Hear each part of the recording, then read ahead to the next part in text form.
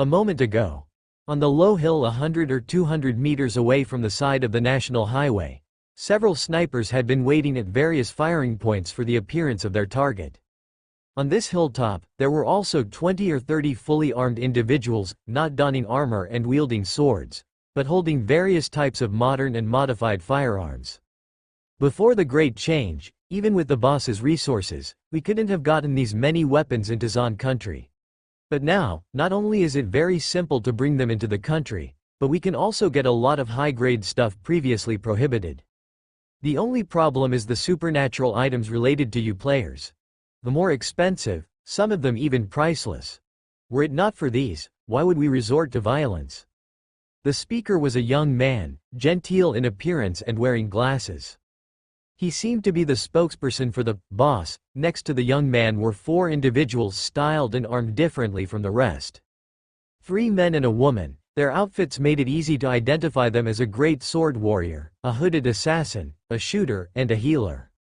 The leading great sword warrior impatiently said, "Enough talking, just tell us about the target." "All right, Mr. He Jiao." The young man paused. "Our target this time is a small company called Mu Fei Trade. The company hasn't been around for long, but according to our investigation, the soul crystals this company has spent on procurement have already exceeded 1,000 pieces. 1,000 pieces? Are you sure?" The shooter couldn't help but curse. The leading great sword warrior also gave a surprised sidelong glance. After all, the concept of 1,000 soul crystals was too exaggerated. For all the years they have been in the eternal world, they probably haven't earned a total of 1,000 soul crystals. The bespectacled young man seemed to know what they were thinking and added, "We are certainly sure. This company has trade relations with many large trading firms, with a single transaction often involving tens of soul crystals, and sometimes as many as 1 or 200. This might be the wealth of Lord players. We have also investigated. The Lord behind this company is just a commoner who has newly become a Lord. He may have received some investments and is a standout among the new lords, but he is not a second-generation lord with a strong backing. You all can act without concern. A lord like this, with opportunity and potential but with no actualization of said potential, seemed indeed like the best target for a heist. They were weak, and they might even be richer than many old lords. It was like a kid flaunting gold bricks in public. The hooded assassin, the shooter, and a few others all laughed. "We're not afraid of any second-generation lord. We just want to know if this target is worth it." "Ah, we'll have to rely on you all then," the young man sneered inwardly. He left out one point. The reason for choosing this target was not solely because the company was rich, but more importantly, the company was always buying various remnant souls. To date, they have already spent several hundred soul crystals on purchasing common 1-star remnant souls. Common 1-star troops? No one wants them. Yet this company is keen to purchase. There must be something afoot. After analysis, they concluded that the company had a sacrificial type of treasure. And its rank was extremely high. How could a rank that could devour thousands and tens of thousands of remnant souls not be high? Even amongst the circle of lords, such a treasure was extremely rare. More importantly, this sacrificial treasure, it is likely on Langsing rather than in the eternal world. Because, transporting materials across realms required a hefty cross-realm tax. The correct approach would naturally be to perform the sacrifice on Langsing, and after loss extraction of essence forming the treasure, send it into the eternal world. The boss wants this treasure. Although He Jiao and the other 4 players had impressive strength, to them they were just a tool. 3 sniper bullets fell to the ground, startling everyone present. Inside the company, the ordinary people who had come along were shaking in fear. The security department's players pushed them down. Stay hidden, there's a gunman." The players were also panicking. Although they had supernatural powers and had experienced many life and death battles, they had never faced a gunfight. This was the first time. It was said that a first-order professional level could predict or block a bullet, but this was based on making the correct judgment. Getting shot could lead to death, and this was a sniper rifle. Most of the players who had applied to join the company lacked the heart to fight. Under the muzzle of the sniper rifle, they couldn't make a calm judgment. Luckily, they had their troops. Come out, my chief guards. I choose you, great swordsman. Go, bored goblin. They represented the vast majority of the players, with most of their main force being common 2-star and 3-star troops. But through their imagination, the players armed their limited troops to the teeth. The 2-star guards were wearing gorgeous gold-plated armor. Whether they were strong or not was another matter, but their visual effects surpassed even the rare 3-star royal guard. A big goblin, holding a weapon like a door panel, was at the front, sparking as bullets hit it. The captain of the security department, an experienced player named Lin Suswang, who was personally recruited by Sophia, immediately called out a huge ironclad scorpion to shield in front of him. This ironclad scorpion also underwent modification. It was exceptionally large, resembling a moving fortress tank. The sniper bullet couldn't penetrate it. Soon, Captain Lin summoned another shadow cat demon, and a halberd guard. The rare-level troops she held were not just these three, but under unclear enemy conditions, she needed to hold back some for response. This was the combat wisdom that only elite players possessed. We must find the position of the sniper. However, for her, the sniper bullet also posed a major threat. Being hit would at least cause serious injury unless she maintained her energy armor at all times. But in that case, the consumption was too high, and it was not wise to do so in the situation where the enemy's information was uncertain. She just commanded the ironclad scorpion to advance slowly. Bullets rammed down like rain, ringing with a ding-dong sound. Found it, in Sophia's eyes, reflections of figures hiding in the dark were displayed. No matter if it was the people who were firing freeze bullets, sparks splashing from the muzzle of their firearms, or the sniper hidden further away, ready to make a move, or others, she had their locations marked. The Black Crow was her eyes. The night was also her eyes. She had to find the enemy first, because she herself was not good at protection. Dissipating the force of sniper bullets with black feathers was basically the limit she could manage. If the enemy's attack was at the third-order level, she could not protect the others. However, the best protection was to exterminate all the enemies. Now that the location has been marked, it is her turn next. Clap, she snapped her fingers, and it seemed that an invisible storm was kicking up around her, and dark crows flew out from her sleeves and hair. Numerous crows converged together, forming a large black bird with a wingspan of over 2 meters. 4 large black birds took flight. Burning on their feathers were gloomy dark flames, and in their black pupils were spreading circles. The bullets hitting them were like hitting water flow or flames, completely useless. Elemental creatures? What kind of troops are these? HMPH, it seems we'll have to do it ourselves if we want to deal with the players. He Zhao spoke up. He stepped up, charged out of the darkness towards Sophia and Lin Suswang. In his eyes, out of all the members of this convoy, only these two had any significant power. He was holding a heavy sword, yet wore light armor which did not completely cover his body.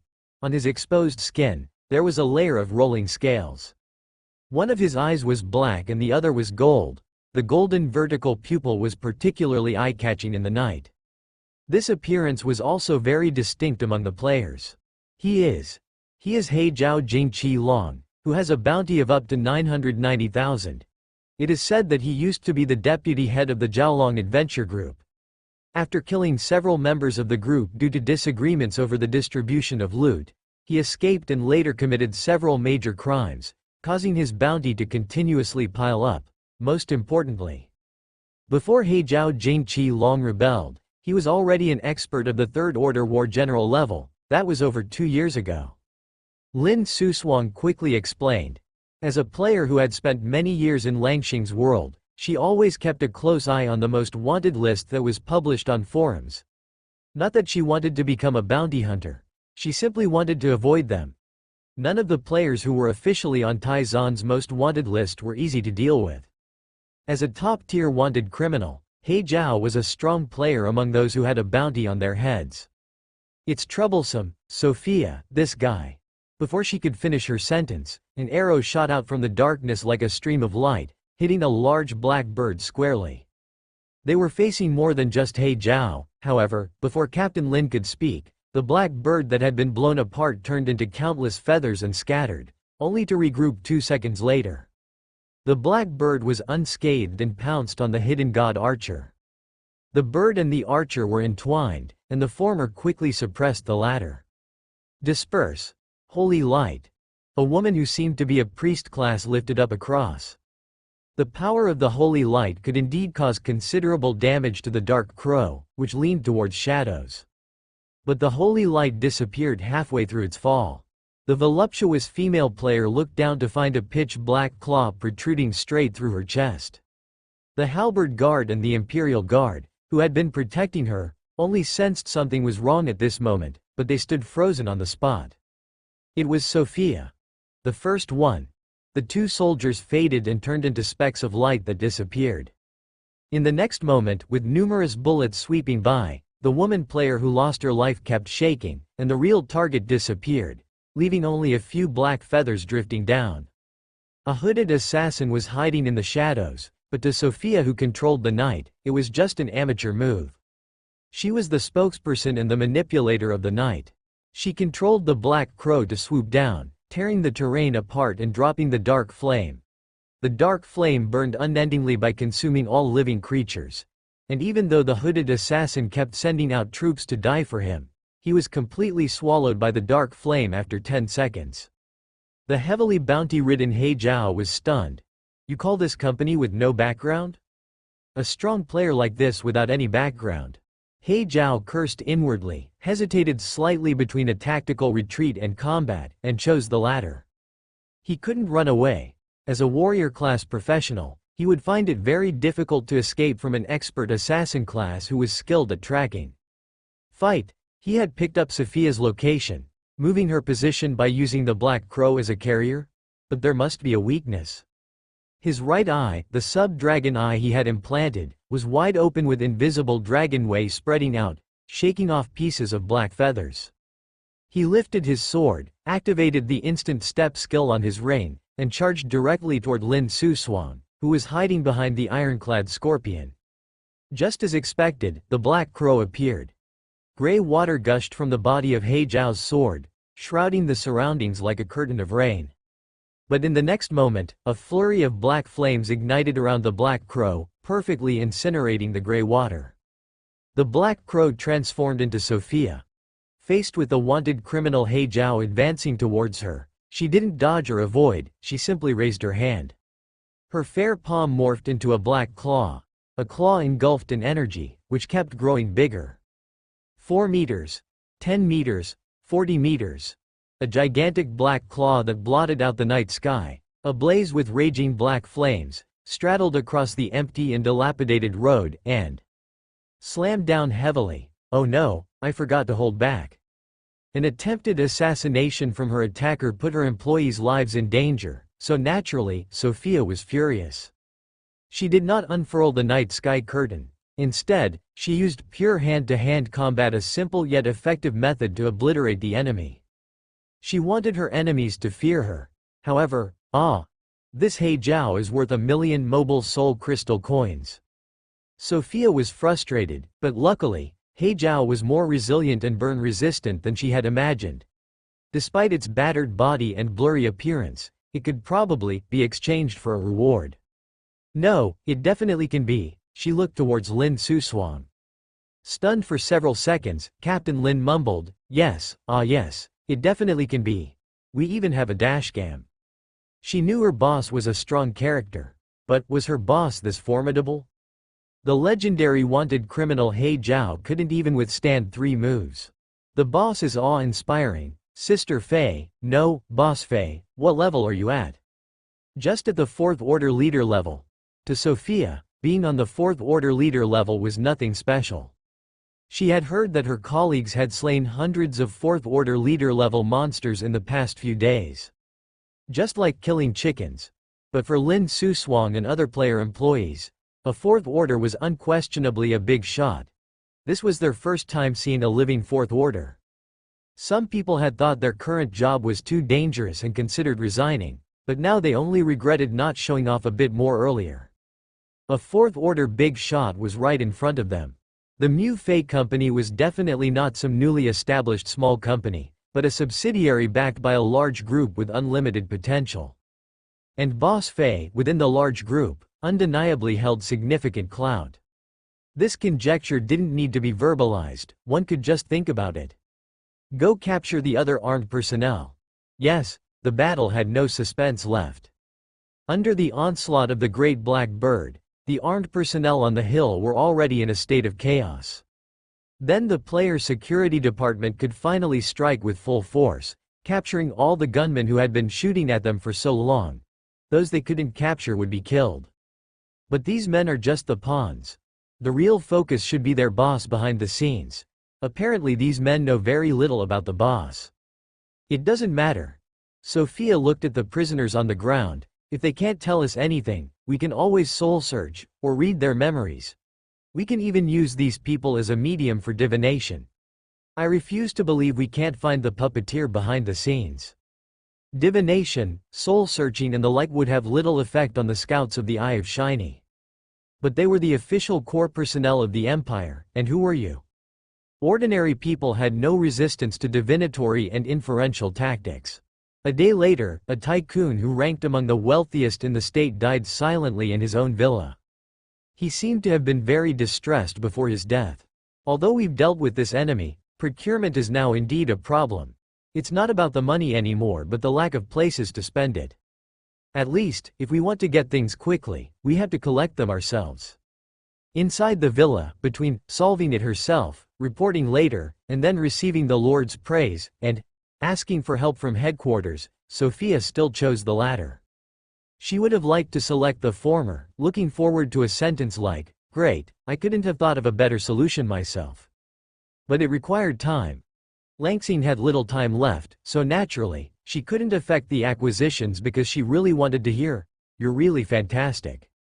Mu Yuan nodded. The Red Fog disaster moon has just ended, so we can spare some manpower. I'll arrange for them to support you. Do you have any specific personnel in mind? Lulu, Lien Yu, Daisy, and even Rakshasa Hongyi Duo Lai could all be dispatched to Langsing. After all, things were not the same as before. The old subordinates of Tianyuan territory had all absorbed a great deal of knowledge about the common sense of Langsing. Although this common sense might become useless after a while. Just do your best to purchase what's possible. You've already done plenty, you're really great. Yes. No problem, boss. After the call ended, Sophia's mouth curled into a smile. She threw herself on the bed, clutching her pillow and rolling around 3 times. Hee, Mu Yuan, holding a batch of remnant souls that Sophia just teleported over, walked to the Lord's altar. He placed the remnant souls on the altar, and the notification sound rang in his ear. The Lord's altar of the 4th level territory was many times larger than the original version, with a diameter of over 10 meters. In the middle and towards the back, there was a stone platform over a meter high, as if it was a stone table for placing sacrificial offerings. The special container filled with remnant souls of troop type was placed on this stone platform. After glancing at the notification, Mu Yuan began manual recruitment according to different categories. Soon, new troops were one after another produced. The first batch to line up and stand down from the altar were more than 200 human race troops in total. The majority were naturally ordinary 1-star militia, but in addition, there were 36 2-star archers, 11 2-star sentries, 3 rare 1-star nuns and 1 mage. Mu Yuan had Lulu take away this batch of greenhands. Then, the second batch of over 300 undead troops descended from the altar, including 85 2-star wandering souls and 9 rare 1-star skeleton mages. The skeleton mages were specially acquired by Sophia at his request. Tianyuan territory now had abundant firepower, and the Undead Legion was pursuing a brutal and ruthless strategy where they didn't lack magic-based damage.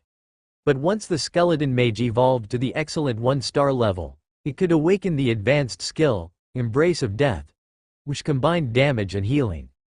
For now, Mu Yuan designated the skeleton mage as a healer.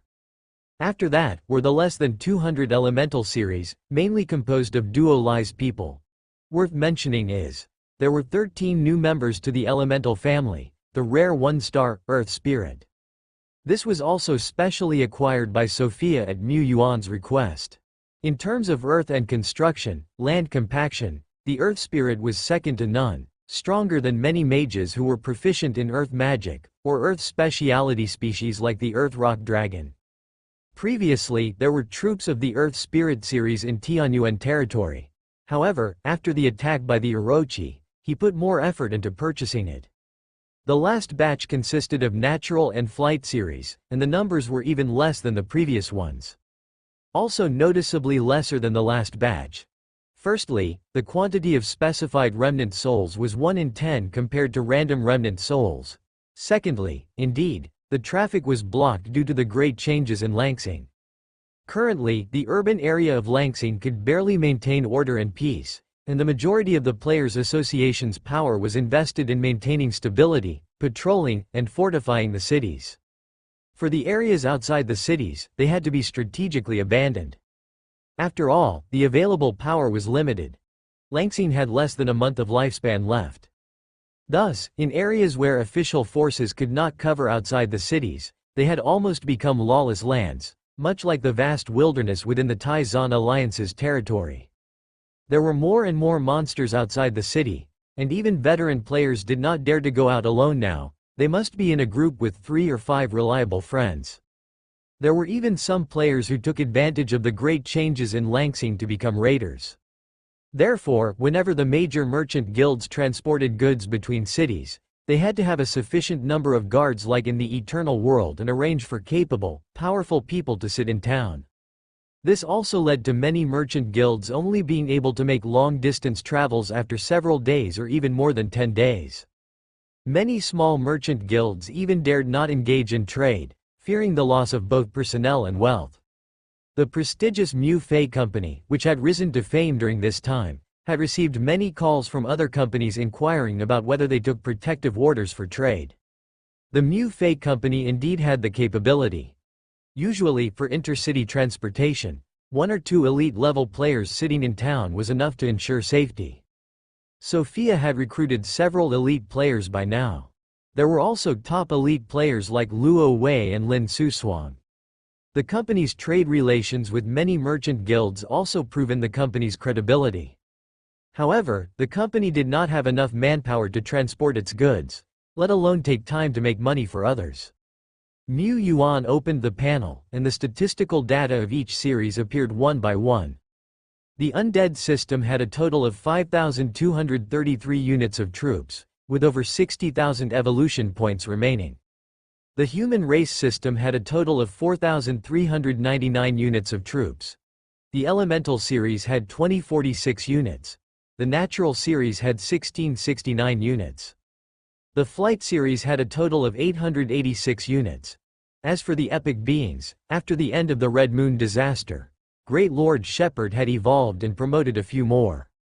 Within the Undead system, Bone 6, Bone 11, Bone 13, and Soul 2, Soul 4 accumulated enough military merits to have been promoted.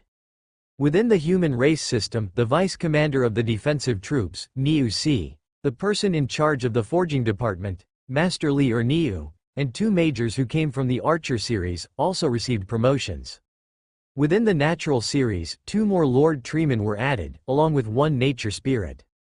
Within the Flight series, there were a number of excellent tier Azure birds, Tide Chain birds. Now, not counting me as the Lord, Tianyuan territory also has 33 epic level, potential unlimited generals. The performance of newly evolved powerhouses like the Arrow of Polar Star, Skeleton Lord and others were indeed unsurprising, but in other people's eyes, it was nothing but astonishment. However, Mu Yuan had seen many epic lives. These New Age powerhouses seemed terribly normal in his eyes. 17 was far more adept in controlling arrows than the 2 newly evolved Arrow of Polar Star. As for the 3 Skeleton Lords, their performances were just a bit more mediocre compared to Bone 2. Maybe this was what a real epic being was. These New Age epic beings, he contemplated sending a few to Langsing to assist Sophia.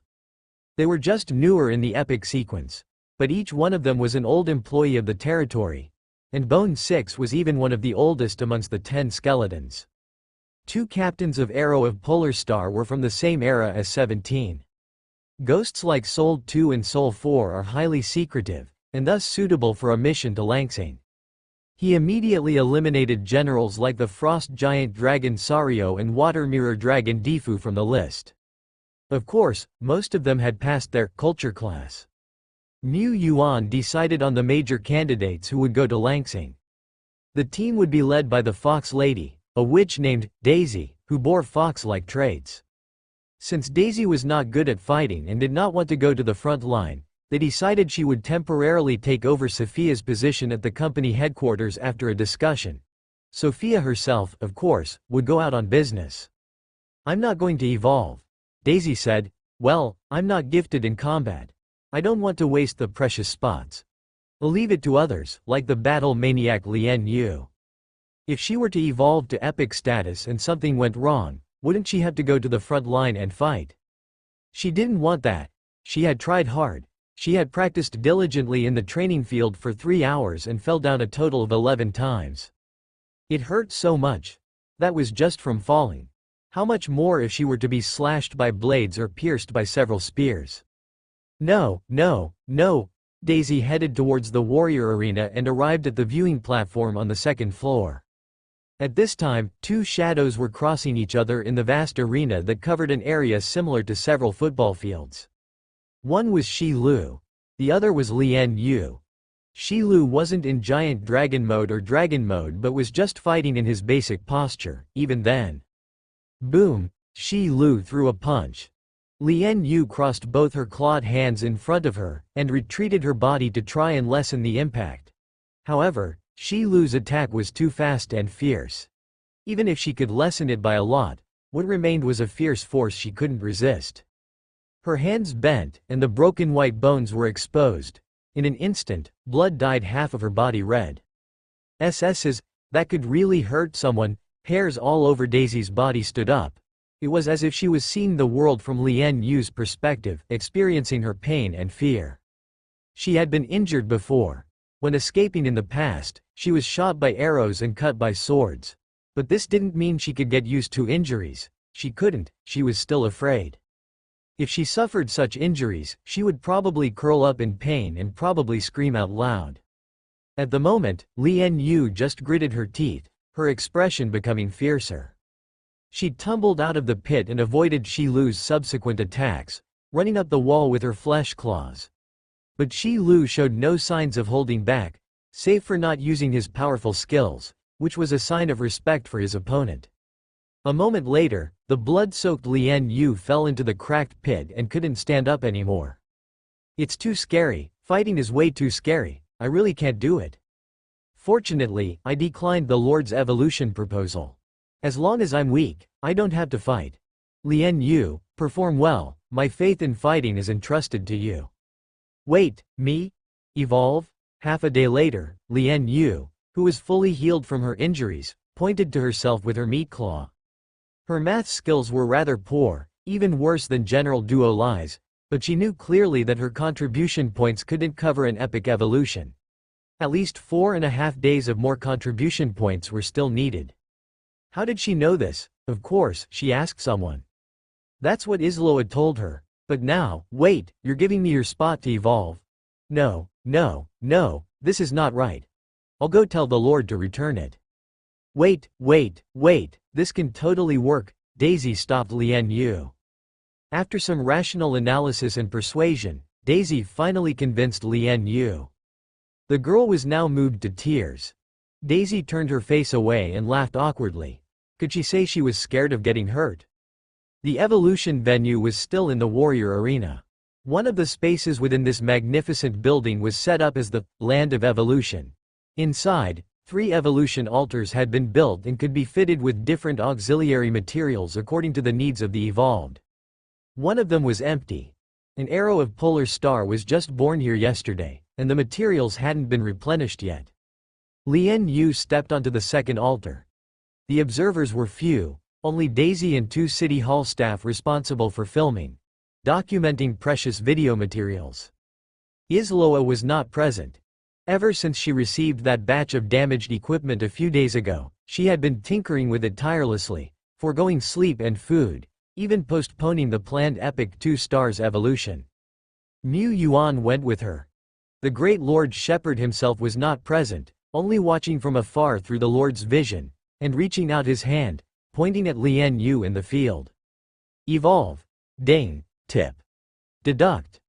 Mu Yuan selectively ignored the prompt sound from the territory panel and the message of the deduction of evolution points.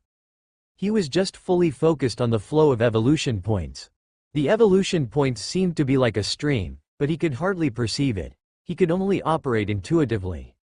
However, evolution points are not only used for evolution. He didn't forget that when Rakshasa absorbed a lot of evil chi, he survived the life and death crisis with the help of evolution points.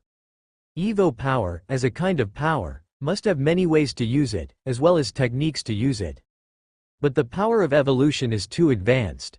Like heaven and earth's gifts, panel architecture, the power of purification, it's a miraculous force. It's a good thing to be able to figure something out, but it can't be forced. The intangible and imperceptible force of evolution, without any hindrance, pierces through layers of spatial curtains, and descends upon Lian Yu, who is sitting cross-legged, but cannot help looking around and constantly swinging her big tail. As soon as it fell, the invisible evolutionary miracle turned into a tangible force of metamorphosis, driving Lian Yu's body and soul to rise. As expected, the pillar of light soared into the sky. However, due to the obstruction of the warrior arena, the brilliant pillar of light was not so conspicuous. The consumption of domain interferer, which operates autonomously, has also decreased by about 13% compared to before. Lian Yu's figure in the white light did not change. Tall, voluptuous, big tail. Not until the light of evolution gradually faded away, did the prompt sound ring in his ears again. Ding. Hint. Your species, witch Lian Yu, has evolved into an epic life. The witch's blood in the body has been further sublimated, and it is closer to the origin. Prompt. During the evolution, the epic one-star life, Lian Yu, awakened the skill, combat intuition, and the Venue skill, moonlight shines on all rivers. In the arena simulating the outside world, the sky suddenly dimmed. Under the dark night sky, the rolling mountains and the roaring rivers are faintly visible. At this moment, a round moon as clear as water slowly rises, shedding moonlight that illuminates all rivers. On the top of a mountain, there seems to be a proud wolf, howling at the moon. It was the silhouette of Lian Yu. However, the moonlit scene seemed to be just a mirage. It only lasted a few seconds before it dissipated. Prompt. The epic one-star life, Lian Yu, has awakened the epic skill, Crescent Moon Giant Wolf. On the evolution altar, each piece of not-so-precious treasure, its energy completely drained, cracked and crumbled. The incense not far away had just burned over half. Lian Yu opened her eyes. How? Her eyes were still her eyes. Her tail was still her tail, but it seemed like something was different. As if she was a wolf, the noble king of celestials. She seemed to be awake, and yet not fully awake. She was in a state of half-awakeness.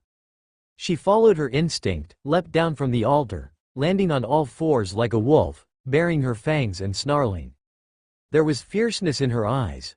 Both hands and feet turned into claw-like pads, the junctions revealed silver-white fur. But she still seemed to feel wrong, not quite used to it, and let out a thunderous howl. During her howl, her entire body was covered with plump, lustrous silver fur, and her size increased momentarily. In the blink of an eye, a majestic, radiant, silvery white beast, about 10 to 20 meters long, suddenly appeared in the field. She had a crescent-shaped mark on her forehead, which was flashing brightly. Around the mark, there were rings of light silver halo spreading out, reflecting the bright moon that was once again hanging in the night sky. She appeared, not as an ordinary being. The crescent moon giant wolf Lian Yu made her debut today. The bloodline of Lian Yu seems quite extraordinary. Mu Yuan pondered. He had conducted a deep understanding of many of his generals. When Isloa was undergoing epic physical examination and experimentation, he often observed and assisted. In terms of understanding epic life, Mr. Mu prided himself stronger than the vast majority of great lords. In his eyes, the giant wolf that Lian Yu had turned into, emanating a halo-like divine light, seemed to be more respected than the frost giant dragon, Shi Lu the red dragon, and the water mirror dragon. This was intuition. It was also a judgment derived from observation and analysis. Crescent Moon Giant Wolf. Lian Yu can transform into the giant wolf protected and blessed by the moon. Under the status of the Crescent Moon Giant Wolf, Lian Yu's basic three-dimensional abilities greatly increase. At the same time, she also obtained advanced skills like stepping on the moon, moon shadow luminance, and moonlight power. When the Crescent Moon Giant Wolf is under the moonlight, she will have nearly inexhaustible power. Note: the duration of Crescent Moon Giant Wolf is fixed, not affected by her own energy consumption, and its power will naturally recover after exhaustion. The silver giant wolf shrouded in divine light was huge, no less than Shi Lu and Sario in their full forms, larger than Difu by a circle and a half. But when she ran wildly, her figure was extraordinarily agile and nimble, and she didn't look like a huge creature at all. Suddenly, the speed of the giant moon crown wolf skyrocketed, increasing by more than 10 times. Her 4 feet left a trail of silver afterimages as she rumbled along. Even under such explosive speed, her movements were fluid, sometimes making big turns against inertia. At one point, the moon silver giant wolf sprang high into the air, standing in midair as if on a water surface resembling a moon mirror, stirring ripples of waves. So she walked on air all the way, as if stepping on flat ground, seeming to stride towards the height level with the moon, and then utter a loud howl that echoed through thousands of rivers. So fast. Even faster than Shi Lu's full-speed flight. It is known that Shi Lu's rank is much higher than Lian Yu's, and her flying is not solely dependent on her wings, but also driven by energy and magic powers. However, she was still slower. It seems her flight mode is more than a little behind. Lian Yu, who was stepping on the moon and dragging out long illusions, seemed to spend a lot of energy too. She quickly landed to the ground, let out a few howls, and her body slowly shrank. The moon's silver fur also began to recede, returning to a girl with only a big tail and wolf ears features. Otherwise, there's no difference from humans. She was still on all fours, swaying her tail. The light armor she wore was unscathed. It didn't show at all that Lian Yu had just increased her body size exponentially and transformed into a huge creature. This alone shows that Lian Yu's transformation is more advanced than Shi Lu's. When Shi Lu transforms into a giant dragon, she will directly break all the clothes on her body. For this reason, Shi Lu had to use her own dragon scales, integrate a large amount of materials, and create a dragon scale battlesuit that can change size with the transformation. This way it avoided the embarrassment of clothes bursting. Putting aside other things, Lian Yu's transformation is indeed more advanced than Shi Lu's, and the increase it brings is also larger. Just the enhancement to the three-dimensional abilities is second only to Uta's physical shackles and Duo Li's overlimit swallowing extreme state. However, Lian Yu's transformation also temporarily awakens several high-level skills, which are not at all rusty to use. Of course, correspondingly, Lian Yu's transformation constraints are much larger than Shi Lu's. Shi Lu can switch freely between human, and giant dragon forms at any time and any place. Lian Yu's transformation is not difficult, but according to the instructions, her transformation time is relatively short, and the recovery is not fast. This is already quite good. If Tianyuan territory only had one or two or three generals, then it would need more frequent use of ultimate moves without repercussions or long cooldown times to deal with various enemies. But the Tianyuan territory has many generals, possessing super explosive power, and can make decisive impacts at crucial moments, which fits the needs of the territory more. Uta is such a strong person, so is Lian Yu, almost. The rank of Lian Yu is a bit low, she has only broken through to the Third Order Warlord level recently. However, her combat power is worthy of being the chief in T2, and under the giant wolf transformation, she is even stronger than the last few seats of T1. Mu Yuan was quite satisfied, waiting to go to Langsing, and Lian Yu also has the ability to lead a team alone. Whether in combat power or the ability to converse in daily life, Lian Yu, although not very good in cultural classes, but she is at least a normal person. Her ability to chat is still much more normal than many young soldiers who lack life experience. Mu Yuan just thought about it and then saw. Lian Yu was still on all fours, lying on the ground like a wolf. Daisy squatted down in front of her. Why don't you stand up yet? Don't tell me you can't stand up. It seems I really can't stand up. I don't know how to walk on two legs anymore. Lian Yu raised her head, teary-eyed. She tried to stand up, using her hind legs to exert force after her front paws left the ground, but like a dog trying to stand upright, her forepaws swayed and she couldn't maintain her balance and fell to the ground. She hit her chin on the floor, didn't even want to support herself with her front paws, she just lay there listlessly. Even though she used to fight on all fours, it doesn't mean she likes to walk and eat in that position too. Help me, Daisy, don't panic. It should be that your bloodline traced back to the source, and your fighting instincts have intensified, resulting in some small changes in your lifestyle. You should be able to adapt with more practice. Wu, being a top student in her liberal arts courses, Daisy could guess some of the reasons. Mu Yuan's view was roughly the same. Evolution does not have any side effects. It allows the evolver to morph into the most perfect form. Presumably, the evolutionary miracle mind believed that Lian Yu's perfect form is being quadrupedal. That's why she ended up like this. It's not a big issue, just needs some training. However, at this stage, Lian Yu cannot go to Langsing World anymore. She could pass off her wolf ears and big tails as cosplayer special equipment and ranks. These days in Langsing World, a tail isn't as eye-catching as it was a few months ago. You could see several on the streets. Some were real tails, some were fake. But being quadrupedal would still be quite emmmmm. Of course, he wouldn't let Lian Yu venture out on missions like this.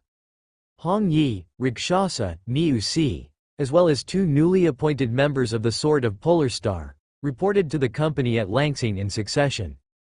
In the eyes of the company employees, these people were obviously reinforcements sent by the headquarters.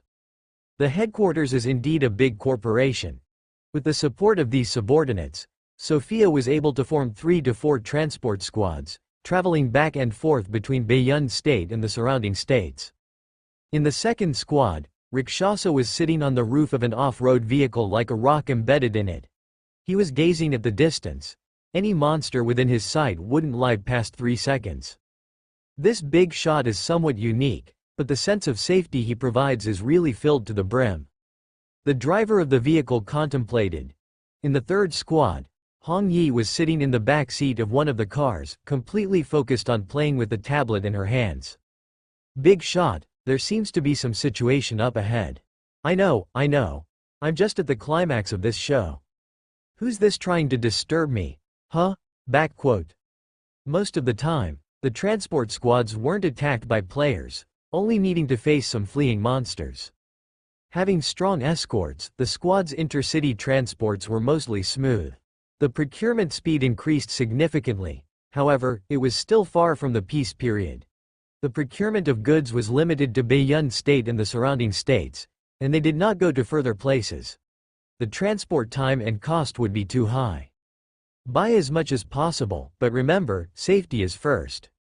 Additionally, get the equipment on the list ready as soon as possible. Mu Yuan instructed Sophia. The current reserve of soul crystals was not low. Before the worlds merge, Great Lord Shepard simply couldn't convert the soul crystals into accompanying troops. Therefore, he contemplated purchasing more strategic materials. After all, once Langsing World merges, they, the players, would not be able to juggle resources through Langsing World anymore. While he could dispatch his subordinates to Shilling Town to shop, some rarities are hard to find, or there simply isn't much supply in Shilling Town. Like the Misfortune Charm Flower, high-grade building materials, miracle blueprints, and so on. Meanwhile, Isloa finally ended her closed-door training. Isloa had met the evolution requirements long ago, and Mu Yuan had ample human evolution points at hand. However, she postponed her evolution arrangements twice in the past, and she even took leave these past couple of days, cooped up in the intermediate mage tower, messing around with God knows what. Until today. I thought you didn't want to evolve. How could I, Lord? I yearn for the life-changing opportunity of evolution in my dreams. But because the opportunity is so precious, I need to be fully prepared before I undergo it. Didn't you, Lord, Also want to utilize the miracles of evolution more fully? In the spiritual link, Isloa's pleasant voice came through. Her words seemed to make sense. But what does this have to do with your holing up in the intermediate mage tower, not stepping out for 2 or 3 days? And you didn't even go to the warrior arena to arrange a new evolution array. Mu Yuan gave Isloa a contemptuous look. Did Isloa catch Hong Yi's slacking syndrome? Shaking his head, Mu Yuan walked onto the embarkation platform of the intermediate mage tower. The platform rose like an elevator and brought him to the top of the excellence level building. Beep, Lord Card. Welcome, Honorable Great Lord. The intelligent voice of the mage tower echoed, and the door creaked open slowly. Immediately, white mist gushed forth from the door, making the mage tower look like it was smoking. Mu Yuan waved his hand, summoning a gust of wind to blow the thick mist outside. The mist instantly thinned, revealing the haphazard placement of devices and equipment. The lower floor of the intermediate mage tower, which originally had the widest living area, had now been remodeled by Isloa. It now merged with the research area in the middle level, becoming an even larger wizard laboratory. Just as he set foot in, Mu Yuan could already see potions, materials, and several bottles and jars scattered all around, a complete mess. Should I increase the rent for Isloa? While thinking, he saw Isloa walking out from a side room. This girl was wearing sandals, clad in a loose white lab coat that only covered her knees. The cuffs of the coat were rolled up, exposing her bare legs, arms and neck. They were all visibly covered in blue markings with some sort of energy flowing through them, making them seem like wriggling worms at first glance. This is exactly like a cult follower, Mu Yuan recalls the first time meeting with Isloa. Back then, she was having a friendly match with Duo Lai. Under full firepower, a cluster of bizarre patterns crawled on her body. But now, the patterns on her body seem even more creepy than before. What happened to you? Weren't all the potential physical risks eliminated before? The previous ones have been resolved. These were done recently. Isloa spoke with excitement. She couldn't help but talk about her accomplishments. I've had plenty of ideas before. For instance, if our energy recovery speed isn't fast enough, then install more energy circuits in our body. If our energy reserve isn't enough, simply create a few more reservoirs. And for attacks, the technique's condensation needs to follow certain rules and steps. Can we then inscribe these steps onto our bodies? Simply put, we should treat our bodies like equipment, and carry out forging and modifications. Not so long ago we acquired the set of tools from the Eye of Shiny, and we've also collected plenty of epic data. I think the time is ripe. Hence, I started experimenting with the modifications on my own body. Isloa pointed at her back. I used to do surgeries on myself before, and it was really troublesome. Now the situation is so different. Not only do we have so much advanced equipment, I can use my Starlight avatar to perform surgeries on myself. It's swift and safe. Look, in just 2.5 days, I've completed this masterpiece. She brushed up her hair, and only then could Mu Yuan see that on the back of her neck, there were 2 protrusions similar to external ports. They also seemed somewhat like bumps. He reckoned there were probably much more modification points that were hidden beneath her clothing. Regarding Isloa's personal hobby, he opened his mouth wanting to say something, but in the end could only say, as long as you're happy. However, are you sure your modifications are timely and safe? Hearing Isloa describe her modification process already made his hair stand on end.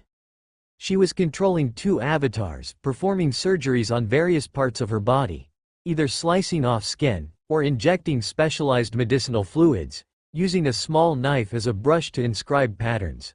She was obviously conscious throughout the process. This girl is not just ruthless anymore. Isloa can indeed get obsessed with her experiments, but her pursuit of power can't be so exaggerated, right? Isloa does not seem like a girl who would distort her own self for power. Under inescapable circumstances, she might do so, but she has choices now. She is not in urgent need of power. The modifications I've made aren't really mature nor safe. That's why I need to continually experiment and make improvements. Using my own body for the experiments enables me to get the most accurate feedback. For instance, the energy circuit at the left kidney is sending bouts of pain now. Clearly, there's room for improvement in this circuit. It's the same with other experimental parts too. As she spoke, she got even more excited. Normally, such an experiment and improvement require a lot of time and energy, and could potentially leave irreversible physical hazards, but there's Lord's evolutionary miracle. Her voice heightened, filled with fervor. Since the evolution process can eradicate physical hazards, I should modify my body as much as possible before the evolution to not waste this precious opportunity for evolution.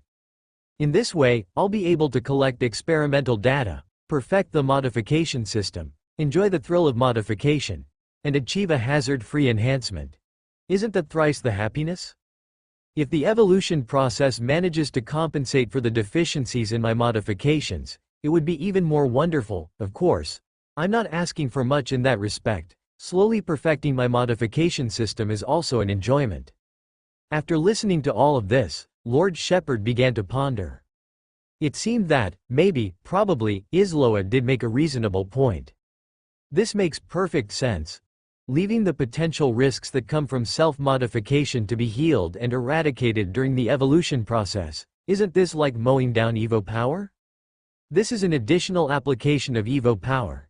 He originally thought Isloa had gone mad, but now he could only admire. It's just like you. He admires her out-of-box thinking as well as her ruthlessness with herself. At this point, Isloa finally raised her neck in pride like a normal girl would. The twisted runes on her neck shimmered in dim light. Of course, I'm just that awesome. Follow this train of thought and the perfect modification is just around the corner. In the future of body modification, I, Isloa, will undoubtedly be carrying the torch. Ha ha ha ha ha. It's all good as long as you're happy. Lord Shepard is feeling somewhat weary. He looked at his panel. Sure, he had many talents and plenty of warriors, but those that could be considered reliable seemed like apart from General Dead Bone, there was no second. At Isloa's request, they did not choose the warrior arena for the Land of Evolution. Instead, it happened inside the intermediate Mage Tower. Mr. Mew himself took action, clearing out Mage Tower A section together with Isloa, and setting up an evolutionary platform there. This platform is a bit different from the others, and looks more like an upright CT scanner. The one to evolve will enter it. After that, everything is set. The moment of evolution has arrived. Would you like to use 20,886 points of the human race's Evo Power to evolve Hero Isloa? Yes. As expected, the consumption during Isloa's evolution exceeds the standard value. The excess though isn't much. Compared to the base number of an epic 2-star evolution, the extra consumption isn't a lot, but more than 800 points of Evo Power also can't be considered a small amount. That much could be used to evolve several excellent soldiers. This proves that the present physical risks that Isloa is bearing are rather significant. If she does not take measures to suppress and eradicate them, she might just drop dead one day. With a flash of thought, the evolutionary miracle descended. Standing on the platform, Isloa's whole body shone with a white light. The white light rapidly became dazzlingly bright, forming a column of light shooting into the sky. Under the envelopment of white light, her body was transforming rapidly. All visible and invisible hazards were being removed. The blue inscriptions were fading away one by one. Around Isloa, the monitoring instruments specifically placed according to her physical condition were recording her bodily changes bit by bit. The tools and equipment might not be able to record all the changes, but for Isloa, they are all gains whether they record more or less. For those they failed to record, improvements could be made next time specifically to address this issue. The duration of Isloa's evolution was significantly longer than Lian Yu's. It lasted a full 8 minutes 43.56 seconds before it finished. Ding! Hint. Your hero, Isloa, has ranked up, stepping into Epic 2-star tier, and awakened the epic talent, Starry Eyes. Isloa was still on the evolutionary platform, her entire body lifting slightly off the ground. Her eyes were closed, she was sound asleep. The sound of chimes and tinkling bells echoed in Mu Yuan's ear, forming an endless series of reminder sounds. Reminder. The hero, Isloa, has awakened the talent, Star Circuit, and skill, Body as Array, during her evolutionary baptism. Reminder. The skill, Starlight Law Sphere, of the hero, Isloa, has been enhanced. It can be transformed into a weapon integrated into the body. The magic sphere will strengthen along with Isloa's enhancement. A single Starlight Law Sphere can store 2/3 of Isloa's maximum energy. Current maximum number of Starlight Law Spheres, 6. Reminder: Isloa had undergone many changes. Some had taken effect, and with her comprehension, new skills were awakened and appeared on the panel. The star circuit and body as array were among them. The former could enhance Isloa's energy recovery rate, and the latter seemed to help her solidify some skills or amplify the energy of the skills during output. Still, from Mu Yuan's perspective, these two talents and skills were just okay. The transformation of the Starlight Law Sphere skill, however, amazed him. Before this, Isloa had already combined the Starlight Law Sphere skill with equipment forging, turning it into her weapon and external power bank.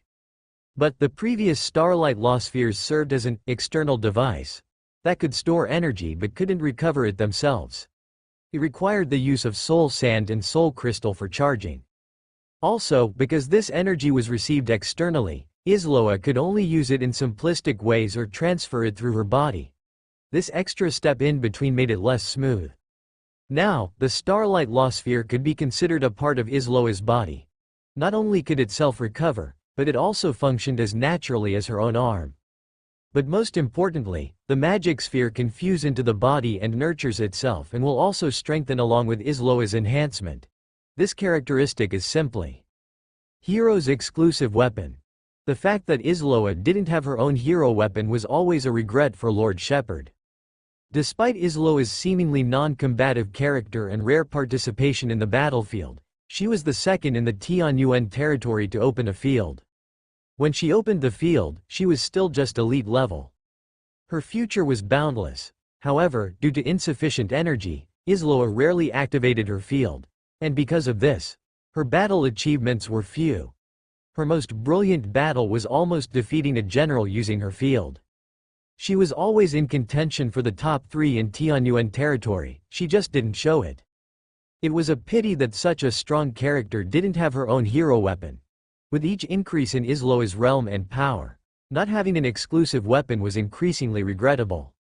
Like now, the rare tier magic wand she usually used was just a prop. The enhancement it provided her was almost none. It's just that she felt awkward without a wand in her hand during combat. General Dead Bone wouldn't even want an excellence weapon if it didn't have an exclusive weapon. Isloa's current Starlight Law Sphere can't be considered a true exclusive weapon, but it can be seen as a half-step exclusive weapon. The future is promising, and the present isn't bad either. As Isloa was still asleep, Mu Yuan opened her panel and checked the freshly awakened epic talent. He also used the Lord's power to scrounge up this talent and carefully examined it. The next moment, one star ring after another appeared behind him, interweaving into a profound starry eye of several meters in diameter. The moment the starry eye appeared, Mu Yuan's consciousness continually soared, breaking through the intermediate mage tower as if he was standing atop the heavens, overlooking the earth. His mind was incredibly clear, and in his vision, he could vaguely see either active or idle elemental particles. The mysteries of the universe seemed to unfold slightly under the eye of the starry eye. Starry Eyes. Description: Starry Eyes possesses unfathomable divine power that significantly elevates the spirit and willpower of the possessor. Simultaneously, when the starry eyes are actively activated, they form a magical eye that can overlook the world and analyze and penetrate everything. For higher-level applications, please explore on your own. Mu Yuan had already begun to figure it out. Under the activation of the talent, he seemed to enter a sage's absolutely calm state, as if he controlled everything. With the enhancement of this talent, Lord Shepard felt his mind clear, and some of his previously vague ideas gradually became clearer in his mind. After a while, he reluctantly deactivated the talent.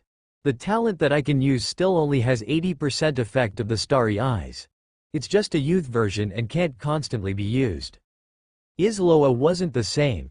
She was immersed in the lingering effects of evolution, an incredibly profound state. It took a full half an hour before her eyelashes began to flutter slightly and her eyes slowly opened. In her already bright eyes, no, a vast starry sky was reflected. The profound star rings piled up within. Her eyes were the starry eyes. Her spirit was continuously rising, and golden flames flickered in her eyes, growing ever brighter. Ding! Reminder. Your hero, Isloa, has broken through her limit of will, igniting the light of will. Everything just fell into place so naturally and simply. However, the light of will, as one of the 3 prerequisites for becoming a legend, is not easy to achieve. Typically, a 4th-order strongman would need to go through battle after battle, transforming through life and death strife, to possibly elevate their will to the limit and ignite this glimmer of glory. A plethora of 4th-order peak strongmen, despite fighting until their deaths, failed to ignite their light of will, showing just how difficult it is. As for Isloa, she hasn't experienced many serious battles since she arrived in the Tianyuan territory, let alone life and death battles. And due to her incredibly busy work schedule, she rarely even trains daily. But this is what an epic is: no need for life and death struggles, or the grinding of willpower, evolution alone is enough. Of course, Isloa's ability to ignite the light of will through evolution and the gift of the starry eyes is closely related to her strong willpower. She is the type of woman who can perform surgery on herself without batting an eye. Her willpower is anything but weak. Once Isloa has cultivated herself to the 4th-order peak and made some preparations, she will be able to make a direct breakthrough to the legendary realm. In contrast, General Duo Lai, the level holder of the Tianyuan territory, has yet to ignite his light of will. This is normal. The talents and skills Duo Lai has awakened have no connection with willpower. Even if there was a connection, it might not be of any help. Instead, consideration should be given to what Duo Lai could possibly eat to ignite the light of willpower. Isloa pushed away the medical equipment around her and stretched her body. Unless something unexpected happens, the hidden dangers in my body have been completely eradicated. Having a healthy body indeed makes one feel happy and relaxed. So you're aware that your previous physical condition was rather dire. Miu Yuan teased. Ahaha. Isloa turned her face away. It was such a rare opportunity. If I had not tried it, I wouldn't know when my next chance would be. She carefully felt the changes in her body, pinched herself, and in a moment said, after the evolution, some of the modifications I made previously have become perfect, while others have disappeared. The ones that disappeared were obviously modifications in the wrong direction and need to be reconsidered. She was talking to herself, and immediately began putting pen to paper, rapidly recording all her thoughts and insights. After a while, I've mastered human body modification. From now on, before everyone evolves, just going under the knife will give them a chance to gain some additional effects from the evolution. She murmured to herself. Miu Yuan couldn't help but say, isn't it possible that others might not want to follow the path of evolutionary modifications? Everyone has their own path. Isloa's modifications are tailor-made for herself down to every detail, because she understands her own condition best. She might not have the same understanding for others. Very soon, the most important thing is, this practice is too heretical. Daisy, Lien Yu, and others even dare not approach Isloa's lab. After completing her evolution, Isloa continued to tinker with her experiments. She intended to capitalize on the immediate data to summarize her findings. Miu Yuan headed for the land of challenge, opened a training space for himself, and began honing his skills through battles. He felt that he was also about to make a breakthrough. Whether it's Factor 1 or Factor 2. The land of challenge in their Tianyuan territory was slowly advancing, breaking through various zones one by one, using battles to sharpen their 3 main legions. The Undead Legion, the defensive troops, the Treeman troops, the army soul embryo was gradually taking shape. At the same time, Langsing, even in the most stable Zon country, the areas outside the cities have become lawless zones. Communication is poor, monsters are rampant, and even players dare not step in lightly. Fortunately, the cities are still safe zones. Here, there are official strongmen and countless players patrolling 24/7. Neither the fleeing monsters nor the small waves formed from aggregation in the wild could threaten the safety and stability of the cities. Baijiang City. Number 2 High School. This is one of the resettlement spots in Baijiang City, housing many people from surrounding villages and towns. Humans are highly adaptable. The officials in Baijiang City have also arranged some activities to distract people and alleviate their anxiety and unease. Next, I will talk about some of the more common monsters in the Eternal World. I will describe their characteristics and attack methods in detail. Ordinary people living in large cities have a low chance of encountering monsters, but it's always better to be prepared. Having some understanding could potentially save your own and others' lives at critical moments. If you aspire to join the army and fight the enemies, it is even more crucial for you to learn about these creatures. On the large field, a veteran player who was originally a teacher is introducing various monsters in a detailed yet humorous way, urging everyone to remember as many characteristics of these monsters as possible. Little Goblin. This is one of the most common wild monsters. Though small in size, they wield sharply honed wooden weapons and often appear in groups. A notable characteristic of little goblins is their bullish nature against the weak but cowardice against the strong. So, remember, if you encounter goblins in the wild, don't show fear. If you back down, they will get aggressive, but if you stand strong, they will cower. Here, I'll teach everyone a simple trick, which is growling and baring teeth, and this might just scare off ordinary goblins. The 13th most common monster, the half-orc. Teacher Zhang continues the class. Most people on the field are listening very attentively. The world has changed drastically, and no one can afford to overlook matters of survival. Some teenagers and young people are filled with fervor, hoping to awaken a strong profession after entering the Eternal World and fight the enemies bravely. The latest data published by the association shows that people aged 16 to 30 are the most likely to awaken to rare professions. This is a hopeful outlook. In times like these, isn't it better to have some hope rather than dwell on despair? Thinking optimistically, they could embark on an extraordinary path, just like the strong ones on TV who have the power to break mountains and split seas. Who knows, they might even achieve immortality like those depicted in novels and films. This is the best era. They are the tides of this era. Wake up, fan. On the large field, high school student Ji Yu Xiaoqiang rolled his eyes at his classmate, Lu Fan, who was daydreaming next to him. Under normal circumstances, out of 100 people, it's unlikely that even one would awaken a strong profession. People like us. Our fate is to be laborers. Oh, perhaps we might catch a glimpse of the great ones flying in the sky or hiding underground while we take a break from carrying bricks, which would then fill us with envy before we continue with our task. You just don't get it. People need dreams. Yes, dreams are where they belong. During the break, the two started to argue. Suddenly, Lu Fan frowned. Xiaoqiang, have you noticed that it's starting to get foggy around here? Seems like it is. When they were talking, there was only a thin layer of fog around them, but in the blink of an eye, the fog intensified so much that the teaching building dozens of meters away was obscured within the heavy fog. Something doesn't seem right. Ordinary people merely thought that. But the teaching staff, like Teacher Zhang, and security captain Luo Yun from the resettlement site, along with other players, started to get worried. This white fog, doesn't it seem to be related to the Eternal World? Is it just here or is it everywhere? Wait. This sudden outbreak of white fog seems to be. Is it a world overlap? When the white fog appears, the covered area will fall into the Eternal World, leaving a deep hole in its place. The disappearance of Qingshan Hospital half a month ago, the fall of the Eiffel Tower 2 months ago, etc. all began with the appearance of white fog.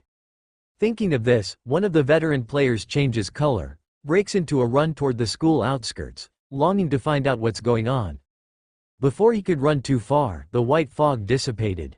The fog came quickly and left even quicker. Only outside the school area, strands of white fog could still be seen floating around. At the same time, most of the ordinary people in the school were incredibly stunned. It seems like I've awakened the extraordinary profession, times 10,086. Baijiang No. 2 Senior High School. Regardless of the area, whether it is the schoolyard, the classroom building, the dormitory building, or the dining hall, many people with their mouths agape, either horrified or bewildered, are looking around. Did you hear anything? A ding sound? I heard it too. It seemed like it said, I have awakened the ordinary two-star profession, butcher. So you've awakened as well? I've awakened the ordinary two-star profession, jackal archer? It's a prestigious long-range profession. It seems quite decent? Damn it! Little goblin is what I've awakened. It's one of the 3 most useless professions in the legend. Screw you, world. Wait, has everyone awakened? Could it be that we've encountered some extraordinary event? In the dormitory building serving as the safe zone, a number of people pushed the door open and stepped out into the corridor. Some shocked, some perplexed, and others a bit thrilled, asking questions to those around them. Many people don't know what's happening, but the vast majority of those who have awakened the ordinary 2-star or higher professions can feel their bodies becoming stronger. No backache or leg pain, and even walking has become more energetic. It's a good thing. Why haven't I awakened yet? Mom, I haven't awakened either. Not everyone has awakened. Some older people and younger children will not awaken. Among those of suitable age, only a few are left bewildered. They have not heard any prompt sound, and there are no changes in their bodies. At this moment, the vast majority of people remain in a daze, not understanding what has happened. The players within number 2 high school, or some of the officials, seeing that the vast majority of people have awakened, and considering the gray mist that suddenly poured in and then disappeared, their faces instantly turned ugly. The schoolyard. Here on the perimeter of the school, people can see the area outside the school through the fence, still filled with a thick white fog. You can't see clearly. Among the white fog, there seem to be strands of red mixed in, giving people an ominous feeling.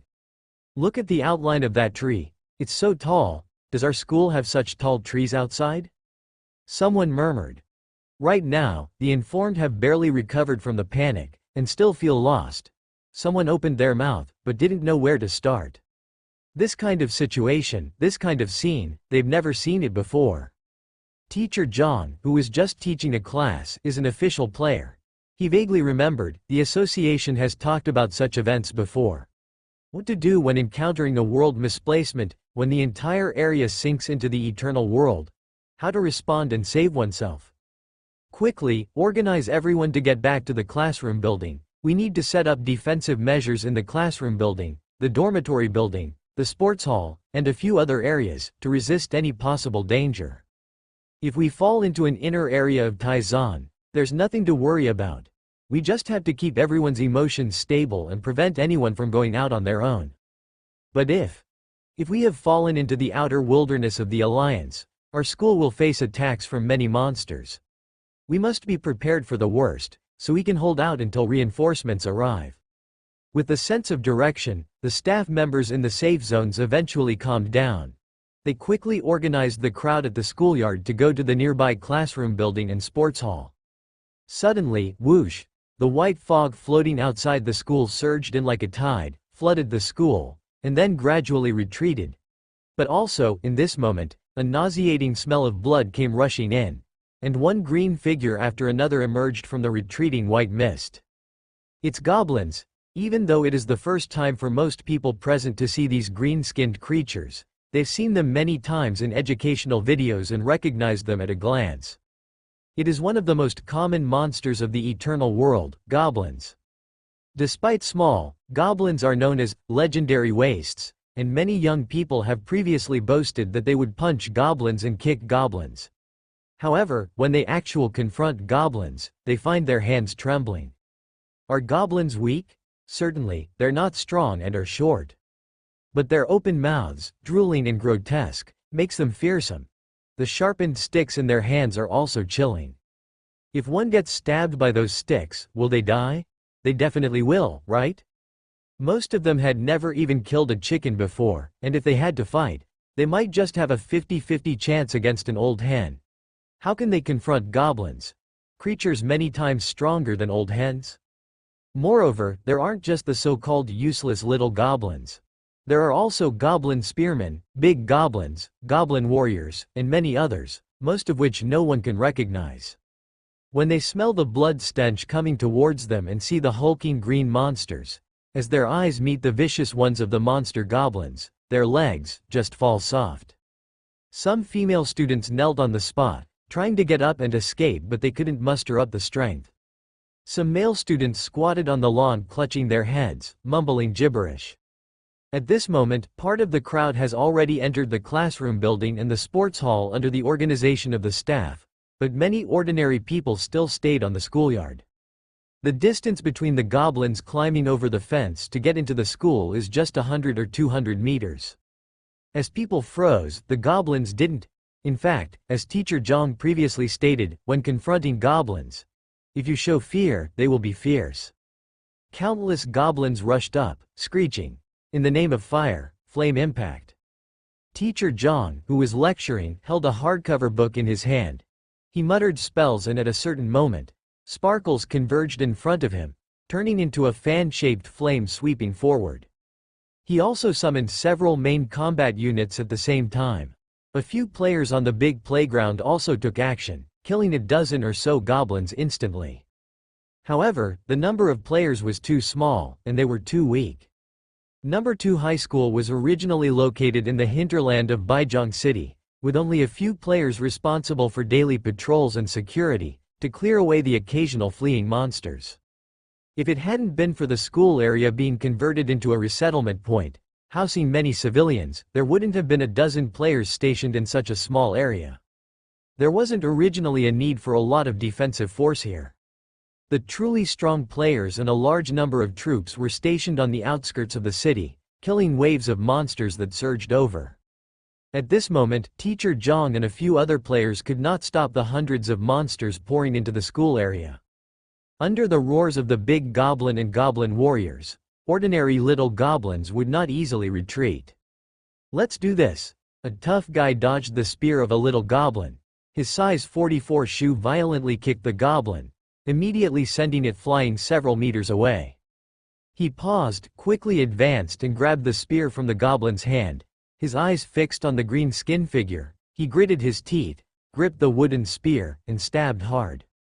Squirt, hot blood splattered out, and the tough guy's eyes became determined as he killed another goblin. "Don't panic. We have awakened our professions, we are strong." Seeing the tough guy's brave act, a young man shouted loudly. Many more people picked up courage. However, passion can only sustain them for a moment. The newly awakened professionals were only at level 55-1. They were not strong enough or fast enough. They could handle little goblins of levels 3 or 4, but anything higher, they were inadequate. What was worse was that most of the awakened didn't have handy weapons, and their mindset hadn't transitioned. Not ruthless enough. Not decisive enough. After all, they were just ordinary people. As warriors fell one after another at the hands of the monsters, fear intensified, spreading like an invisible black fog in all directions. "Run, run, run, don't kill me, help, help." In the crowd, high school student Lu Fan clenched his fists. He wanted to rush up, but his legs felt rooted to the ground. He was filled with hatred. He was hateful for not having awakened and even more hateful for his own cowardice. A few goblins roared and pounced. Boom! His buddy Ji Xiaoqiang, who had awakened a rare 1-star Imperial Guard profession, was wielding a hard wooden board from who knows where, swinging it with great might, repelling and killing a few goblins. However, thump, thump, thump, a big goblin, towering and robust, its arms thicker than their waists, was charging. In the blink of an eye, it sent his buddy flying. Lu Fan suddenly roared, his roar echoing like thunder. He rushed towards the big goblin, the anger and passion in his chest breaking through the shackles of fear. He was running, and it seemed like some voices were ringing in his ears, and something inside him seemed to be unchained. A subtle glow emanated from his body, intertwining to form a majestic set of armor, and a giant silver sword appeared in his hand, its interior fogged with a sharp silver light. The next moment, several silver lights exploded emanate. The big goblin was torn into pieces. At the same time, piercing sirens echoed throughout Baijiang City, as several powerful players, riding on flying units, arrived from across the city. When they saw the school ruins reduced to a giant crater, their faces couldn't help but change. Report to the State Department and issue a rescue mission. Yes, that's it. In less than 6 minutes after the incident, Mu Yuan received the news. The news came from Sophia. She regularly arranged for staff to be stationed at the Players' Association. As the spokesperson for Lord Mu Yuan, she also received a task assignment from the association. Find and rescue the lost school. Urgent. According to the calculations of the Astronomical Society, the lost school has a high likelihood of being located in the areas of Xingrong Town, Shilin Town, Luoxuan Town, or Luzhong City. We request that lords and players in these areas join forces in the search. And Shilin Town was precisely where he was located. Mu Yuan took a deep breath without any hesitation. We must rescue them. However, the territory of Shilin Town alone was vast, let alone 4 regions. The Astronomical Society's calculations could only estimate that the lost school was likely to be in these 4 town areas, but not definitely. Do your best, leave the rest to fate. To increase the search efficiency, we need to split into small squads. If he had the force in the Tianyuan territory, he then had the responsibility. He pondered for a moment, and quickly arranged. The Dead Bone, Bone 2 and Bone 3, who led the team, were to search the Shilin Town area, mainly in the wilderness outside the Alliance. The reason was simple: if the location of the lost school was in the wilderness between each territory, it would eventually be found by other players. The situation of the lost school would not be that dangerous. But, if the school was located in the wilderness beyond their most peripheral territories, then the situation of the school would be bad. That was the area he was going to search. Duo Lai, you and Sophia go to the Luzhong City area. Your flying speed is relatively fast. Sophia is also good at reconnaissance and searching, we'll leave it to you two. General Duo Lai obeys. Duo Lai pulled Sophia, who had just returned to the territory, and the two rose up into the sky, turning into a small black dot and disappearing beyond the horizon in the blink of an eye. Sophia was specifically called back by Mu Yuan. There were only a few strong individuals adept at searching and reconnaissance in the Tianyuan territory, namely Sophia and Isloa. He looked at Isloa. You lead a team, stay in contact. By the way, can you determine the location of the lost school through the starry eyes and astrology? Isloa shook her head. Seeing this, Mu Yuan was not surprised. After all, the Astronomical Society, which gathered many talents from all over Taizan, could only make a rough estimate, let alone Isloa alone. He just held out a slight hope and asked casually. But Isloa then said, if we get close enough to the school, the starry eyes may pick up some clues. If I remember correctly, the area that has just fallen into these world dislocations, the space is still a bit different, right? We can look for the target by observing the folds in the space and the surging of the white fog. Isloa was indeed a professional in this, but Great Lord Shepherd could achieve a similar effect by freeloading on the starry eyes ability. So, Isloa leads several Tien Yuan division generals to the area of Luoxuan Town. Mu Yuan himself, and his incarnation, which has equal combat power, equal abilities, and shared consciousness, led several other strong individuals to the area of Xingrong Town. The roaring red dragon spread its wings and roared, tearing through the skyvault. At the same time, the urgent task issued by the Baijiang City Players Association quickly spread throughout Baiyun State and was gradually logged into the Players Association frontline in towns such as Xingrong Town and Shilin Town. The task was marked as urgent and directly placed on top. Although some players and lords didn't want to risk venturing deep into the wilderness and simply showed up, and some lords couldn't go out to search due to the heavy loss of the Red Fog Disaster Moon, but still, even more, players dived directly into the wilderness without any hesitation. This is the power of action in Taizan, in a certain territory in the Xingrong Town area. Mr. Tan also received the news, and without hesitation, led an elite corps deep into the wilderness. I am not doing this for any contribution points. If the lives of thousands of people are in jeopardy, can I remain indifferent? So, he headed north, to the most dangerous area of his territory, theoretically the area with the lowest probability. Mr. Tan did not wish for Baijiang's school to fall into this area. As he said, he was not rescuing for the sake of contribution points. But 3.5 hours later, damn it, did our Baijiang school really fall into the outer wilderness area? There, the white fog was like a tide, and countless shadowy monsters could be seen vaguely. Damn! Baizhang No. 2 Senior High School had been immersed in the eternal world for more than half a day. The good news was that the newly transported area was protected by the power of the world. The omnipresent white mist that obscured the sky and the lingering red fog did not intrude into the school area. Even the large group of monsters attracted to it were mostly blocked by the displaced space. The bad news was that the monsters that had invaded the school, though of less numbers and lower level, put tremendous pressure on the people and caused many casualties. The good news was that, within less than half a day, the Lord players of the nearby region had already found their newly transported school, which was a strong boost of morale for everyone. However, the bad news was, as mentioned by the Lord, that they were already on the outskirts of the Tai-Zan Alliance's territory. Affected by the recent red fog disaster moon, countless monsters were still wandering in the wilderness. Most of these monsters were attracted by the school and crowded in the white fog outside the school. Don't worry, I will endure until the reinforcements arrive. At the rooftop of the teaching building, Mr. Tan's words were serious. Looking at the white fog in the distance, his slender silhouette seemed tragically heroic and magnificent to the people below.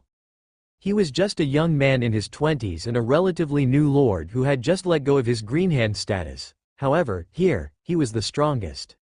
In addition to Mr. Tan, only Teacher Zhang, who taught the Monster Illustrated Handbook, was an elite-level player. Elite-level players were originally the strong among the players. In the first hour of entering the school, Mr. Tan defeated a group of monsters, confident and carefree. In the second hour, Mr. Tan resisted and gradually eliminated 3 batches of monsters. His sword-holding hand was slightly trembling, but he composed himself. Don't panic, reinforcements will be here soon. Just 2.5 hours into entering the school, Mr. Tan, with his back to the crowd, swallowed. Hey, the reinforcements really won't be late, right? If no reinforcements come, I'm going to succumb. He was not as calm and fearless as people thought. He also knew that even though their position has been confirmed, the strong ones would still need quite some time to get from Xingrong town to here. The distance between was at least several hundred kilometers. As for who's outside Xingrong, there weren't many strong ones. It's not that he was bragging, but the level of the other lords around him who had the same tenure was limited. With insufficient power, even if these lords organized their troops to come here, their help would be minimal. Perhaps Mr. Tan's prayers had worked. Before he could hold on any longer, a strong one descended from the sky, as if he were treading on a multicolored auspicious cloud wrapped in a holy glow. Instructor Lu. The Comer was known to Mr. Tan.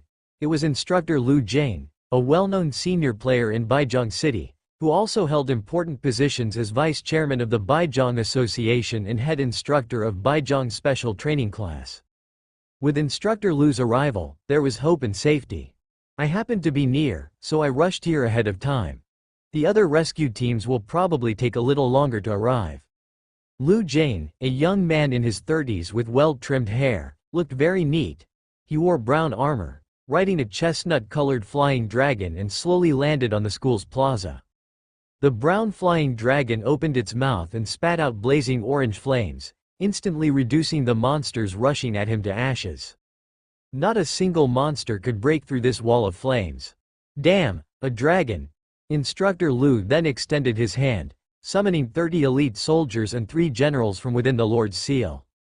The elite soldiers quickly garrisoned various strongholds in the school, while the generals roamed around, clearing the monsters one by one, and quickly restored peace in the campus. Instructor Lu is awesome. So are you. At your stage, I didn't have many professional soldiers, let alone elite ones.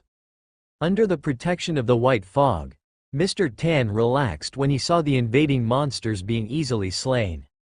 Suddenly, boom, boom, boom. The thunderous sound as if a giant was pounding at the gate rang out. The next moment, the white fog was torn apart by the knife-like red mist, and swarms of monsters flooded in through the opening. A monster of daunting size stood out. It was like an enormous sphere formed by countless monsters being piled together.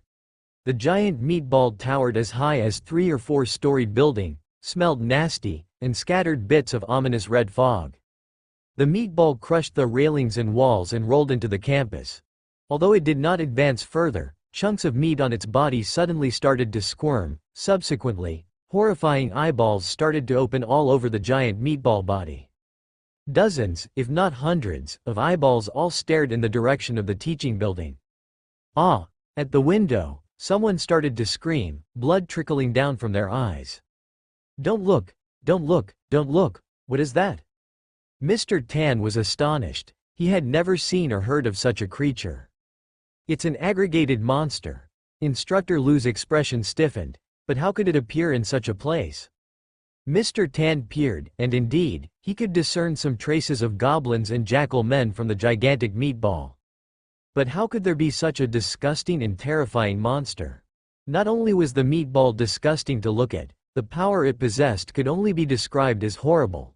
At first encounter, it blew away Instructor Lu's flying dragon. The flying dragon let out a cry of agony, fear gleaming in its eyes. The other generals were trying to lure the monster away, but the situation became very dangerous in just a blink of an eye. "Instructor Lu, we can't hold it off." Lu Jing took out his combat blade. "I have received the message. Strong reinforcements are nearby and they will be here soon. Just hold on a little longer." He reassured Mr. Tan like this, but he knew in his heart that there were no reinforcements nearby. There were very few people stronger than him in the Xingrong town area, and the vast majority were in the town. Unlike him who had been in the nearby area prior. To get here from Xingrong town, at least, would take 3 or 4 hours. Could they hold on for such a long time? Boom. When it rains, it pours. Just then, the white mist floating outside the school thinned out, and the long-waiting monsters rushed in one after another. The entire school seemed to be a lone boat about to be submerged in a tempest. Despair was everywhere. Mr. Tan was murmuring, lamenting his early death. Instructor Lu was taking down monsters, powerless to reverse the situation. The survivors were hiding in the corners of the rooms, biting hard on their teeth and covering their mouths, their whole bodies twitching. Roar! A roar as if it was a thunderbolt from the high sky, overshadowing the cries of countless monsters around. With one roar, it stifled the cries of all creatures. The world seemed to be silent at this moment. There was no sound of monster roars. No, it was not. Seemingly, all the monsters were silenced at once. The onrushing tide seemed to be blocked by an invisible wall. One by one monsters fell to the ground, rolling and trembling, but they dared not continue forward. The injured brown flying dragon was also trembling. Its feelings were the most vivid. It's a dragon. Instructor Lu suddenly looked up. In the sky, white clouds were drifting by. Suddenly the clouds turned bright red as if ignited. The ferocious dragon head in burning flames tore through the clouds, casting its gaze from the sky. Its eyes were flaming with anger. The fire of the sky poured down. The rolling heavenly fire scorched the earth, burning groups of monsters on the outskirts of the school. The giant dragon spread out its divine power like an abyss, turning the entire school into a forbidden area, stopping monsters from taking another step. The extraordinary red dragon, flapping its wings, slowly descended, hovering on the roof of the teaching building. Here, people who haven't recovered from the shock could vaguely see a figure riding on the giant dragon, overlooking the earth. Holy crap, a giant dragon. Mr. Tan looked at Instructor Lu. We didn't know there was such a boss in our Xingrong town area. Instructor Lu replied to Mr. Tan with a glance. I had no idea. Wait. Both of them froze simultaneously. Why did the figure on the dragon's back look 1 point, 2 points, 3 points, familiar? Mu Yuan? Mu Yuan had hidden his identity before, fearing the Shen Yao Empire would target him, but now that the coordinates of his territory have been discovered by the eye of Shen Yao, there is no point in hiding his identity anymore. Of course, he was still a low-key and straightforward person. He had Shi Lu maintain its dragon form, hovering over the center of the school, continuously radiating the dragon's aura. Sure enough, this effectively contained the monster's momentum. The monsters were shrinking back. After all, it was not yet the red fog disaster moon. The monsters weren't that frenzied, they had a little reason, but their instincts made them fear to advance. The number and level of these monsters could not compare with those that had attacked his territory earlier. The majority were of the elite level, warlord and leader level bosses were few and far between. Fortunately, the effect of the dragon's aura is remarkable. Otherwise, with the few dozen elite soldiers in my lord's seal, it would be difficult to stop all the monsters from breaking in. He could kill, but he might not be able to stop it, some would be missed. Of course, if Shi Lu unleashed the dragon's aura to its full extent, it would be enough to kill all the lower-level monsters within a few hundred meters. But that would also affect the survivors in the teaching and dormitory buildings. Mu Yuan could only ask Shi Lu to keep the dragon's aura at an intermediate level. He jumped down from the air, quickly summoned 20 Imperial Guard Series, Fearless Knights, with the remaining 30 star archers and skeleton morticians standing by. The archers and skeletons took their positions on the rooftop, killing those monsters who resisted the dragon's aura and continued to advance with their arrows or bone spears. The Fearless Knights, one after another, jumped down from the roof and rapidly rushed to guard the main areas at the entrances. Mu. Mu Yuan? Mr. Tan stuttered. He always felt that Brother Mu was no ordinary man, definitely a standout among his contemporaries, with great potential for the future, which is why he always took the initiative to maintain a relationship with him. But he never expected, he had still greatly underestimated him. What did he see? A giant dragon. A dragon knight. Wait a second. Mr. Tan suddenly remembered that a month ago, when they accidentally met in Panchi City, Brother Mu was leading several officers to observe a legendary ceremony. Could it be that at that time, only his officers were there just to join in the fun, and Brother Mu's officers were there genuinely hoping to learn something? But Brother Mu? No, Brother Mu the big shot was also a relatively new lord just like them, and contemporaries wouldn't normally possess such strong power. Could it be? Mr. Tan guessed the truth, the big shot was right beside me? Instructor Lu also guessed it, but he didn't have time to think too much, the crisis hadn't been resolved yet, there was a scary monster in the distance. What kind of monster is that? Looking at the giant meatball, Mu Yuan was also puzzled. Instructor Lu said, that's an aggregated monster, also known as a filthy monster. They usually only appear in entrenched nests of filth, or deep wilderness, or deep red areas engulfed by the red fog. But now, it surprisingly appears so close to the Alliance. This was a bad omen. They must report this discovery. Of course, that is a problem for later, what's more important now is, we must divert this aggregated monster. He could see that Mu Yuan was relying on the red dragon's aura to try to drive away the monsters as much as possible. The red dragon didn't intervene. The aggregated monster was not only powerful, its energy levels were several tenfold higher than those of the same rank. It doesn't have a fatal weakness. As long as some part of its body still exists, it could continue fighting. Is that so? Mu Yuan indicated that he understood, and he lightly signaled with his hand. Got it. Howl. A white silhouette leapt down from the airborne red dragon, shooting towards the rampaging gigantic meatball in the distance like an arrow. Having completed its shock-inducing collision and knocked Instructor Lu's general flying, the colossal sphere turned to face the oncoming attack.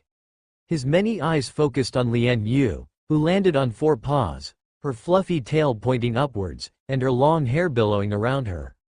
The meatball rolled. It rolled at an incredible speed, closing the distance in a blink of an eye. Its power was so terrifying, nobody could stop it. Lead it away, led it towards the outside of the school. Instructor Lu was about to yell as such, but was startled into silence. At the distant edge of his field of vision, the rampaging meatball suddenly halted. In front of the meatball was a figure, originally quite small, that in the blink of an eye transformed into a grand and majestic wolf bathed in divine light. The huge wolf raised its paw, pressing against the enormous meatball. It stopped it. The wolf's paw shook slightly, indicating the effort was not easy. However, the next moment, a bright moon appeared in the sky and the day seemed to turn into night. Moonlight filled the area. It collected in the crescent moon giant wolf's mouth and formed brilliant sacred white moonlight. The glow of the moonlight pierced the enormous meatball. The meatball was torn apart. However, it was not dead. displaying none of the signs of pain or slowing down. The scattered remains transformed into small meatballs and large tentacles, crashing and striking towards Lian Yu. Lian Yu was somewhat taken aback. Her mind was unsure what to do, but her body was already moving quickly. She transformed into wind, into light. The charging giant wolf raced past the meaty tentacles, dismembering an entire tentacle. She raced past the smaller meatballs, tearing apart an entire meatball. Moving at a speed difficult for even a fourth-order strongman to track, she flickered back and forth dozens of times on the large playground and surrounding area, leaving dozens of intersecting silver trails. In front of her, only a handful of palm-sized remains of the giant meatball were left. The remains were still writhing, but the remaining moonlight charred them into ash, dissolving completely into the moonlight. Has it been dealt with? Lian Yu had finished off the aggregated monster, but Mu Yuan did not let his guard down. The party he brought was small, nowhere near capable of evacuating the school's survivors to a safe area. They would have to wait for the arrival of a reinforcement army. After Lian Yu's transformation, she would need to absorb a significant amount of moonlight power to repeat the process. Greater than. Mu Yuan sent the fastest one, Duo Lai, to come here. Greater than. Fortunately, no accidents occurred, and a couple of hours later, 2 senior lords arrived first. Alongside them came 2 complete troop legions. Then, we'll leave this place to you. Thank you for your hard work. Many players were looking at him repeatedly. Lord Shepard quickly hid his achievements and departed, of course, as the hero who rescued the survivors this time. According to the rule of the Tai Zan Covenant, he would receive the maximum contribution points for the rescue mission. Having rescued the survivors and received a large sum of contribution points, it was truly a double joy. Greater than. After leaving the school, Mu Yuan did not immediately return. He went deeper into the wilderness for a while, eliminating some troublesome high-level monsters. Greater than. He looked around. Greater than, I haven't seen the second aggregated monster. Was it an anomaly? But the appearance of an exception could mean. He decided to go back and ask Lu Miamu and Zhang Luoxing some questions. Greater than. He met up with Duo Lai and Sophia, who had just arrived in the deep wilderness. Greater than. They were about to check the situation at the school again and then head back to the base. Greater than. Suddenly, General Duo Lai looked towards a certain direction. My intuition tells me that there's something good over there. He flew forward. Greater than and, with sharp eyes, saw that the space in the distance was shattered like a mirror and it was not healing naturally. In the shattered space was an object emitting a soft glow. Greater than. That looks like treasure, Mu Yuan contemplated. I have heard before that in the intersecting region, where 2 worlds meet, a unique treasure of 2 realms can be formed. However, he did not expect to see one here. The merging of 2 worlds will result in countless disasters, but also bring numerous opportunities. The Lord of Han Yu City had once reminded that after the 2 worlds merged, one should pay more attention and search around for such treasures. When the Langsing Junction Zone forms, there is also a chance that the treasure of the 2 worlds will be born. Many advanced players have delved deep into the newly formed Junction Zone to explore, not only to eradicate the disaster but also to seek opportunities. Treasures formed by the intersection of 2 worlds usually reside in spatial rifts that have not yet healed completely. Influenced by the spatial rifts, the treasure's aura and brilliance are not noticeable, so finding them relies heavily on fate and sharp observation. And these treasures will gradually disappear over time, so their discovery should not be forced. Various information about the treasure of 2 worlds flashed through Mu Yuan's mind. In the Langsing Junction Zone, the probability of the birth of the treasure of the 2 worlds is quite high, but whether players can find it is unknown. Yet, in this place, the school that sunk into the eternal world, its area compared to the vast Junction Zone, is not worth mentioning, and the chances of spawning the treasure of 2 worlds are even smaller. He rushed here, not thinking about any treasure of the 2 worlds. The appearance rate was too small. Unexpectedly, did Duo Lai have sharp eyes to find it? No, it didn't even use its eyes to find it. Was this the intuition of devouring Lai? Let's go and have a look then, Mu Yuan declared. He didn't have much expectation. After all, the school area was not large, and even if the treasure of the junction was accidentally formed, it would be a relatively small one. But he was a bit curious. Junction treasures were somewhat different from ordinary treasures. Treasures formed by the collision of two worlds naturally had a bit of regularity, which led to junction treasures not necessarily being very strong or high level, but they were inevitably unique. The spatial rift was only the size of a backpack, its edge forming an irregular leaf-like shape, suspended little more than a meter off the ground. Upon closer inspection, with sharp eyesight one could still see that this spatial rift was indeed healing, just very slowly. The dimensional rift that Duo Lai bit out, being tens of meters long, would heal and disappear within seconds. This one in front of them would probably take 1 or 2 days to fully self-heal. As for an inconspicuous treasure, wanting to find it in the vast wilderness within 1 or 2 days was like finding a needle in a haystack. At this time, the surrounding bushes rustled and gray wolves, with faint red eyes, emerged one after another. They bared their teeth and drooled.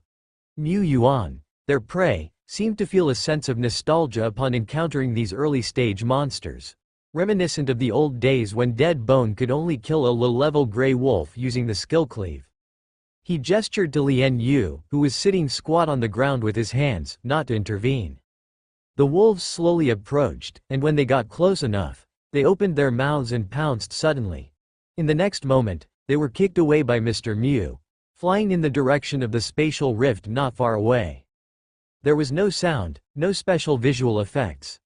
The only thing was that the gray wolf was cut in half at the waist. The cut was smooth and flat, and it took 2 seconds before a lot of blood sprayed out. There was no change even after the dimensional rift had cut through a dozen gray wolves.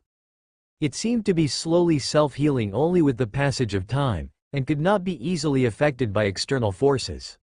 No wonder people say that this kind of treasure of two worlds is hard to find, and even if it is found, it's difficult to obtain. Not to mention small gray wolves, even a fourth-order leader strongman who ran into this spatial rift would likely be seriously injured or even killed on the spot. And to obtain the treasure in the rift, the most direct way is to interfere with space. For example, shaking the space with extreme power to cause the treasure to fall out. Doing this, strongmen at the leader level could barely manage an attack powerful enough to shake or tear space. And secondly, it could easily damage the treasure inside. Mu Yuan chose the third option. Let General Duo Lai give it a try. It rolled up its sleeves, the palm of its hand stretched like a rubber band, and in the blink of an eye it turned into a blue-green giant hand. The hand tried to grip the dimensional rift, but the next moment it was silently torn apart, like a blooming flower, while the treasure in the spatial rift was still solid. The first plan's failure was expected, so General Duo Lai began to try Plan B. Its severed palm regenerated, once again morphing into a blue-green giant hand, but this time, the palm of the giant hand contained a small black hole. The hole of the dimensional pocket. General Duo Lai, could command space power. There isn't anyone who understands space better than General Duo Lai. Although Duo Lai's understanding of dimensional pocket and spatial devour was still at its rudimentary stage, and its own spatial attainment was arguably non-existent, it did indeed possess a noble spatial skill. The moment the two made contact, it was like oil meeting fire, and fire colliding with thunderbolt. The stable spatial rift began to shake rapidly.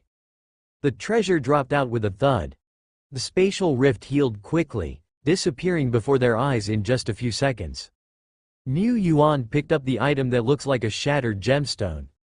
Filled diamond, filled diamond, filled diamond, filled diamond. Grade. Special. Effect.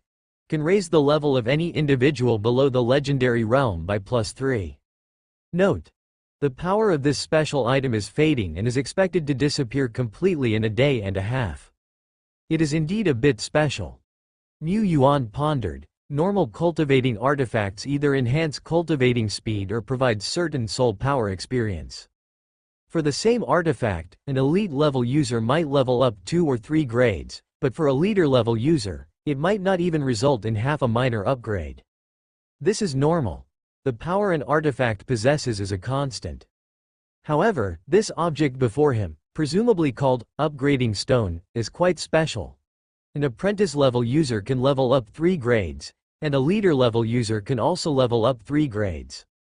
This is its rule. Duo Lai, the organization has decided that you will use this gemstone. Progress towards the legendary realm as soon as possible. Only with a legendary realm figure in place, can Tianyuan territory be considered somewhat secure. Otherwise, Lord Shepard would worry about waking up one day to find the legendary figure of an enemy country or a monster at his doorstep. This isn't paranoia from being persecuted by Deadbone. The coordinates of Tianyuan territory have already been recorded by the Eye of Shiny. It seems that there is a goblin prince hiding in the vicinity of Shilling Town. Facing a legend, the defensive power of Tianyuan territory is still far from enough, which forces him to be anxious. Normally, this upgrading gemstone will bring maximum benefit when used at the 7th grade of the leader level, as it can directly reach the peak of leader level. Unfortunately, this kind of gemstone cannot be preserved. If it could be preserved, I'm afraid the princes and princesses of the Yongxing Empire and the Shen Mu dynasty could easily stack their generals to the peak of the leader level. This is a special product of the fused era of 2 realms. It will not be in vain to give it to Duo Lai. General Duo Lai bit off the gemstone in one crunch. It's not chewy and tasteless, feels a bit strange. No sooner had he finished speaking than a surge of energy swirled within, stirring up wild winds. His power level was rising rapidly, and in the blink of an eye. Ding! Prompt. Your hero Duo Lai level has been upgraded from leader level 4th grade to leader level 7th grade. He is already in the high ranks of the leading realm. He is miles ahead of Deadbone, who is currently the second strongest in the Tianyuan territory by level ranking. The legendary realm is not far away.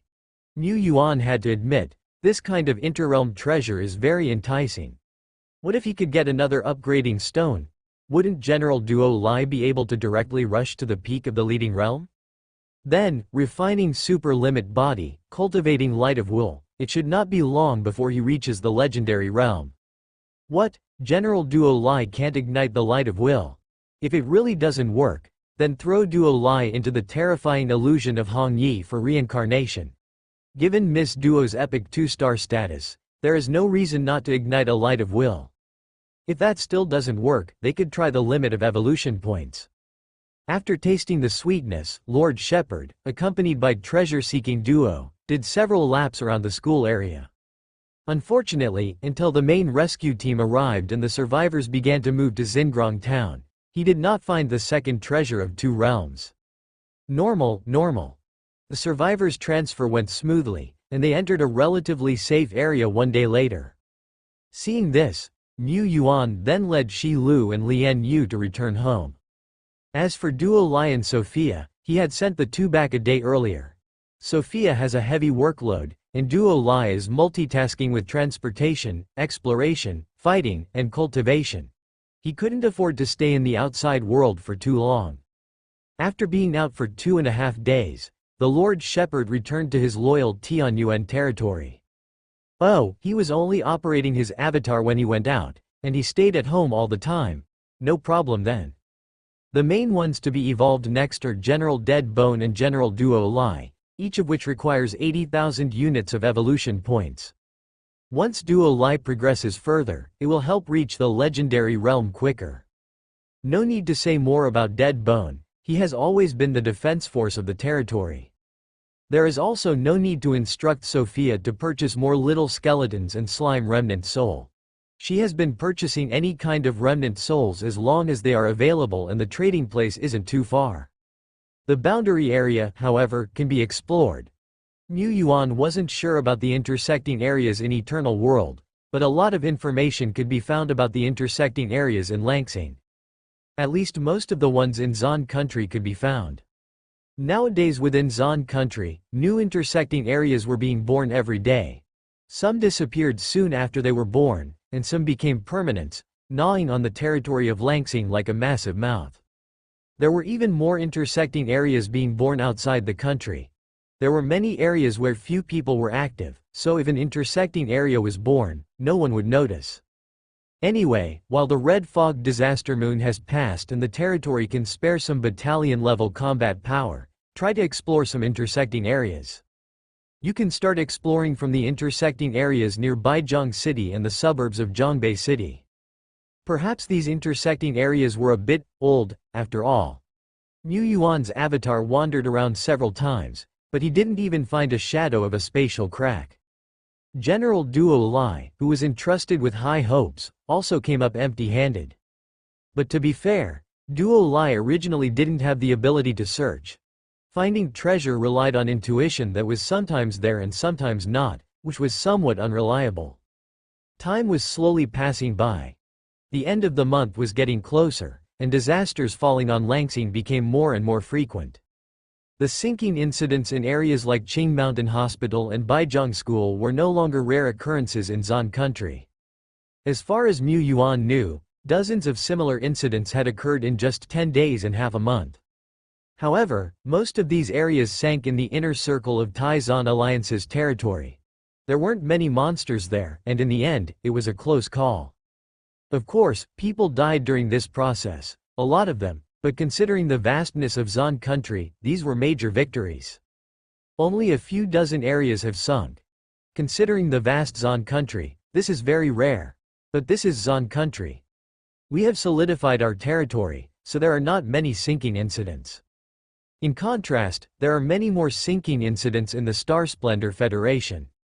However, the strategy chosen by the Star Splendor Federation was different from that of Zan country. They built absolute safe cities. Within the range of their cities, there would be no spatial overlap, and no fleeing monsters would surge out of the space cracks. By the time the two worlds fully merged, these absolute safe cities would become arcs of refuge, slowly approaching the eternal world. Compared to Zan country and the Star Alliance, other countries undoubtedly had more sinking incidents. Some small countries were even broken and destroyed by monsters early on. Wisdom monsters established their own tribes on the land of these small countries. These small countries were also experiencing severe spatial overlaps, and entire cities disappeared, sinking into the eternal world. The fusion of Langsing is about to begin. I hope there won't be any new storms. Mu Yuan murmured. At roughly the same time, in the forest west of Tianyuan territory where few rays of daylight penetrated. This place is officially known as Dark Forest, covering a vast area, like a curved knife inserted into Tai-Zan Alliance's territory. There were poisonous spiders everywhere in the periphery of the Dark Forest, and terrifying spiders the size of cars could be seen everywhere. In the early days, Mu Yuan had led a group of skeletons to explore the area he named the Poisonous Spider Forest. But considering the high danger level of the Poisonous Spider Forest, Lord Shepard only ventured 10 or so kilometers before deciding not to proceed further. Later, he heard that the Poisonous Spider area was just the periphery of the Dark Forest, which was a high-risk area near Tai-Zan Alliance and was very iconic. The Great Lord lost his desire to explore.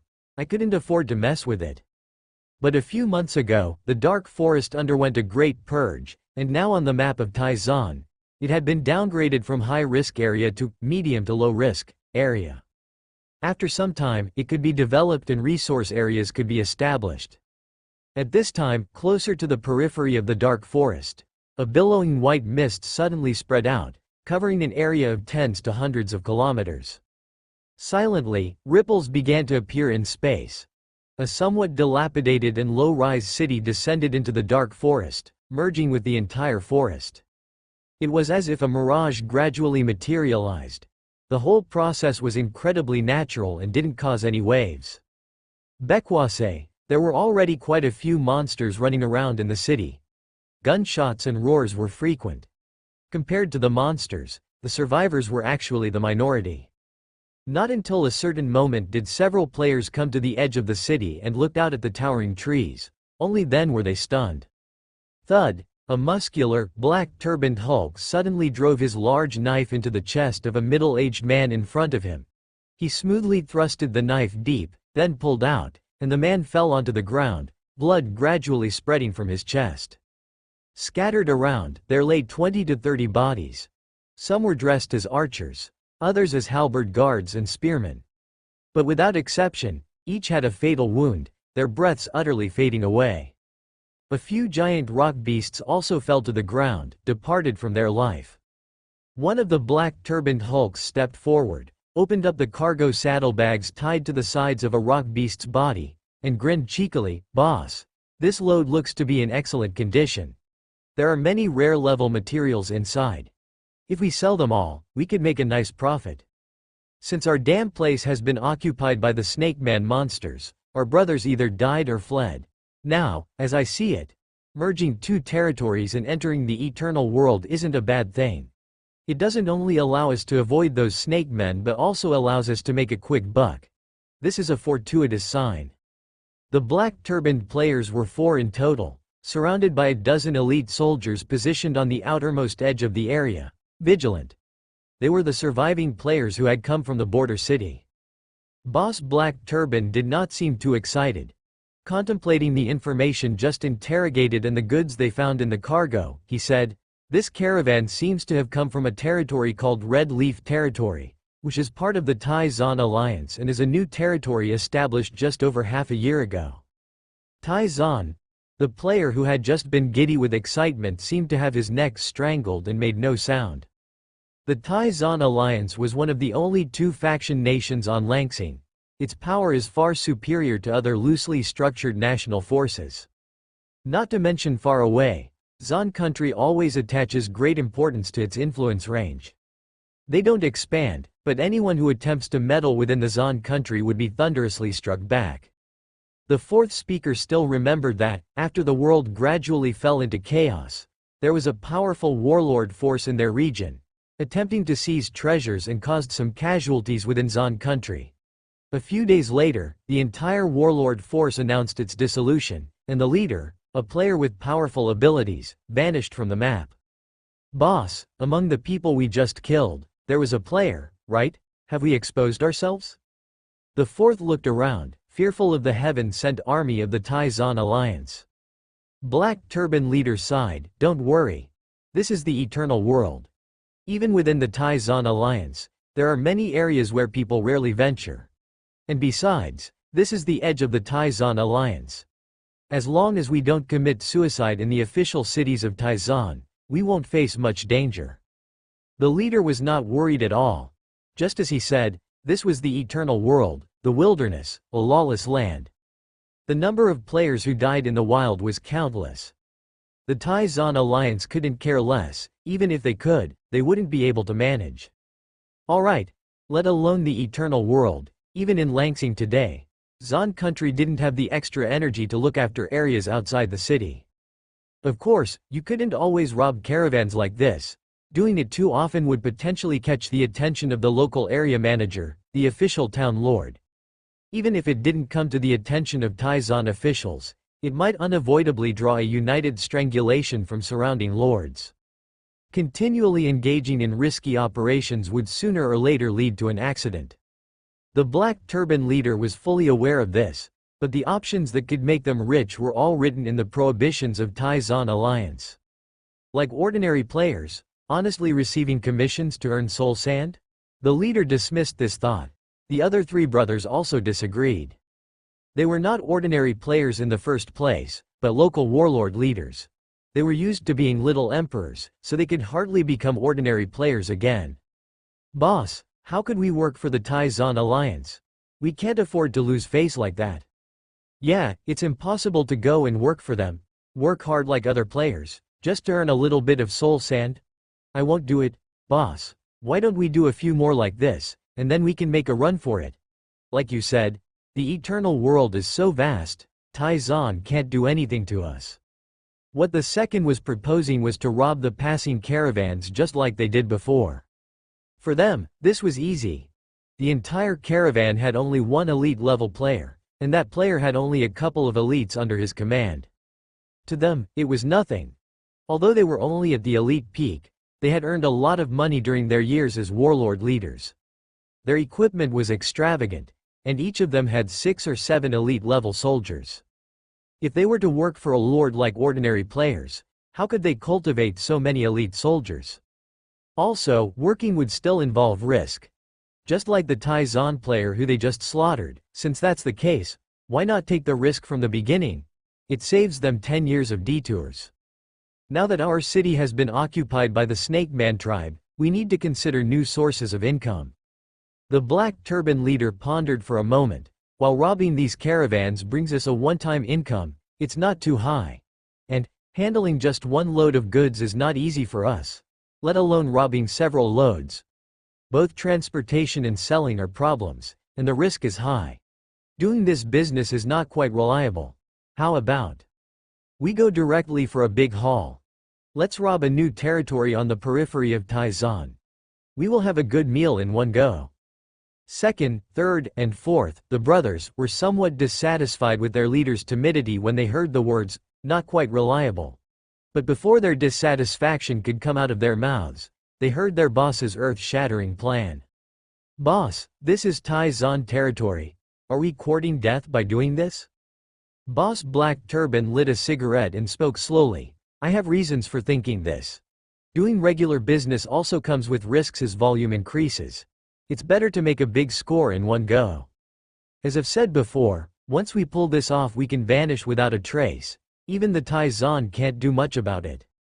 Think about how wealthy a lord's territory is. Furthermore, if we conquer the territory and destroy the lord's altar, we can obtain altar fragments.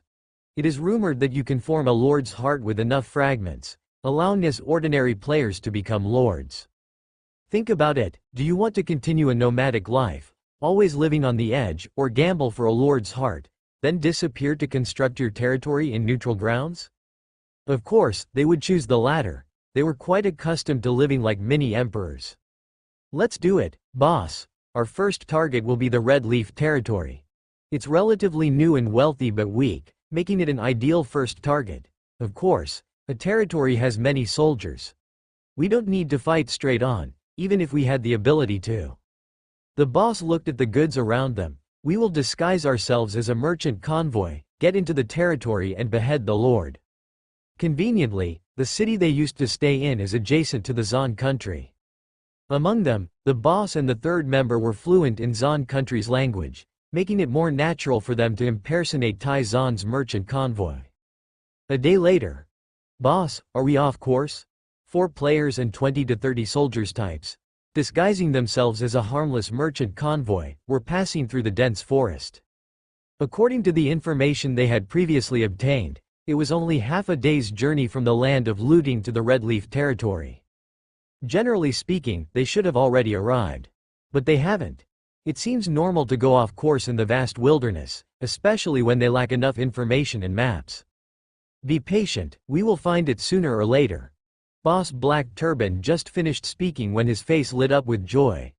The bloody warhawk in his hand, which was flying high for reconnaissance, suddenly fell and relayed an exciting discovery.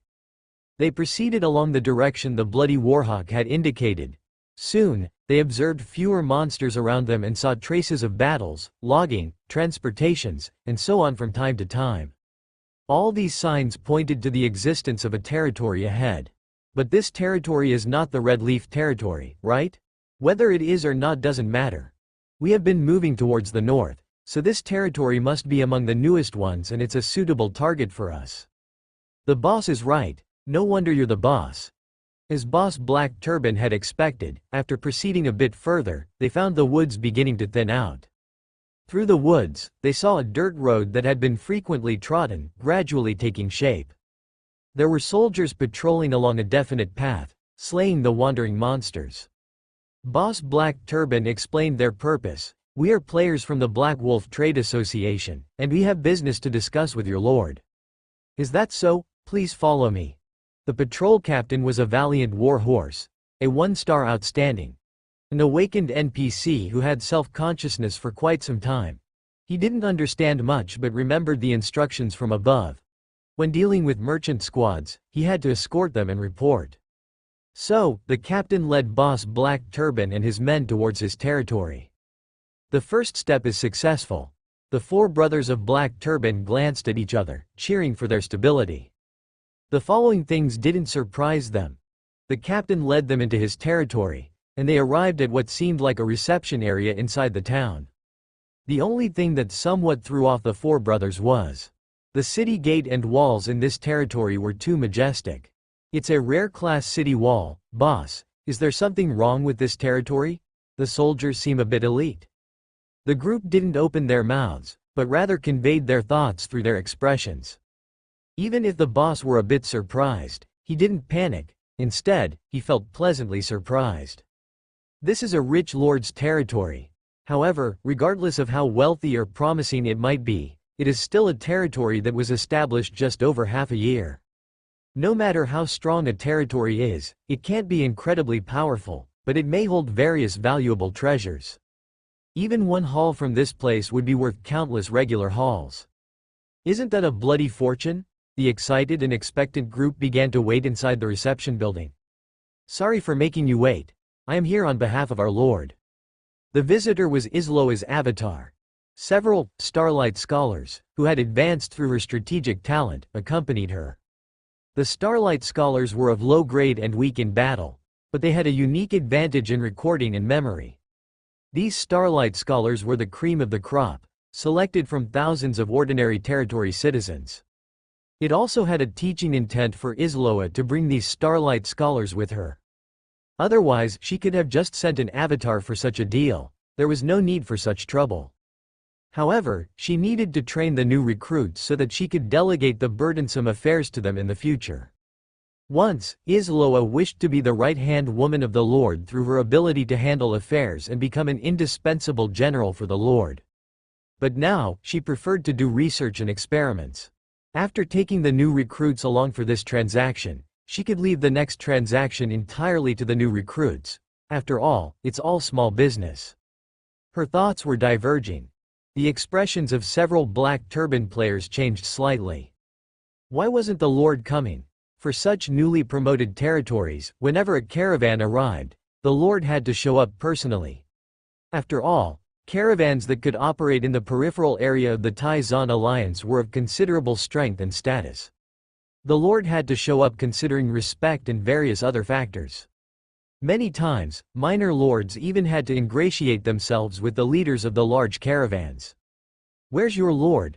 The Lord must come in person for this business. In such affairs, I can fully represent our Lord. If you want to talk, talk. If not, please leave. Isloa was getting a little impatient. The slight change in the expressions of these people also made her feel a little strange. But her main body had observed through the starry eyes that these were all elite players, not disguised assassins from the Shen Yao Empire. This level of lineup is pretty normal in a caravan. Just as she thought of this, a player stepped forward. The youngest one couldn't hold back. Catch her. She must be an important figure in this territory. It's the same as crippling the Lord's arm first. Before he could finish his sentence, a star blue light shot out and penetrated his abdomen. Then, the pink-haired girl raised her fair fingers and pointed out the light beams. In the blink of an eye, the beams shattered the heads of several soldiers and evaporated before hitting the wall, perfectly controlled. The leader of the black turban hadn't noticed all this. By the time he returned to his senses, his two brothers and more than a dozen soldiers were all falling to the ground. What level of a powerful person is this? He didn't have much time to think, escaping through the shattered window with the remaining young man. There were some patrolling soldiers outside the building, but they were just low-ranking soldiers. The leader of the black turban dispatched his elites to forge a path. Boom! A goblin warrior was hurled against the wall by a soldier. An elite peak barbarian warrior was beheaded by another patrolling soldier. Black Turban's eyelids twitched as he saw Boss 4 being subdued in the distance and unable to struggle. Are these ordinary patrolling soldiers? It wasn't that his eyesight was poor. He had seen several similar patrolling squads on his way. Thunderbolt warrior. Clear the way, he ordered his most powerful warrior. This was his general whom he had cultivated with numerous resources and had broken through to the Third Order warlord level. This secret, he hadn't even told his three brothers about it. As the Thunderbolt warrior's fists blasted out, they pushed back the patrolling soldiers as if they were unstoppable. Bang! A hammer crushed the lightning. A passerby, a burly man with bare arms muttered, "What's going on?" Nothing, Master Li, just a small mishap. This is the powerful person of this territory. Ahead, Master Li blocked the way. Behind, Isloa's avatar was propping up her chin. And around them, the elite soldiers of the four brothers fell one by one, and more territory patrol squads were gathering here. 4 squads, 6 squads, 8 squads, 10 squads. They were all similarly dressed. Indeed, they were ordinary patrolling soldiers. They didn't just run into the official stronghold of Taizan, did they? The south district of the territory, Tianyuan Prison. The prison was built 2 to 3 months ago. It's not large in scale with only a few inmates since most of the territory's citizens who commit crimes are usually sent to some resource areas outside the territory to redeem themselves through labor. The Tianyuan prison couldn't contain the players. It's just an ordinary earthen building, not a miracle building. It's unrealistic to confine players with great power who could easily break through the walls, and Tianyuan territory doesn't need to detain players either. Within official major towns like Shilling Town, there are prisons built with special materials and laid out with sophisticated enchantments for the detention of strong individuals with supernatural capabilities. At this moment, in the basement of the Tianyuan prison, the few players who were just caught alive were devastated. They were just trying to raid a small territory and earn enough money for the rest of their lives. But how did they end up hitting an official territory? They were clearly heading north. Could the direction-pointing tool have gone wrong? Counterfeit items are dangerous. However, there should be many players in the major territories operated by the Taizan officials, but along the way, they mostly encountered patrolling soldiers in uniform, which did not seem like an official territory. The boss, who was still conscious, was having wild thoughts in his mind. Misunderstanding, it's a misunderstanding. He wailed. Part of it was because he was badly injured, and partly because he was lamenting, wondering if there was any chance for them to live. After all, they hadn't revealed their intentions. They didn't deserve to die. We are merchant team from Taizan, totally innocent citizens. You can't kill us without reasons. Isloa ignored them, instructed several captains of the defensive troops to watch these people, then turned and left. She didn't go far. Waiting outside the prison, she closed her eyes, looking like she was in standby mode. Soon, Lord Shepard arrived at the scene. What's the situation? He asked. Isloa briefly described the process. Considering their appearances, they don't seem to be merchant players. The reason she wasn't sure was that she hadn't met many merchant players and did not have much experience in this aspect. Whether they are real merchant players is not so important, Niu Yuan said. Because the other party initiated the attack first. As long as they have ulterior motives, their identity doesn't matter. In the past, some minor merchant teams occasionally engaged in looting activities under the guise of merchant players. However, those who have ulterior motives and directly enter private territories to take action are very few. Idle players almost never do it. Those who do it are usually powerful individuals from external forces with special purposes. This is also the reason why Isloa slightly relaxed her vigilance after looking at the levels of several players. At this moment, the awakened troop has brought the goods of these several players and turned their storage equipment upside down, searching out a large amount of items.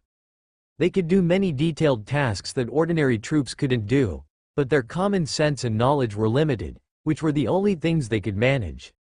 They found it difficult to discern these items, let alone analyze them based on these items. Niu Yuan checked them himself and said, are these all raw materials? It's not that merchant players don't transport raw materials, but it's impossible to carry resources like diverse agricultural and collected materials, especially to the peripheral territories for sale. The opposite is more likely. Normally, the goods that player merchants dump into the outer territories are weapons, potions, treasures, and 3-star remnant souls.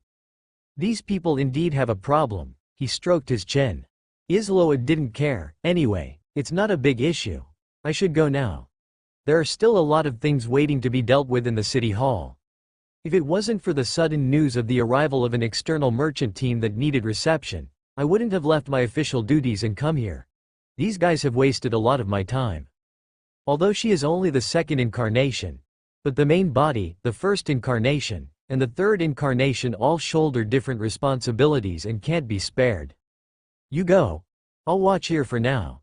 In fact, Mu Yuan was also busy. He was in Langsing dealing with matters there not long ago.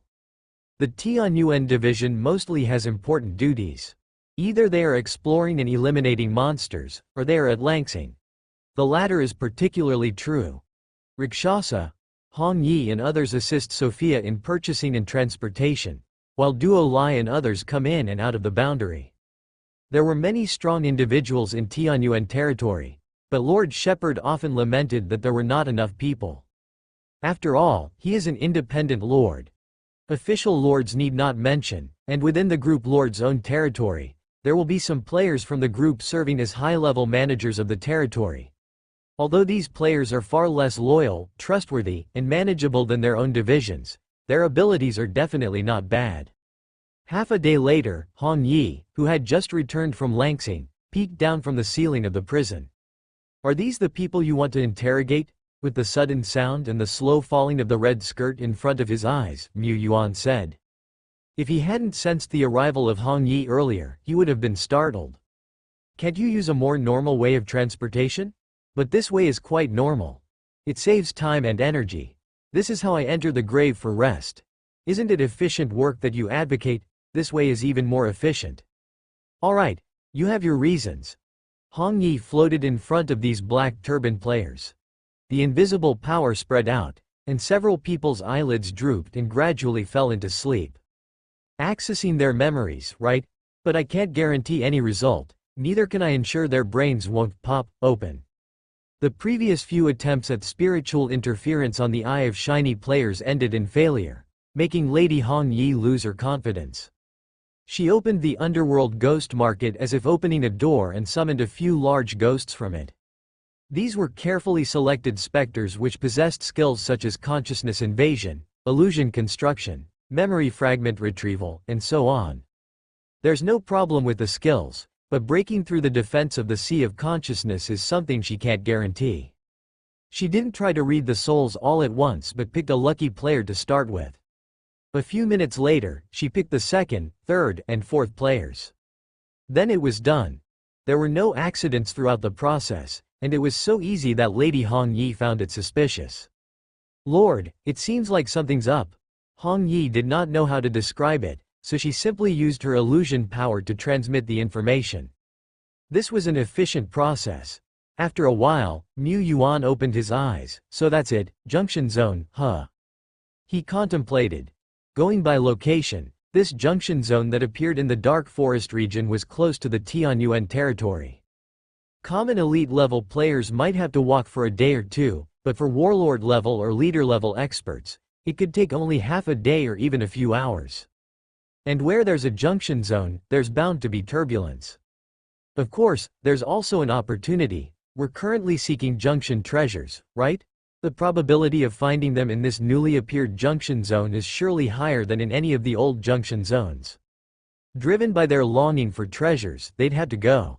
And due to safety considerations of their territory, they'd need to investigate the situation in this junction zone.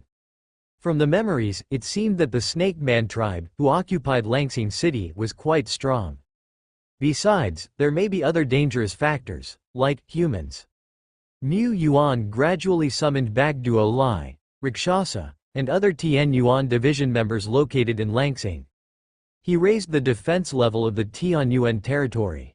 A large junction zone appearing nearby might not bring forth an immediate threat like the Red Fog Disaster Moon, but at times, surges could occur, causing unpredicted crises.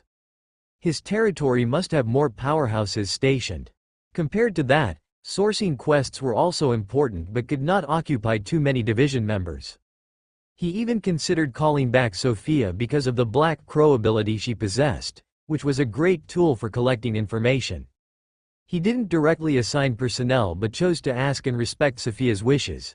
After all, with no exaggeration, Langsing Company was developed mainly by Sophia with her full devotion. Ah, no problem. If the boss commands, Sophia will definitely do her best. Since this was the case, Mu Yuan temporarily left Daisy in charge of Langsing's matters and left 2 or 3 powerhouses with her. Mu Yuan, on the other hand, along with Sophia and Uda, headed towards the Dark Forest in the west. Deviolo and the other division members, who were still on their return journey from sourcing or exploring, couldn't be rushed. This also explains why Mu Yuan wanted to call the powerhouses back to the territory. Returning to the territory required going through the medium left in his small villa in Baijiang City. There was only one entrance and exit. If he waited for an emergency situation to occur before recalling the division members, it might be too late. West of Tianyuan territory, Bone 4, leading a group of skeleton morticians, skeleton generals, and resentful evil spirits, was cutting a path through the thorny jungle. The trees here were incredibly tall, and the environment was dim. Sometimes, looking up, they could see car-sized spiders, spinning their horrifying webs above their heads. Of course, such experiences belonged to the past, as of now. Whoosh whoosh whoosh, the weighty bone spears tore through the air, knocking the spiders tangled in the huge webs down.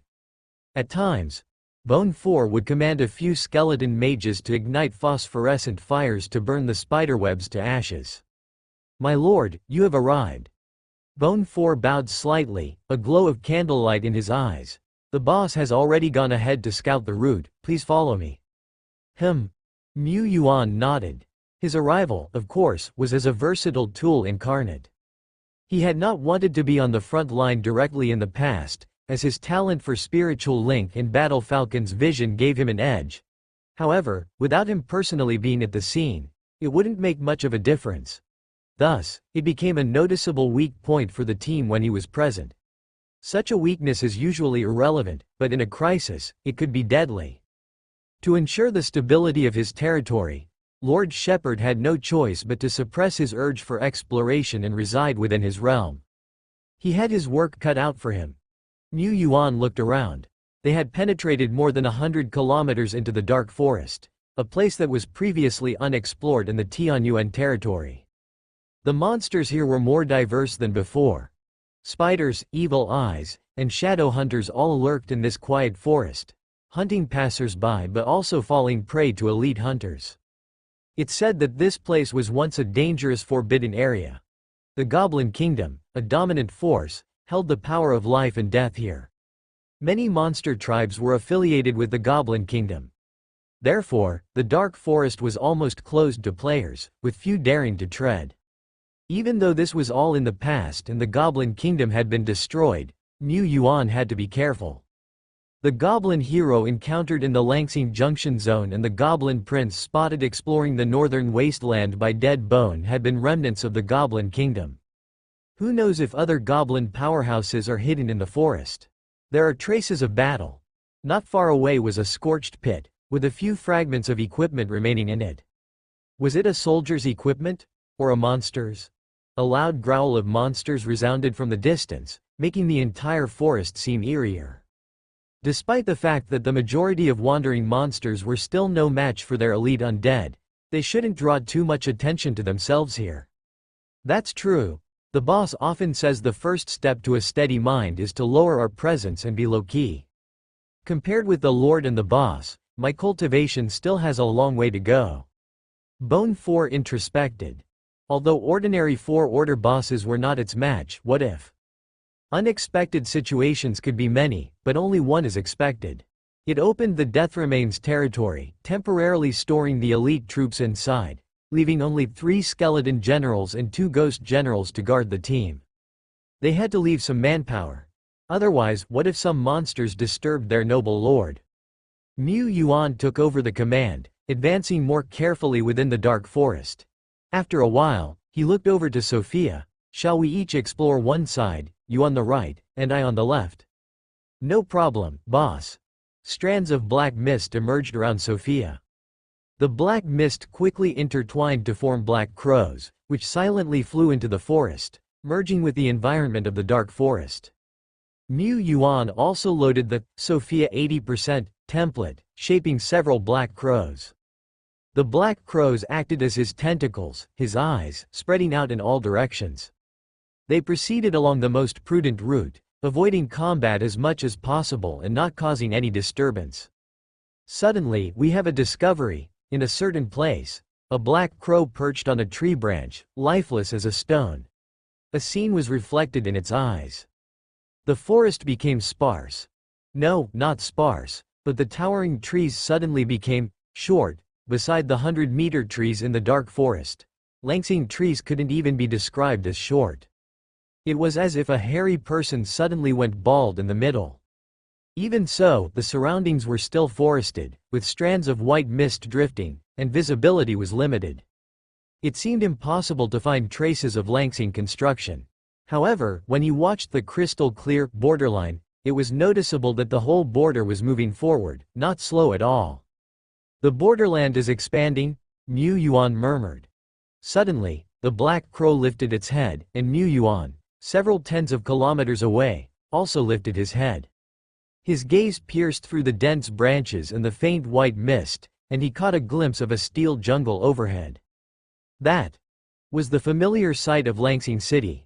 Inside the dark forest, the light was dim and the branches and leaves of the towering trees were lush, coupled with a faint white fog that drifted and covered the top of the forest. Theoretically, explorers had limited visibility in such an environment, but Mu Yuan, who was several kilometers away, could still clearly see a city projection hanging in the sky, like a mirage. The city projection had a strong presence, and it expanded with the expansion of the transition zone. It seemed like an hourglass, counting down the time before the final judgment. Has a situation like this ever occurred in a transitional area before? Not just the city projection, but the expansion of the transition zone was also intriguing. At least previously, he had never encountered such a situation. Mu Yuan turned to Sophia. Sophia had been on planet Langsing for quite some time, especially over the last couple of months, with varying circumstances transpiring frequently. Sophia had likely heard about more such events than he had. "It appears there have been some," Sophia thought for a moment and firmly replied. She had not paid much attention to this, considering she was often busy with her work. However, as a fourth-order strongman, she had powerful spiritual strength. Even if she had just glanced at something, it was not difficult for her to recall details with deliberate reminiscence. About a month and a half ago, a clear world reflection appeared in the sky over the transition land of a small country. Sophia said this, and Lord Shepard, who was still in his territory, immediately logged into the Tai Zon player forum via a medium on planet Langsing and started searching.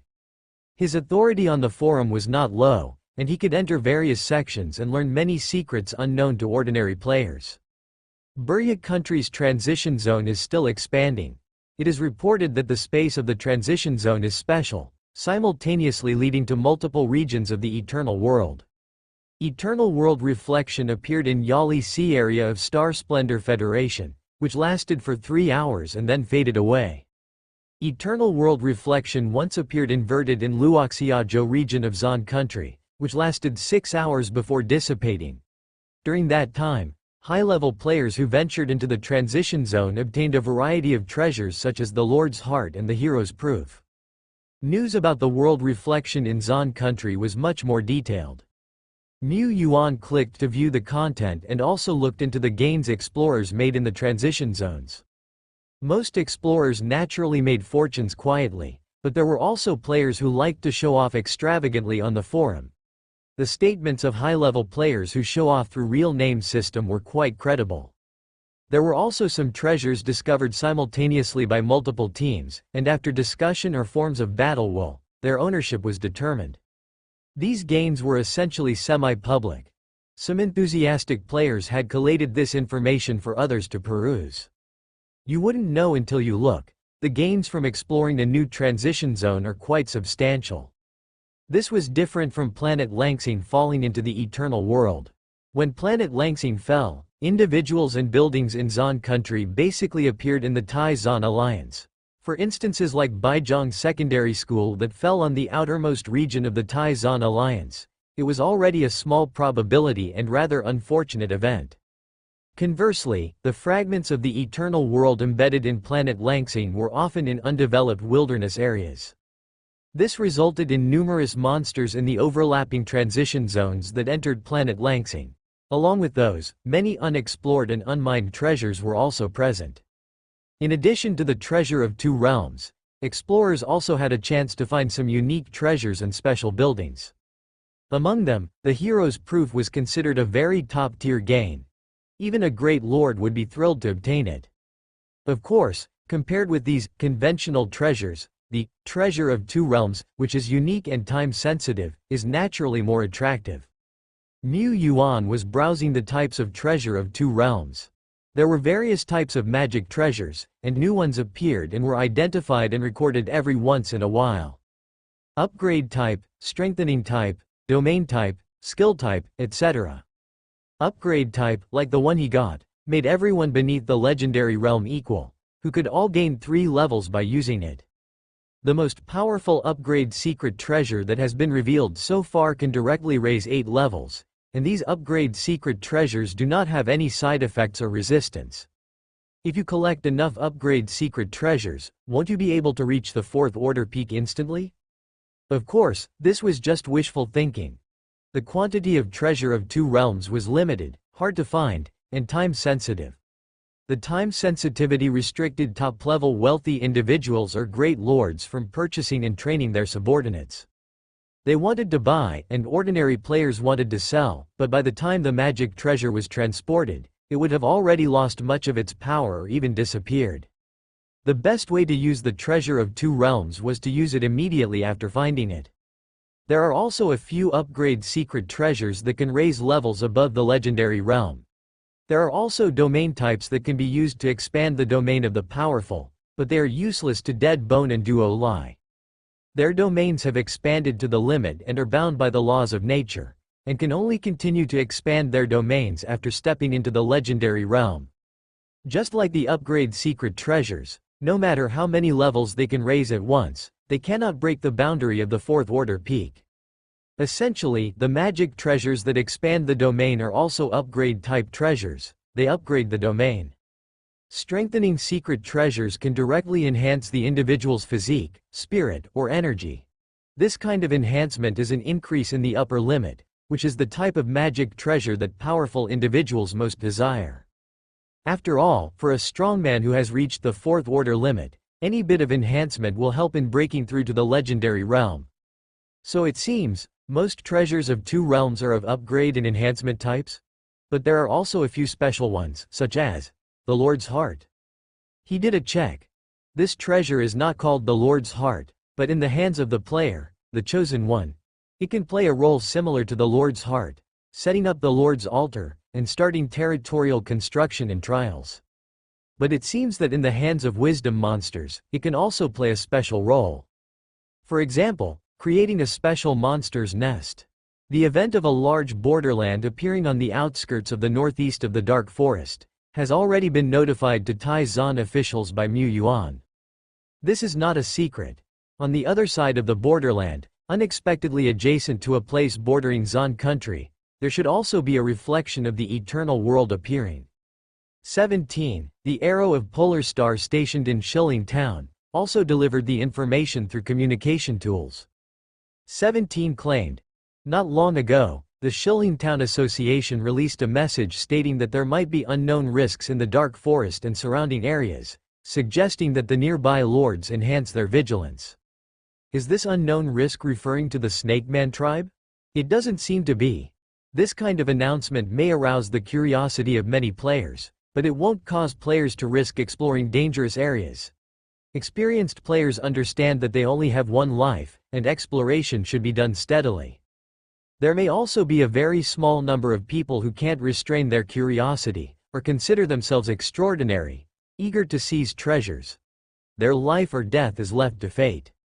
In any case, be careful. Our goal is certainly the treasure of two realms, but the importance of understanding the depth of this area and the information of the enemy cannot be understated. After all, this place is too close to our territory, said Mu Yuan. Understand, boss, General Dead Bone has already ventured deep into the borderland alone. It said, in that city, there indeed resides a Snake Man tribe, but Bone did not find the core of the tribe. The environment of this area seems to. No, it has definitely changed. Space has also changed. Hong Yi transmitted to Dead Bone after extracting the memories of several plundering players. The extracted memories are not complete, the images are somewhat fragmented and discontinuous, but it is still possible to roughly see the environment of this small city, and the scene as the plunderers left. After Dead Bone entered the borderland, it had walked a long way before discovering traces of the city. Far longer than the route of the plunderers when they left. Of course, it seems reasonable that the distance has increased as the borderland expanded. But Dead Bone also mentioned that the internal space is misplaced. A bit similar to Chaos Forest, it might also involve multiple areas being embedded at the same time. The current situation in the borderland is unknown. It's not suitable to go too deep too quickly. Dead Bone said as such. If that is the case, instead of going straight ahead, Mu Yuan took Sophia and a few generals and went to explore to the left and right of the borderlands. Boom! Several hundred meters away, an explosion suddenly sounded. Mu Yuan snapped his fingers, and a black crow formed by condensing black feathers disappeared into the shadows. A moment later, the distant scene appeared in his eyes. There are players fighting monsters. The team governed by the player has hundreds of types of troops. All of them are elites. You can faintly recognize some of them as the more prestigious royal guards, nuns, and other types of troops.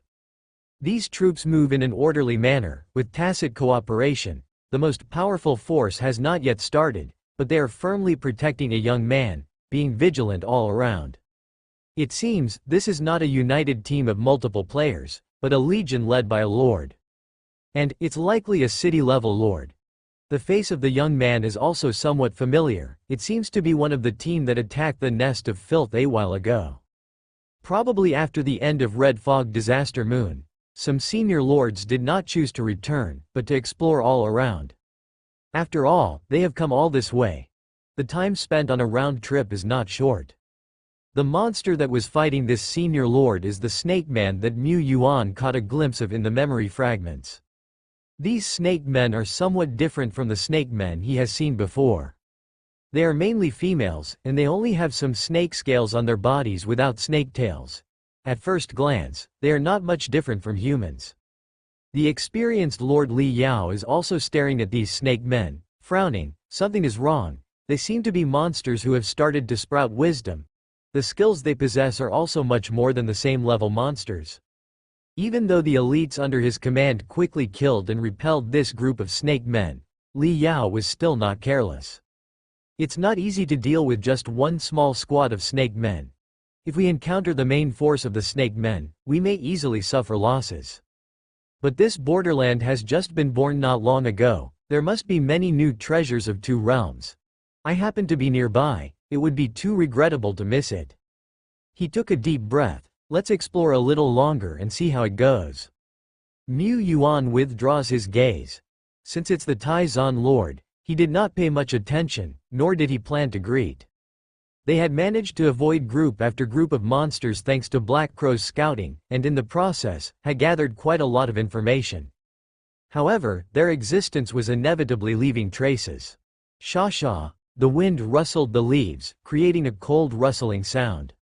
Under the embrace of the giant trees in the dark forest, darkness, like a tide, surged from all sides. Strike quickly and quietly, causing no significant disturbances, he said indifferently. Yes. Understood, Roger. Crow. The Great Lord's entourage was small, consisting only of Sophia, Bone 4, and Uda. But it was enough. Whiz, whiz, whiz, dark arrows came flying. But Bone 4 propped himself with his hand and erected a bone wall made of hundreds of thousands of white bones around them, blocking all the dark arrows. At the same time, a black crow fell from the dense forest. Its body exploded, stirring up a shadowy wind, marking out the enemies one by one. The next moment, Uta's figure disappeared from her original position. Despite being in a cultivation state, and his physical body being heavily constrained, resulting in his strength and speed being lower than normal, he could still manage to take out a small snake man with one punch. Plop! A snake man sitting on a tree branch had its head explode like a watermelon. Plop! A snake man holding a curved blade dropped lifelessly. Bone 4's killing speed was even faster than Uta. He performed the bone dance, stabbing, slitting throats, and shooting bone arrows. He killed the snake men quickly with his peak skills. In him, one could faintly see the shadow of Emperor Deadbone in his early years. After all, Bone 4 was the one skeleton that best embodied the spirit of the dead bone. 22 in total. It looks like a team of elite snake men. Somehow they discovered our existence and launched an attack, Mu Yuan pondered. In just a few dozens of seconds, only the last one of the snake men team remained. She was a brown female snake man, her upper body was almost bare, covered in numerous patterns, as though wearing clothes made from patterns. At that moment, her hair floated upwards against gravity, writhing like thousands of tiny snakes. Her pupils suddenly lit up with a dark yellow glow. The dark yellow light shrouded the area in front of her. Bone 4 felt a strong sense of danger in his heart.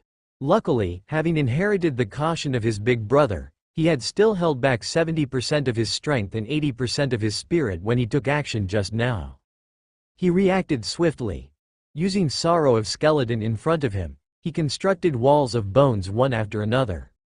Then he opened his Death Remains territory and swiftly threw several large and non-military undead creatures.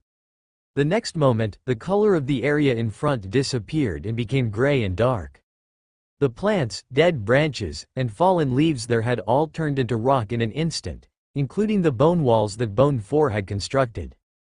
The power of petrifaction had even consecutively pierced through 3 bone walls and petrified a large portion of the gigantic zombie behind the bone walls before it finally ran out of power.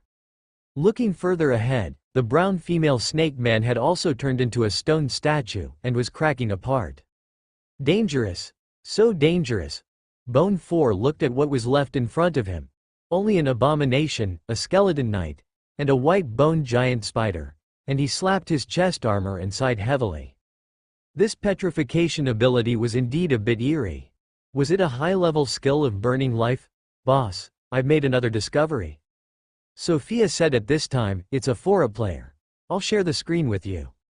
It was not a problem for them to share some images with the vision of the Black Crow since both their powers originated from the same source and frequency. In the forest, a lavishly equipped army was advancing with irresistible force and crushing wandering monsters and snake men in their path. What Mu Yuan was noticing was a young man in the center of the army. He had eye-catching red eyes and silver hair. It was someone from the Yongxing Empire. Mu Yuan thought that the foreign player Sophia was talking about was from other countries on Blue Star. He didn't expect to meet here, the lord from Yongxing Empire. Yongxing Empire is indeed very far from Taizan Alliance. He wondered and thought of a possibility. Borderlands may witness the birth of special secret treasures, and powerful figures from Yongxing Empire naturally want to acquire such treasures. Moreover, Borderlands don't exist in territories such as Yongxing Empire or Shen Mu Dynasty. Only Taizan Alliance, Shenyao Empire, and a few other principal areas that overlap with Blue Star might have Borderlands and Borderlands secret treasures. At this moment, the merging of Blue Star is imminent, which is also the most convenient time to find these Borderlands secret treasures. Once this period passes and Blue Star completely merges into the eternal world, such special secret treasures will no longer be born. That being the reason, no matter what, this here is still the territory of the Taizan Alliance. Yet this lord of Yongxing Empire seems not to disguise himself even a little. Is it confidence? Arrogance? Or? He wondered as he suddenly witnessed the Black Crow being pierced by an arrow and its body exploded, leaving not even half a feather. We've been discovered. Sophia's eyes narrowed. The Black Crow she manipulated was stronger and had better concealment than the one controlled by Mu Yuan himself. No matter the blade or sword that struck it, it would transform into black feathers or even black mist, and reforge its body afar. But now, the Black Crow was tragically killed. Damn it, my crow. She commanded the rest of the Black Crows to converge towards that direction. It seems to be the arrow of Polar Star, Mu Yuan mused. Let's shift our position. Sophia, you continue to scout the situation, but be careful. They were at least 20 or 30 kilometers away from the army of the Yongxing Empire. Given this fact, Mu Yuan quietly moved to the side. He was ruminating over his strategy. Sophia, however, encountered a problem. Her Black Crows moving towards the target area were exploding one after the other before they could even see the army. This made Mu Yuan increasingly certain that there was an arrow of polar star within the enemy camp. Not only that, there must also be one or more experts who are skilled at scouting.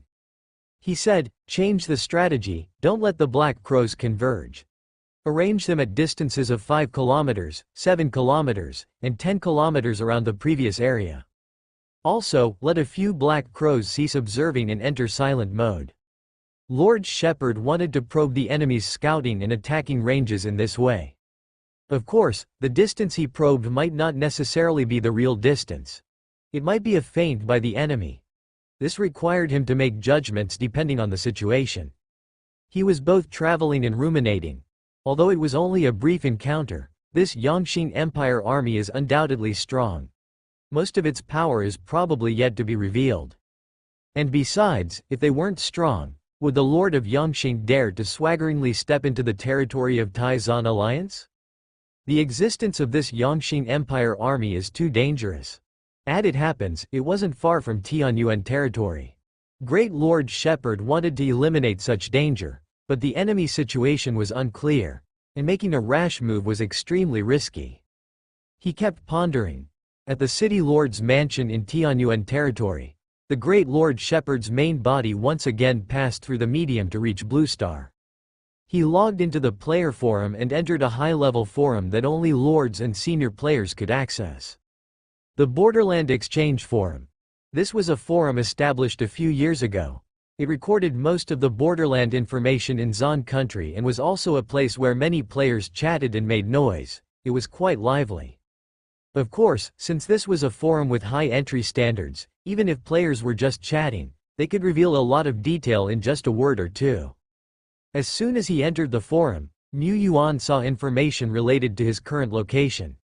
What a shock! A super-large borderland appeared in the Panchi city area, with clear double-world reflections. First floor. Is it the one located on the edge of the dark forest, approximately near the areas of Stone Ridge Town and Xingrong Town? I was just about to go and check it out. Second floor. Me too. Third floor. This kind of super-large borderland seems to give birth to many secret treasures. If I could get one or two, I would have more confidence in my overlord advancing to the legendary realm, right?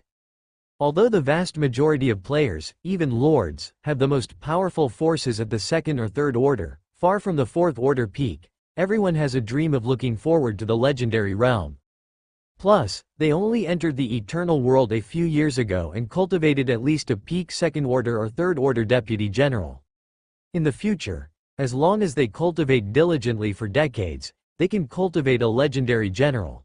It's not impossible. Now, they're just making preparations in advance. Fourth floor. I envy you QAQ, but unfortunately, we're too far from Panchi City. By the time we get there, I'm afraid there won't be any soup left. Sixth floor. Hee, during the Red Fog disaster moon, I was assigned to the Luoxuan town area to fulfill the duty of reinforcement. I seem to be not far from the borderland of the Dark Forest.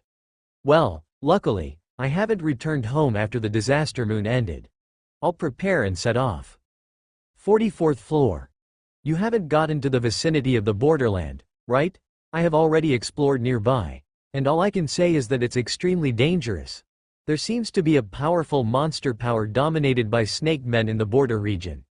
The 3 Snake Man patrol teams I encountered all had several elite snake men at the least. I'm warning those who wish to come to this borderland to be fully prepared and weigh their own strength. Such discouragement, if found in mixed and ordinary communication forums, would be sneered at by most players. But in this elite block, players speaking out of turn are few.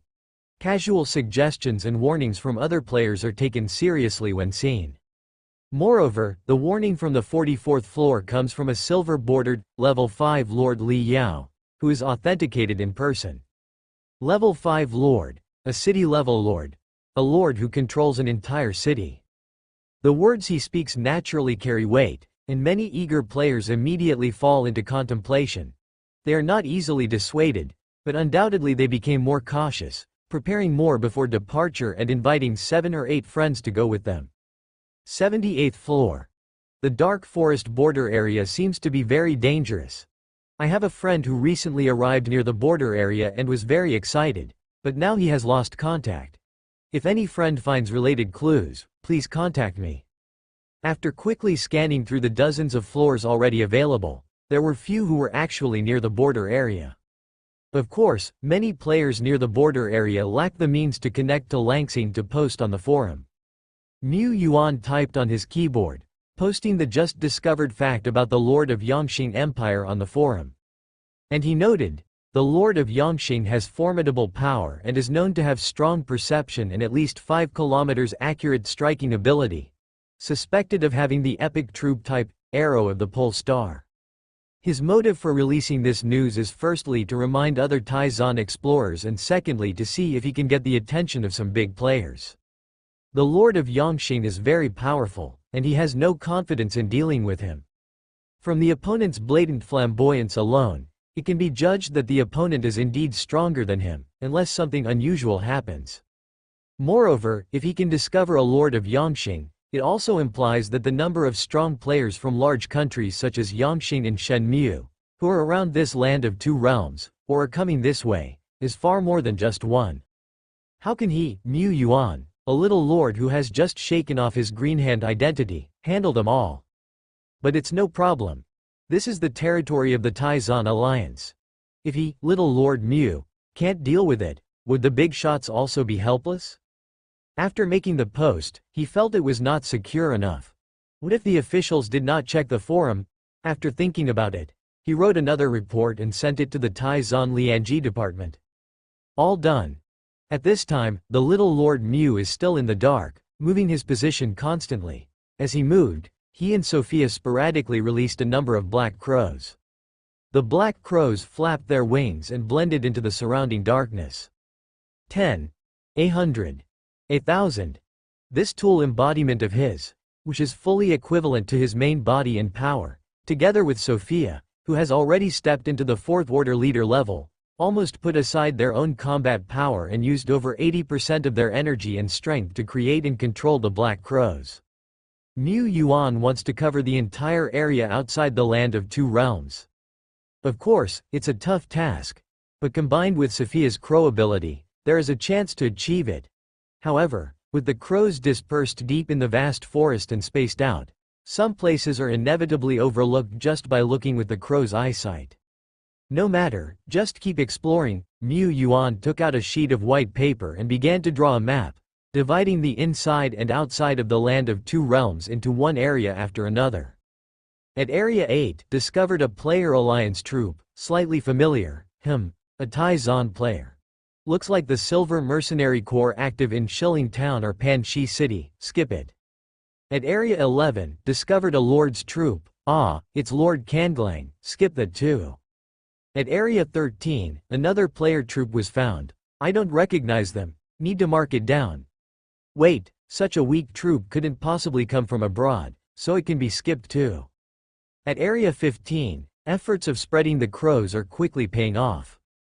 In just a few hours, he found more than 20 player exploration teams, one of which is suspected to come from Shenmue Dynasty. Of course, it's just a suspicion, only because there are quite a few tree spirit troops in the team. At this moment, a slight fluctuation comes through the mental contact. General Duo Lai has arrived on the battlefield. Duo Lai is here. He, along with Shi Lu, Hong Yi, Rakshasa, and several other deputies, came as reinforcements and joined up with Mu Yuan and the others. Lord Shepherd was greatly relieved. Found it, it's a magic treasure. Half an hour later, sharp-eyed Duo Lai discovered it. In a certain place between the branches of the trees, there existed a spatial trace that had long been unable to close up. It pulled out the treasure from within. It was still a fragment, emanating a faint glow. A field secret treasure.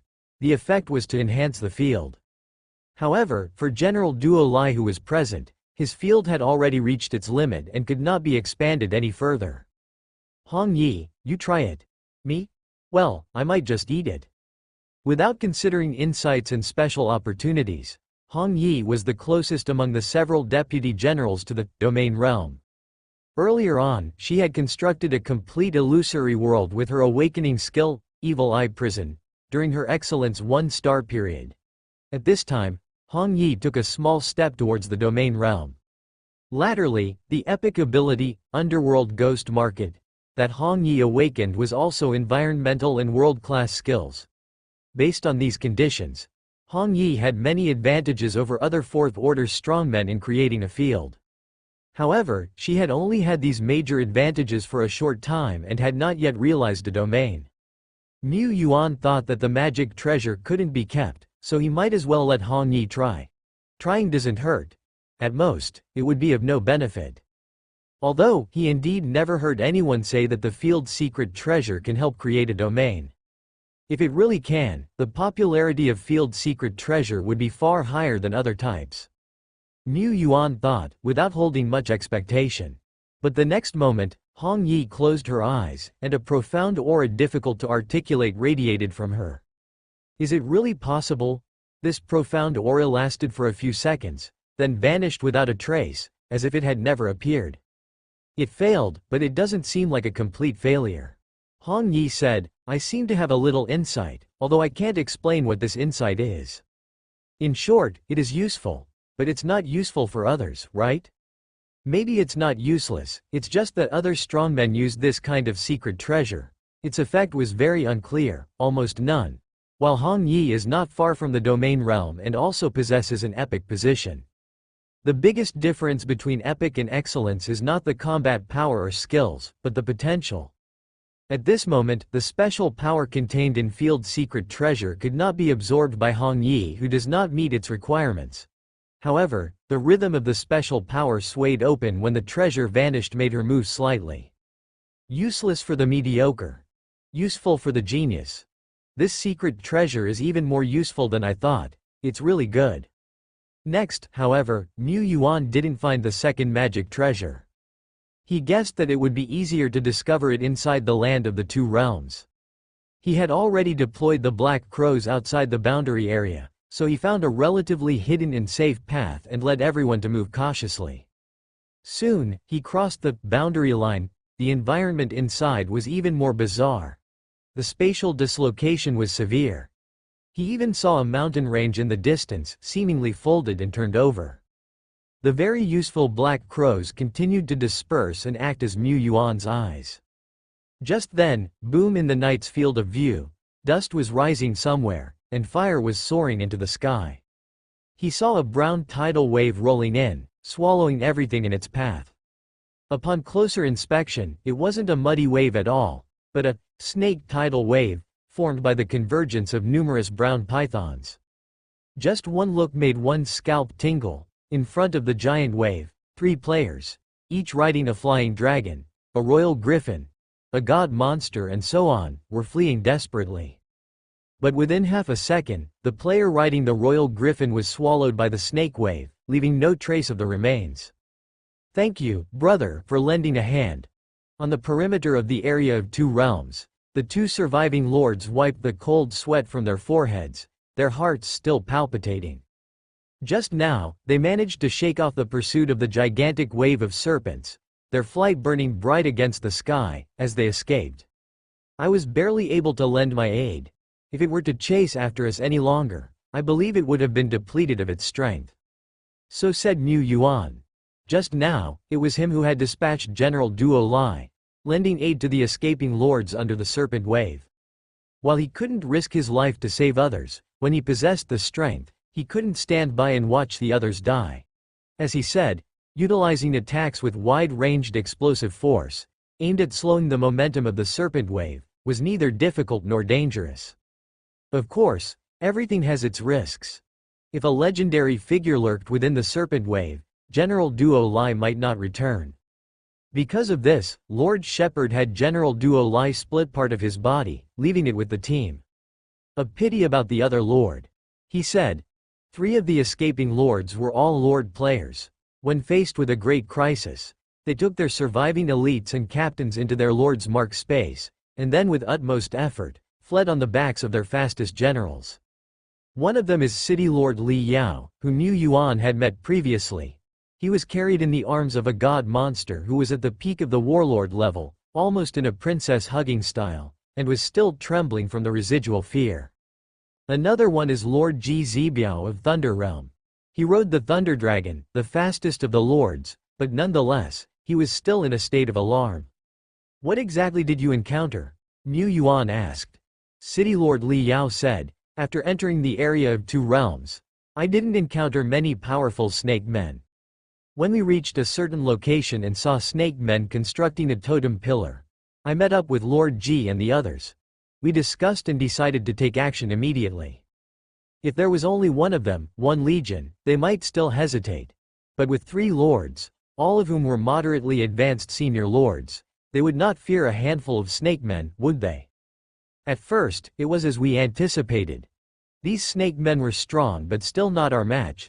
We fought steadily, gradually eliminating them and advancing until a certain moment. Suddenly, the ground collapsed.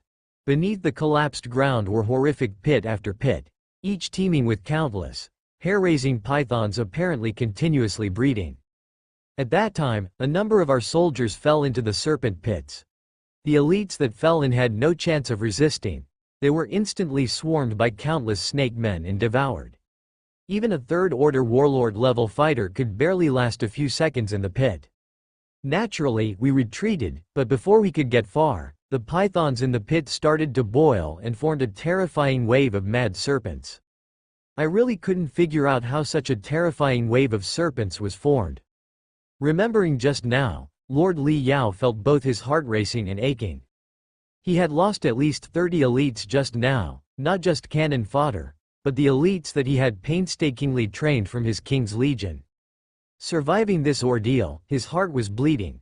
He was tempted to turn back, but this trip had not yielded much gain. Wouldn't it be a loss if he turned back now? Thus, he was torn. Let's first leave the junction and plan from there, said Mu Yuan. Through Black Crow's vision, he could already see that several areas had been swept up by the wave of mad serpents. This snake man tribe could not be simply assessed by the standards of common monster tribes. Their growth and breeding speed seemed extremely fast. Mu Yuan decided to retreat from the junction, while the other 2 lords decided to explore the surroundings and assess the situation. At this point, more and more explorers started realizing how formidable the snake men were.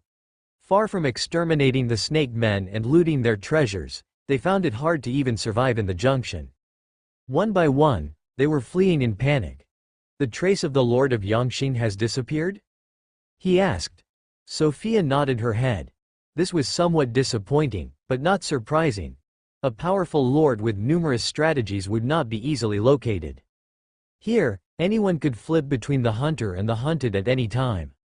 Snake men, foreign lords, events could turn in such a way that legendary figures might even set eyes on this place. Mu Yuan became more cautious in his exploration. At this point, in Taiwan's official forum section on the Land of Two Realms, a lord working under the Tai Zan Lianji suggested gathering troops. Firstly, gather forces to exterminate the Snake Man tribe and other monster populations. After that, everyone can continue their own explorations. After all, the aura of the magic treasure of Two Realms did not glow continuously. Explorers needed to search inch by inch, sweeping everything with their eyes for a chance to find it. However, currently, even entering the junction is highly detrimental, not to mention meticulously exploring every inch.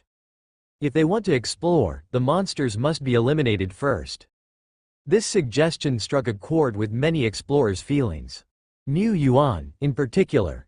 Compared to other lords and explorers, Tianyuan territory was merely a few hundred kilometers from this place. He was eager to exterminate this Snake Man tribe. The magic treasure could be ignored, but the Snake Men must die. Many high-level players and experienced lords instantly responded under the post, agreeing one after the other. Of course, the identity of the poster mattered. The poster was marked with a golden authentication marker, displaying. He had many titles. Of course, this was normal. Many high-level players belonging to the official side often held multiple positions. The Lord of Amber City, as a senior official of Tai Zan Lianji and a famous powerhouse in Panxi City, had the ability to rally the masses, hence his call for assembly was met with numerous responses. If an ordinary player had issued this call, the outcome would have been uncertain. There are still some heavy hitters around the Land of Two Realms. Mu Yuan felt somewhat relieved. As a small lord who had just shaken off his greenhand status, he couldn't bear the weight of these strange Snake Man tribes and powerful figures from other nations lurking nearby. He, along with Duo Lai and Sophia, hastened towards the assembly point. As for Dead Bone, General Dead Bone was still in the border region, seemingly assassinating some snake men and tracking some unusual footprints. Yes, it had been there for most of the day without actually fighting and was sneaking around. This was normal. If there was a need to fight, it meant that it was already in an unsafe situation. At least, that was the case for Dead Bone. Other lords who entered the Land of Two Realms were pushed back by the Snake Man horde, but Dead Bone was moving in a certain direction as if there were no snakes around. Mu Yuan was also heading in a specific direction. The meeting point was located in the southwestern part of the Land of Two Realms, quite far from him. To avoid the border region and the numerous Snake Man squads, Mu Yuan moved carefully, taking a long route. Along the way, he noticed some conspicuous marks carved on certain trees. This was a code pointing towards the assembly point. Most players, including Mu Yuan, had taken the public course on Taizan's marking system, so they understood these codes. They were probably used to guide those players who couldn't receive forum messages. Although the codes were not highly secretive, at least the wisdom monsters couldn't understand them. Moving through the dark, immense forest, he stealthily assassinated monster after monster in his way. He put the corpses in Duo Lai's dimensional pocket, leaving no traces behind. It was a perfect stealth operation. No Snake Man squads noticed them anymore. After more than an hour of detouring, Mu Yuan gradually approached the target spot. At this time, he became more vigilant, using different reconnaissance techniques like the Black Crow and Starry Eyes. He believed in the one who issued the forum post, but he had to be careful as everything could potentially go wrong. This was not only for his own safety, but also for Duo Lai, Sophia, and Rakshasas. Previously, lords like Li Yao and Xiangleji had lost their elite soldiers who had been with them for years. Such losses were not only due to insufficient strength but also a lack of precautions. Seeing this, Mu Yuan became more cautious. Fortunately, no surprises occurred. With the help of the Black Crow's vision, he quickly noticed the Taizan-style camp beneath a large tree in the distance. Outside the camp stood several lords, including the 7th-level Lord of Amber City. In the temporary territory, many veteran players and old lords gathered. Another core has arrived. It seems like there are quite a lot of players around this Land of Two Realms. It might be because of the eye-catching upside-down shadow.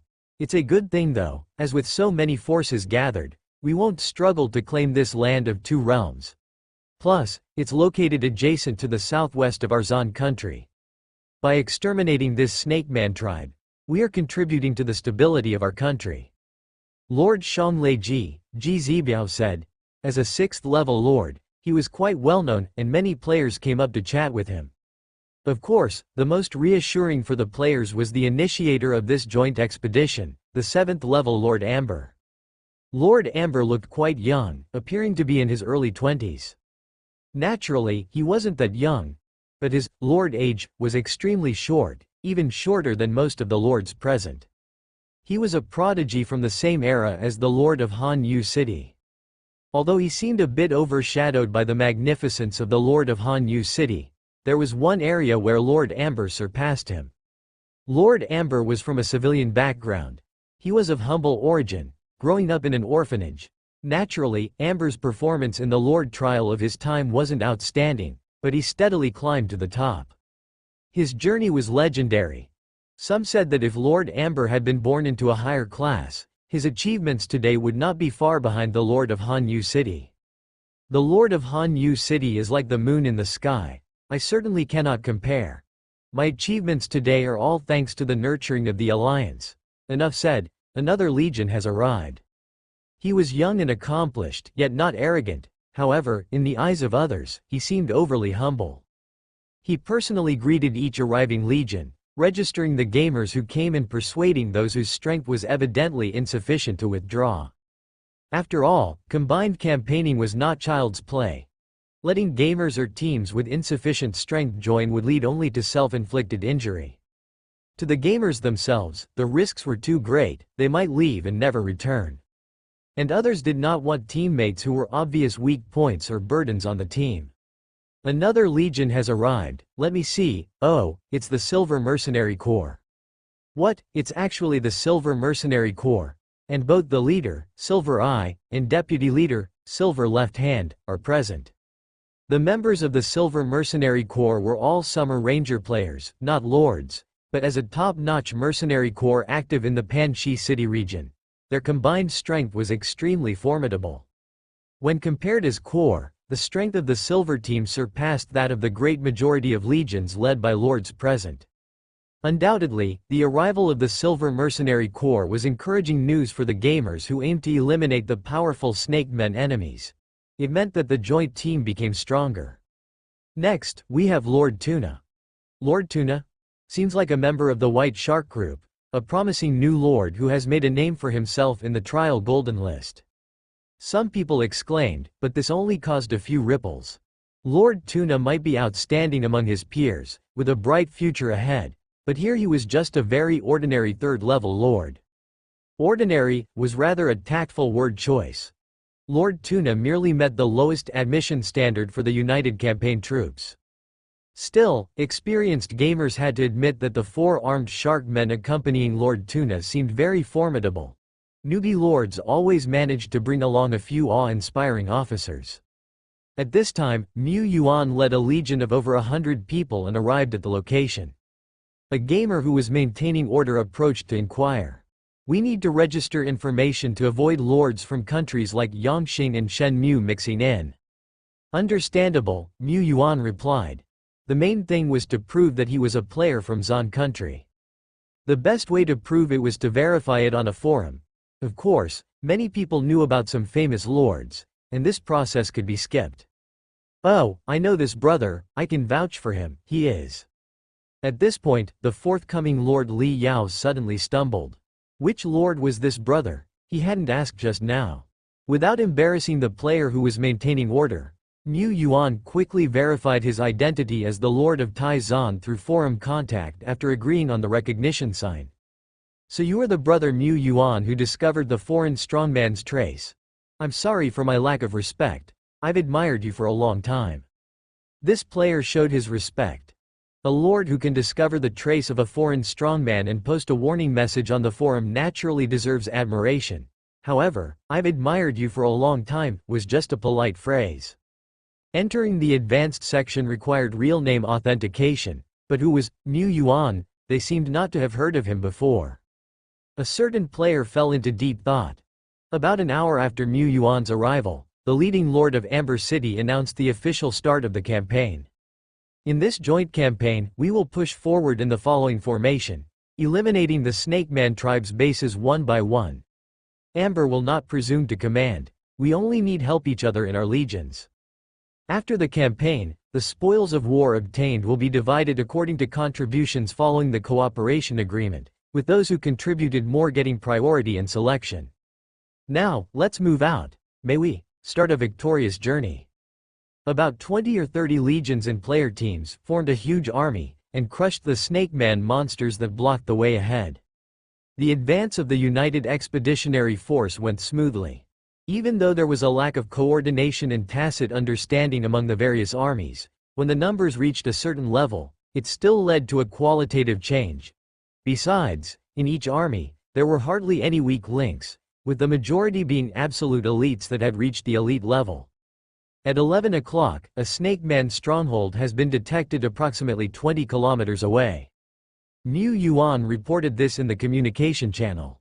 It seemed to be a strategic skill of a hero under the command of the Lord of Amber City, who had set up a temporary real-time communication network with this skill, allowing the commanders of various armies to communicate in real time. At this moment, Mu Yuan was assuming the role of assistant scout. During his reminder to all Zan country players on the forum, he demonstrated his remarkable scouting abilities.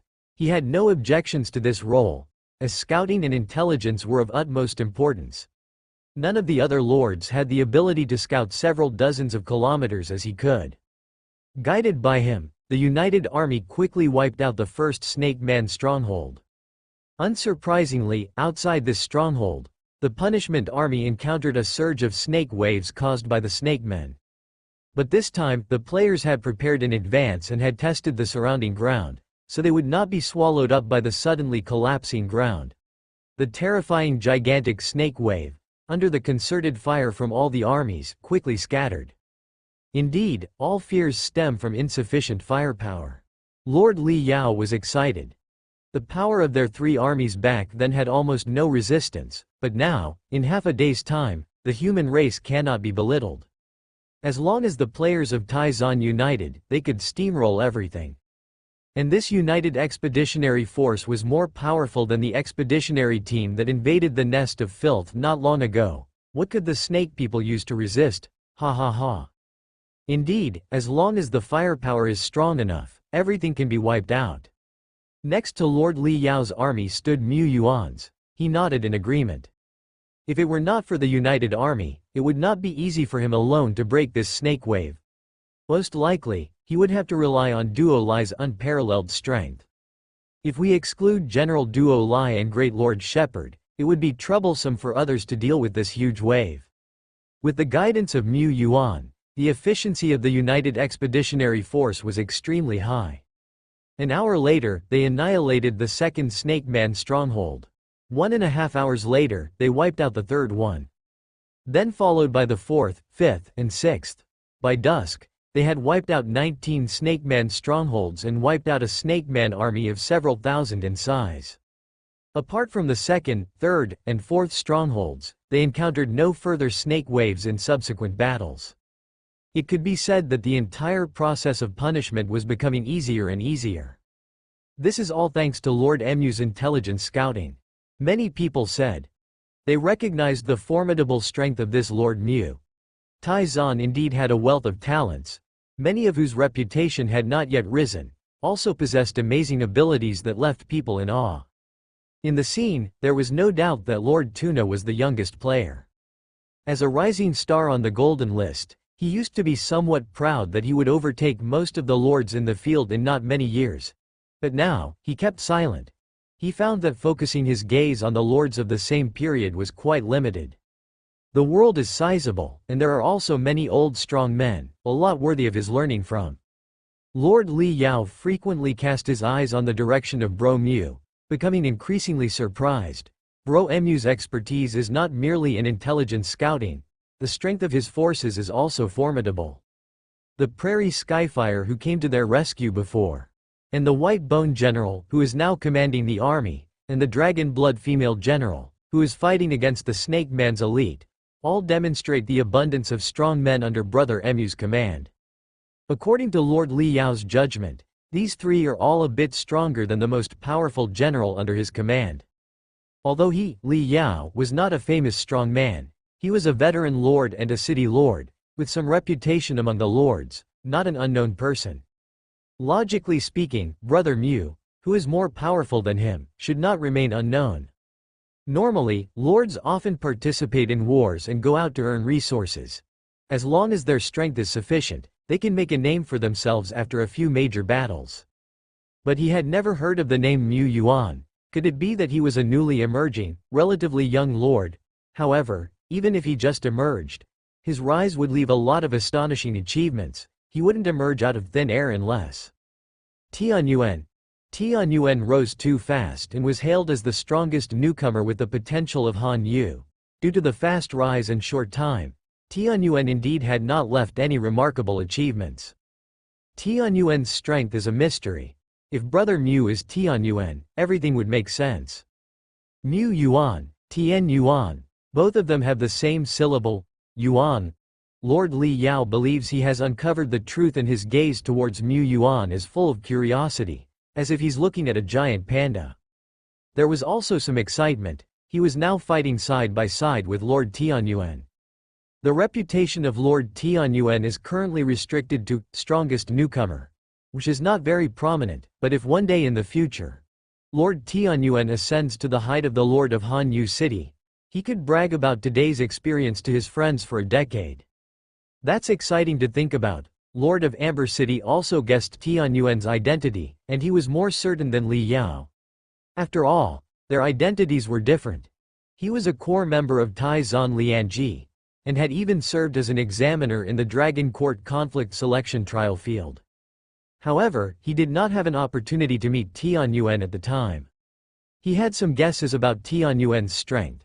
What Tianyuan had shown so far probably wasn't his full potential.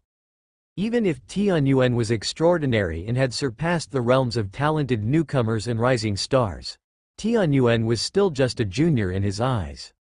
He was the strongest in the expeditionary team and had to carry everything on his shoulders. If an unexpected crisis occurred, he might have to take care of Tianyuan. However, such thoughts flashed through the Lord of Amber City's mind only for a moment. What he was mostly considering was the campaign against the Snake Man tribe. He had an unsettling premonition. Everything was going too smoothly. Could they really eradicate the Snake Man tribe just like that? The Lord of Amber City is overthinking, a lord chuckled in the communication channel. We shouldn't overestimate the Snake Men. After all, they're just a monster tribe. From my view, the lack of resistance we've met is because we've wiped out the main force of the Snake Men. A monster tribe can't have endless power. Besides, we caught the Snake Men off guard. It's only natural it's going smoothly. It's more surprising that such a large army was assembled to fight a mere Snake Man tribe. Most of the lords and high-ranking players held the same view. The Lord of Amber City nodded in agreement. Indeed, there's no need for baseless worries. Logically, their victory over the Snake Man tribe made sense. They shouldn't cower because of some groundless intuition. Besides, they were already deep into the borderland, having exterminated more than half of the Snake Man tribe. It wouldn't make sense to back out midway now. This was deep into the borderland, mirroring the environment of Langsing. However, as they ventured further in, the environment became more bizarre. There were crystal-like structures embedded onto towering mountains at an angle. Space rifts resembled streams, moving up and down. Looking into them gave you a dizzying feeling as if the world was being flipped over. A few magic treasures were salvaged from this space stream by the expeditionary team. The Lord of Amber City was temporarily keeping them and would distribute them after the war had ended. Mountains hung upside down, with the ground turning upwards.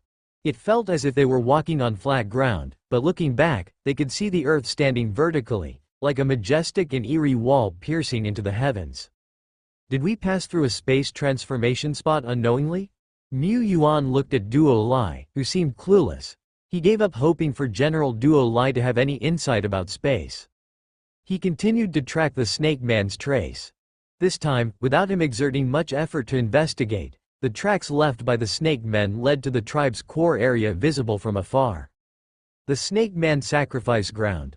Although they were still at a distance, the players could see the towering statue in the distance. It seemed to be a statue of a Snake Man. The statue stood over 100 meters tall. Its vertical scarlet pupils and snake-like hair danced in the wind. She sat on a lotus podium with dozens of golden arms extending behind her. One of her arms was raised high, its palm facing the sky, as if she was holding up the vault of heaven. The Snake God. As everyone's gaze fell on the statue returned information. It was not the typical identification information bestowed by a lord's authority. It was more like the inherent information of the sculpture itself. Whoever saw it would know. It's a bit eerie, a lord swallowed hard. But it's an inanimate object. There aren't any signs of a fallen god's servant descending. That's right, besides, our punishment army isn't afraid of a fallen god's servant descending either. If they dare show up, we'll blow them to pieces in a minute. Charge ahead, it's the final battle. After we take out these Snake Men, we can split the spoils, right? Exactly. Let's get this over with so we can divide the treasures. Many couldn't hold their excitement any longer. This was, after all, a temporary army. They didn't bear any heavy responsibilities. Seeing that everyone was eager to fight, the Lord of Amber City had no choice but to give the direct command. Fight. Most of the lords in the field were seasoned warriors. They talked lightly, but they took the combat seriously. They first used all sorts of long-range abilities for probing, bombarding the ground and sweeping the surroundings. Once they were sure there were no ambushes, All the military units quickly advanced, aiming directly for the giant statue. The statue was mildly eerie, of course, it had to be destroyed first. The Lord of Amber City thought so as well. He resonated with his military spirit and struck a 100-meter-long silver-white sword radiance, which hit the statue. Crack! Several arms of the statue shattered and fell from the high altitude, stirring up dust in the air. Multiple battalions led by a few lords resonated their army soul embryos, conjuring up large-scale skills and slashed at the statue repeatedly. 1 strike. 2 strikes. 13 strikes. The statue was very tough. It had actually withstood 13 large-scale skills from a 100-men scale, but no matter how tough it was, it ultimately shattered.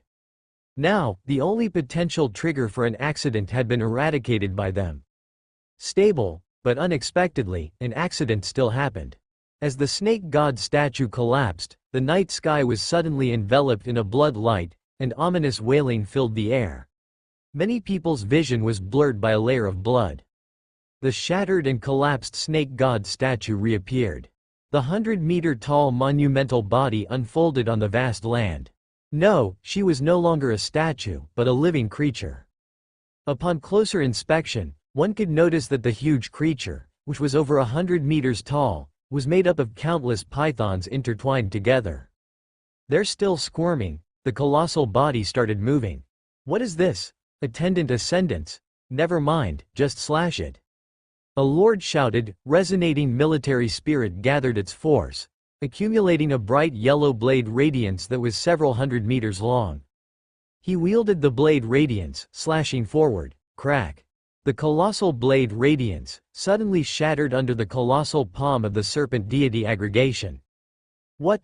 The serpent deity aggregation stood tall on the ground, and from its back emerged dozens of boneless long arms. Each wave and smack contained endless energy. If you could say that the Lord's big moves are the collection of the power of hundreds of elite, then a single long arm of the serpent deity aggregation summoned the power of thousands and tens of thousands of snake men.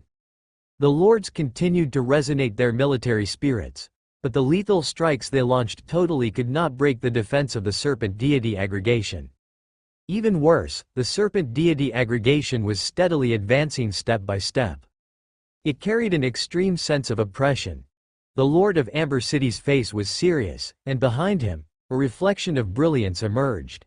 The elites positioning themselves within the light. He swung his sword. Boom! The attack, condensing all his strength, finally shattered one hand of the snake person aggregation. Only one hand, and the hand was healing rapidly. Damn it! If his king's legion were all here, he wouldn't be intimidated by this monster. But he only brought a little over 100 elites, which made him feel a bit overwhelmed. The power of resonating military spirit did not bring immediate effects, not to mention the generals under each lord. Even the Fourth Order generals, in front of this terrifying creature, were as insignificant as ants. The general could only put in a little more effort under the resonance of the military spirit, and that's about it. What should we do? Should we retreat? But if we retreat, it's more likely to result in defeat. If we don't retreat, we must find a way to shatter the core of the serpent deity aggregation. The core of this massive creature was quite obvious. It was right at its forehead. Presumably, it is this core that aggregates the massive body. If you don't shatter the core, this massive creature is like an indestructible aggregated monster. But if you want to shatter the core, you have to first break through the terrifying hands of the serpent god. No matter how you think about it, they couldn't do it. Mu Yuan was also thinking. The Undead Legion lead by Bone 4, with a scale of hundreds, was not outstanding at this moment. Their output at most ranked within the top 5. The Rakshasa, Shi Lu and other generals, might be many times stronger than the average Fourth Order, but when facing the serpent deity aggregation, which was of extremely high level and its normal attacks were equivalent to large-scale skills, they could not play much role either. Not to mention Hong Yi. The illusion power-facing aggregation was like a downgrade in this version. If Lu Lu was here, the fearless giant mountain god ranking might not be lower than the serpent deity aggregation. However, Lu Lu's full strike cannot match the large-scale skill. It's hard to break the hand of the serpent deity's tight defense through frontal confrontation. It must be done by precision piercing. In his legion, there was a force very good at precision piercing. Uta. Compared to the battle with the Nest of Filth, Uta's level has made considerable progress, stepping into the Fourth Order just a few days ago. Meanwhile, his training on the physical shackles had also reached a profound point. Assisted by the reaping what you sow talent, Uta's physical strength kept growing without limits. This moment of non-stop training will explode with earth-shaking strength in times of crisis. At this moment, the faces of the lords and high-level players are extremely ugly, especially those with weak power who are even more panicked. They have been put at a disadvantage. They can't advance, nor can they retreat. However, the resonating military spirit has a time limit, which seems like the countdown to death. What to do? What can we do? I will make a move. Over the undead legion, a violent surge of energy suddenly rose. The blood-red energy of life surged, transforming into a flaming armor, draping over Uta's body. Zing! The flame vanished on the spot. What is this? When Uta completely shattered the shackles of the flesh, what was released was a vast and violent momentum. Even in this battlefield, where swords of 100 meters were flying everywhere, flames blazed across the earth, and ice edges rose to form mountain peaks, Uta's momentum was unique, like a prominent, red water column erupting from a turbid sea surface. The average elites were fully invested in the resonance of energy, paying no heed to anything else. However, the select few powerhouses, such as the Lord of Amber City, were suddenly alarmed. Instinctively they looked up, only to see remnants of light red energy waves, circularly spreading outwards above the undead legion, gradually dissipating. The energy waves spread out in ring upon ring, extending from above the undead legion into the distance. Faint up close, deep at a distance. Like a tunnel that had been pierced through. Boom. Thud. Beneath the snake person aggregation, beside the giant lotus platform, the ground cracked with a thud, and intricate, spiderweb-like cracks spread symmetrically for 20 meters. In the center of the web-shaped cracks, there was a humanoid figure enveloped in dazzling red flames. No, an afterimage. When the gaze of the Lord of Amber City followed, all he could see was this afterimage. It was at this moment that the cracked earth collapsed with a thunderous crash, forming a round pit. Above the pit, there were waves of flame rising straight into the sky. The high sky, where energy tides surged and flames clouded and ice crystals rained down, was covered in the countless arms of the serpent deity aggregation. The arms were as soft as satin, yet as massive as high-rise buildings, resembling a 100-meter-long python. Huge and domineering. Dominant and flexible. Under the resonance of the army soul, the whole army could move as one, its flexibility hardly inferior to that of an individual powerhouse. The speed at which they could gather energy was extremely fast. In the blink of an eye, giant blade glows of hundreds to 200 meters could be raised.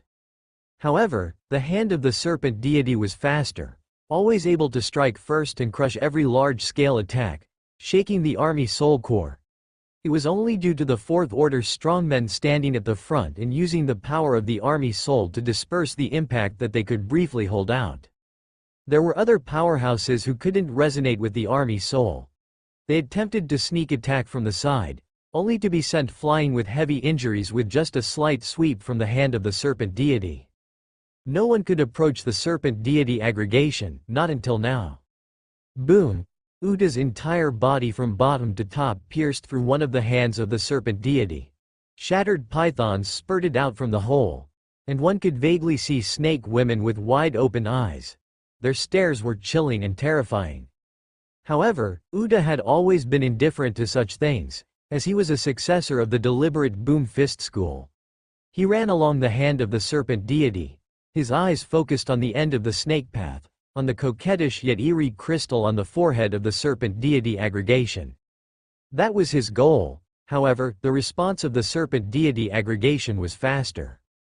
On the snake path Uta was running on, an entire hand of the serpent deity instantly disintegrated, countless pythons fluttered in the air, and Uta fell into the void, his body suddenly stalled.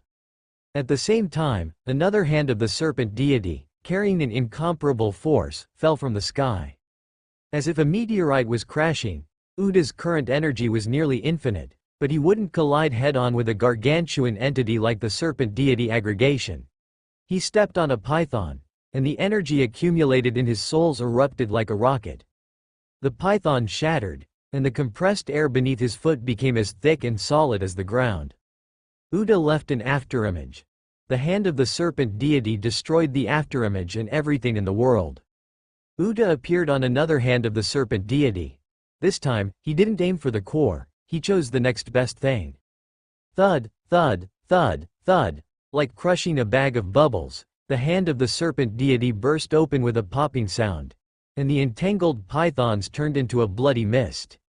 Even though the aggregation was regenerating at an astonishing rate, it was far slower than the speed at which Uda was attacking. He continued to strike, sometimes stepping on the air to flash to a different location. He shuttled through the encirclement in pursuit of the hands of the serpent deity, like dancing on the tips of knives. Smash, smash, smash, smash everything, it's one-punch martial madness. Lord Kanglang, who was leading an army, widened his eyes from a distance. His gaze couldn't keep up with Uda's speed, but once he saw those wild and unparalleled afterimages, he would never forget them. He's stronger now, how is this possible? Could a powerhouse on the top of the Dragon Gate leaderboard actually take another big step forward? Was this Uda, the one-punch martial madness, only half a step away from the legendary threshold as the legend said? The serpent deity aggregation was tragically immense, and its high energy level was unequaled even by a full-fledged attendant ascendant. After all, it was a gathering of countless individuals. Therefore, Uda could only injure it, but not kill it with one punch. After all, he was only a newly ascended fourth warder, newly entered epic tier leader. He had his limits. However, with his individual strength, Uda shattered several hands of the serpent deity and distracted several others, greatly reducing the pressure on the entire punishment army. Now is the time, whoever still has their trump cards, hurry up and use them. This is our only chance. This general won't be able to hold on for much longer, crowed the Lord of Amber City. Uda's energy was too violent, like a breached pond. Anyone with discerning eyes could see that this was a life or death move. No, it was burning life.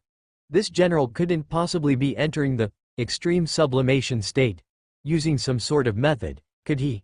Only then could their unruly power, which was beyond their rank and outside of the norm, be explained. Everyone else was sacrificing their lives, so how could one hold back? Some lords infused their power into the letting general's body, unleashing a stronger attack in an overloaded form. The heroes of the Lord's house continued to burn soul crystals, deploying the strategic skill they have been preparing since the start of the battle. The end of the sky was set ablaze, and a meteor wrapped in roaring flames descended from the sky. Strategic skill. Meteor fall. This was a simple, brute, but extremely terrifying move. The plummeting meteor pressurized the air, as if the sky was falling, making it difficult for everyone to breathe. The target at the center of the meteor was the enormous snake god agglomerate. It let out a shattering cry, the hand of the serpent deity reaching for the sky. 1 strike, 2 strikes, 3 strikes. Boom! The meteor shattered, transforming into countless huge debris that fell all around, lighting up the sky like a meteor shower. The hero who launched this attack was gasping for breath, as was his lord. The lord revealed a smile. Even though the meteor shower was resolved, it must have hurt you too. 3 of the serpent deity aggregation's long arms were shattered. It healed rapidly under the numerous breeding pythons, but the various core also took advantage of the moment to chase and attack, finally leaving several wounds on this terrifying giant creature. Great, but it seems insufficient. A 100-meter-long sword light could only slash a 10 or 20-meter-long gap on the body of the serpent deity aggregation. Such a gap healed completely within 3 seconds. Their damage output was not enough. They were not enough to kill this terrifying existence, far from enough. So, it's time for General Duo Lai to make a move. Far away, in the sky above, the ultimate darkness concealed everything, covering all light and breath, until at one moment when the darkness could no longer conceal, it was torn apart by the orange-red flame light and the purple-blue electric light. Duo Lai, Sophia stood tall here. Surrounding Sophia was a hint of wisps of dark light, the night sky curtain and the night hiding skill slowly dissipated. Behind her were two wings woven from countless black feathers. Upon seeing her mission accomplished, Sophia flapped her wings and quickly retreated. She was merely a weak woman and could not bear the wrath of the serpent deity aggregation. General Duo Lai, on the other hand, was sitting comfortably on the soft gelatinous body of slime, her sky-blue hair fluttering against the wind, surrounded by flames and thunderbolts. The flames transformed into butterflies, fluttering around Duo Lai. The thunderbolts transformed into thunderpythons, hovering around Duo Lai.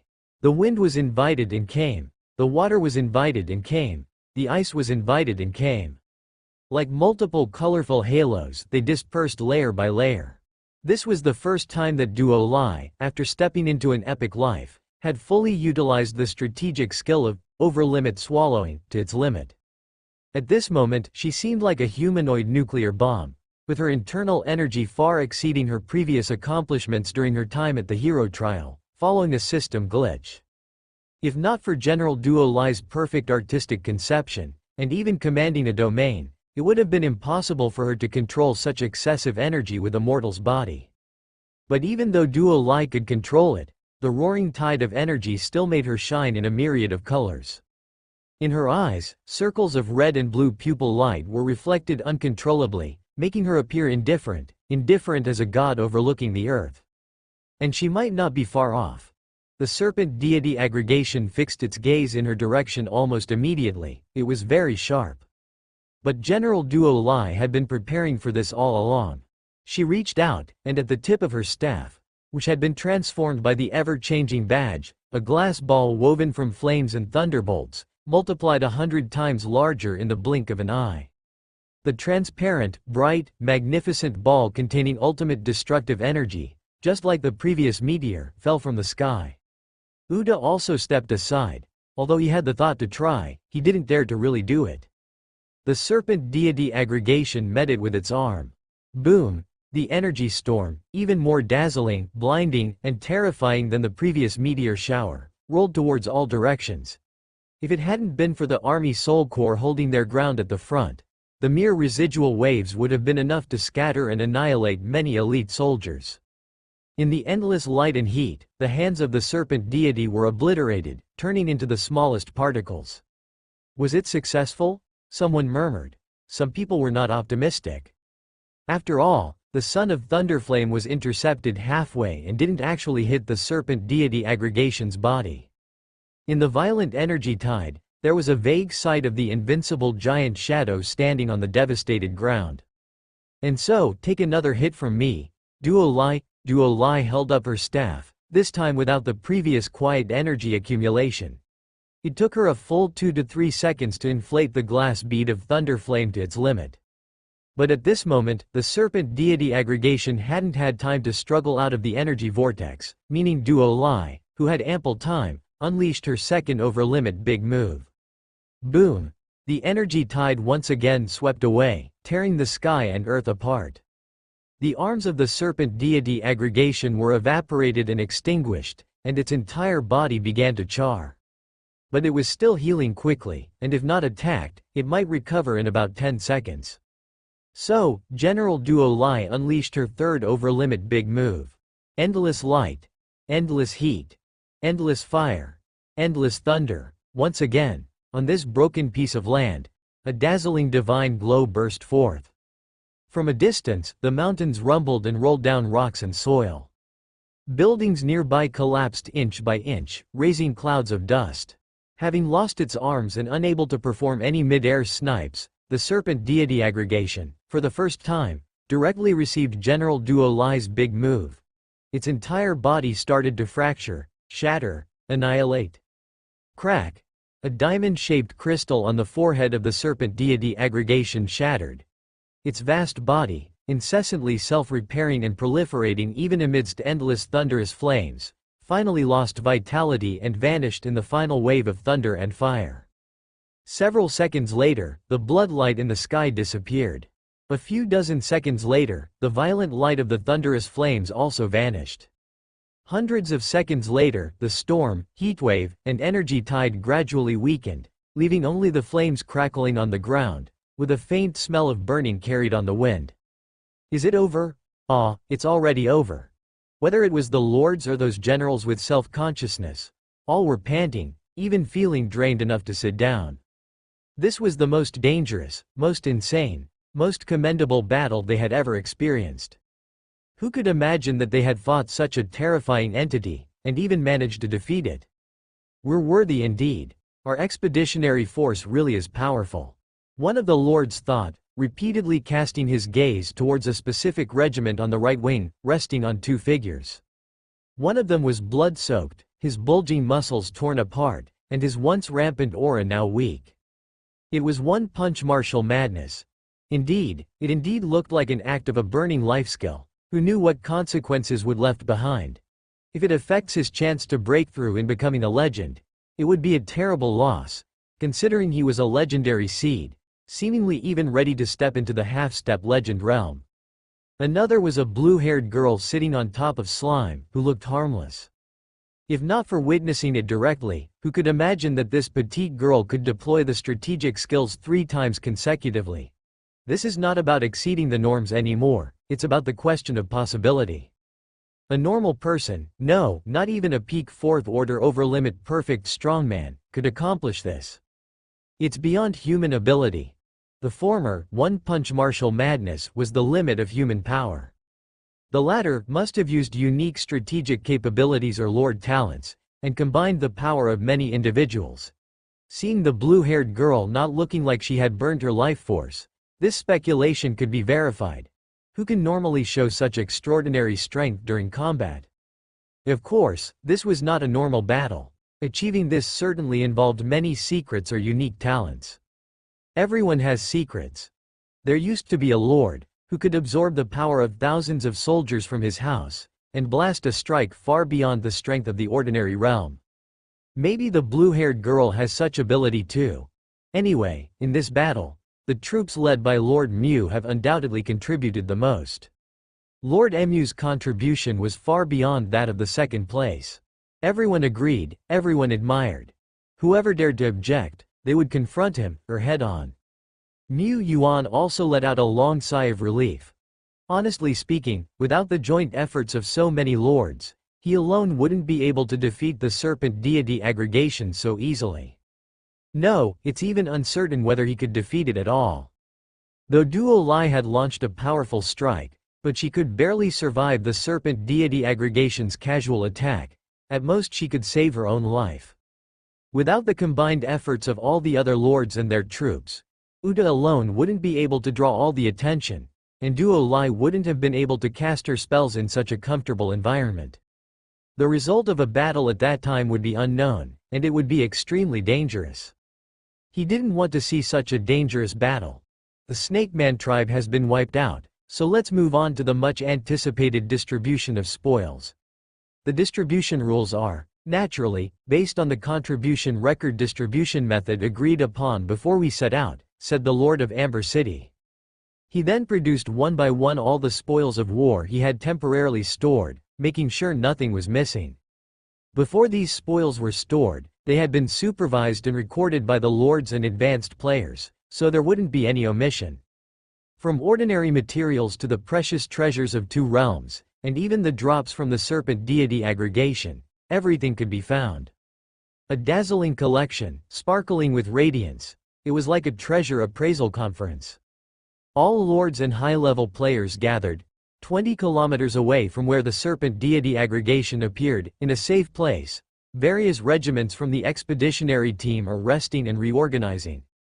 The elites rest on site, gulping down potions to replenish their nearly drained bodies. The wounded heal rapidly under the care of the nuns and other healing classes, although they still seem to be rather weak. Some were too severely injured or drained to recover quickly and can only preserve their lives, or gradually recover their strength over time. For instance, generals who previously overexerted themselves by using large-scale skills. Strength gobbling skills or blood-burning potions. Like Uta, after the war, Uda lost the maintenance of the light of will, and his life is like a candle in the wind, looming extinction. His body looks like shattered porcelain, making anyone who sees it shudder. The scene is terribly atrocious. Mu Yuan, however, is used to it.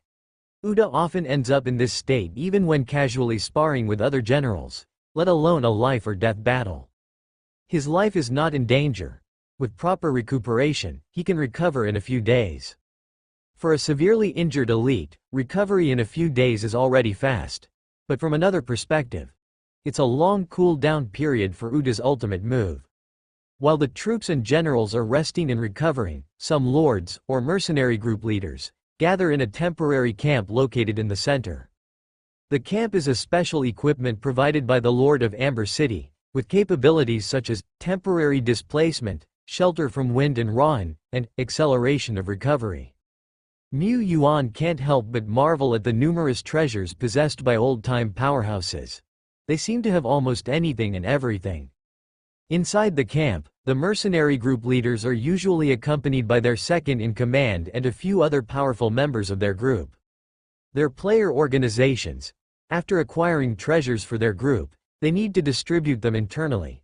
The selection of treasures isn't settled by a single word from the leaders, but through consultation with other powerful members in the group. The lords also have 2 or 3 entourages when they arrive.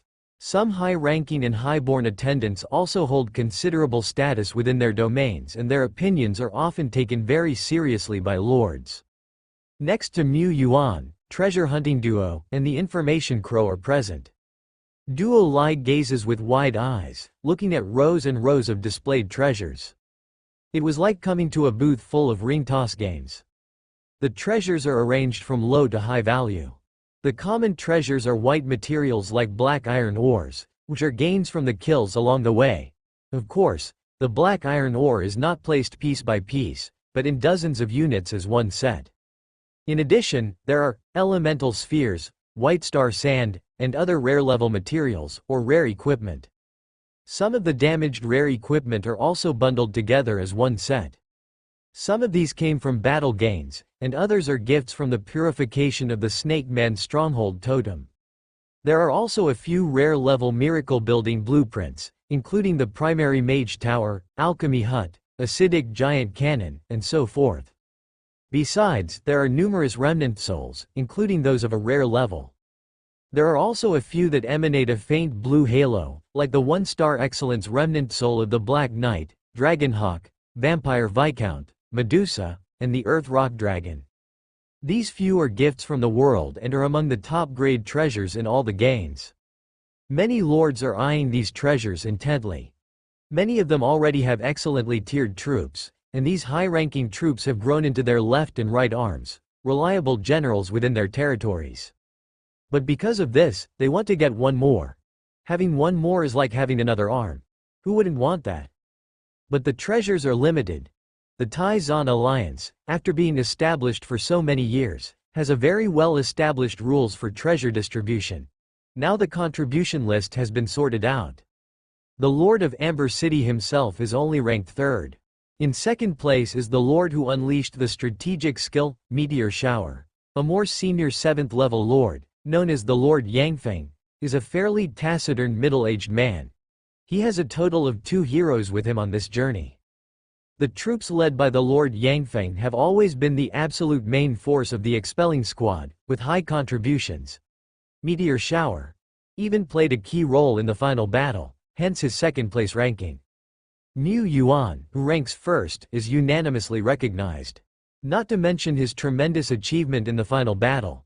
The intel he provided during the expelling process alone would place him above most of the lords. Naturally, Lord Mu's contribution far surpasses that of the 2nd place. So, according to the rules, he is the first one to choose treasures, and also the second one. The third is Lord Yangfeng, then the Lord of Amber City, and after that, it's Lord Mu's turn again.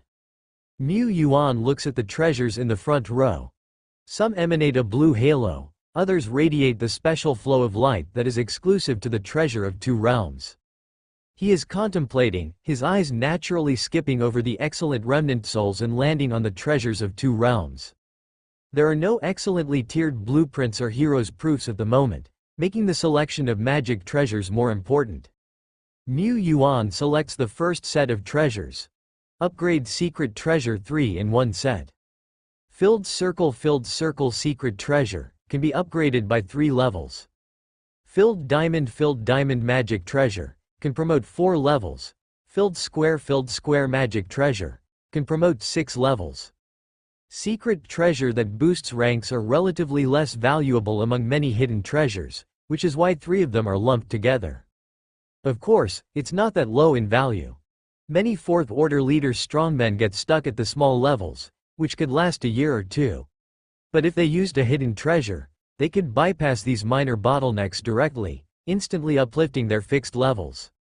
Even a 3rd order peak powerhouse who uses these kinds of treasures has a good chance to break through the hard leader level barrier. There are many lords who would choose such a set of hidden treasures. Mu Yuan was the first to pick them up. The value of these 3 treasures in his hands was enough to outshine the other items by a mile. Legend is within sight. After using the secret treasure, Duo Lai and even Dead Bone can be promoted to the Leading Realm Peak.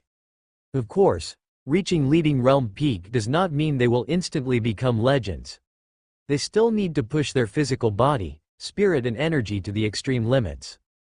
These can still be done with small increments after reaching the leader level peak. The greater the promotions, the higher the chance to break out into Legendary Realm, as well as greater benefits. This is a very important step.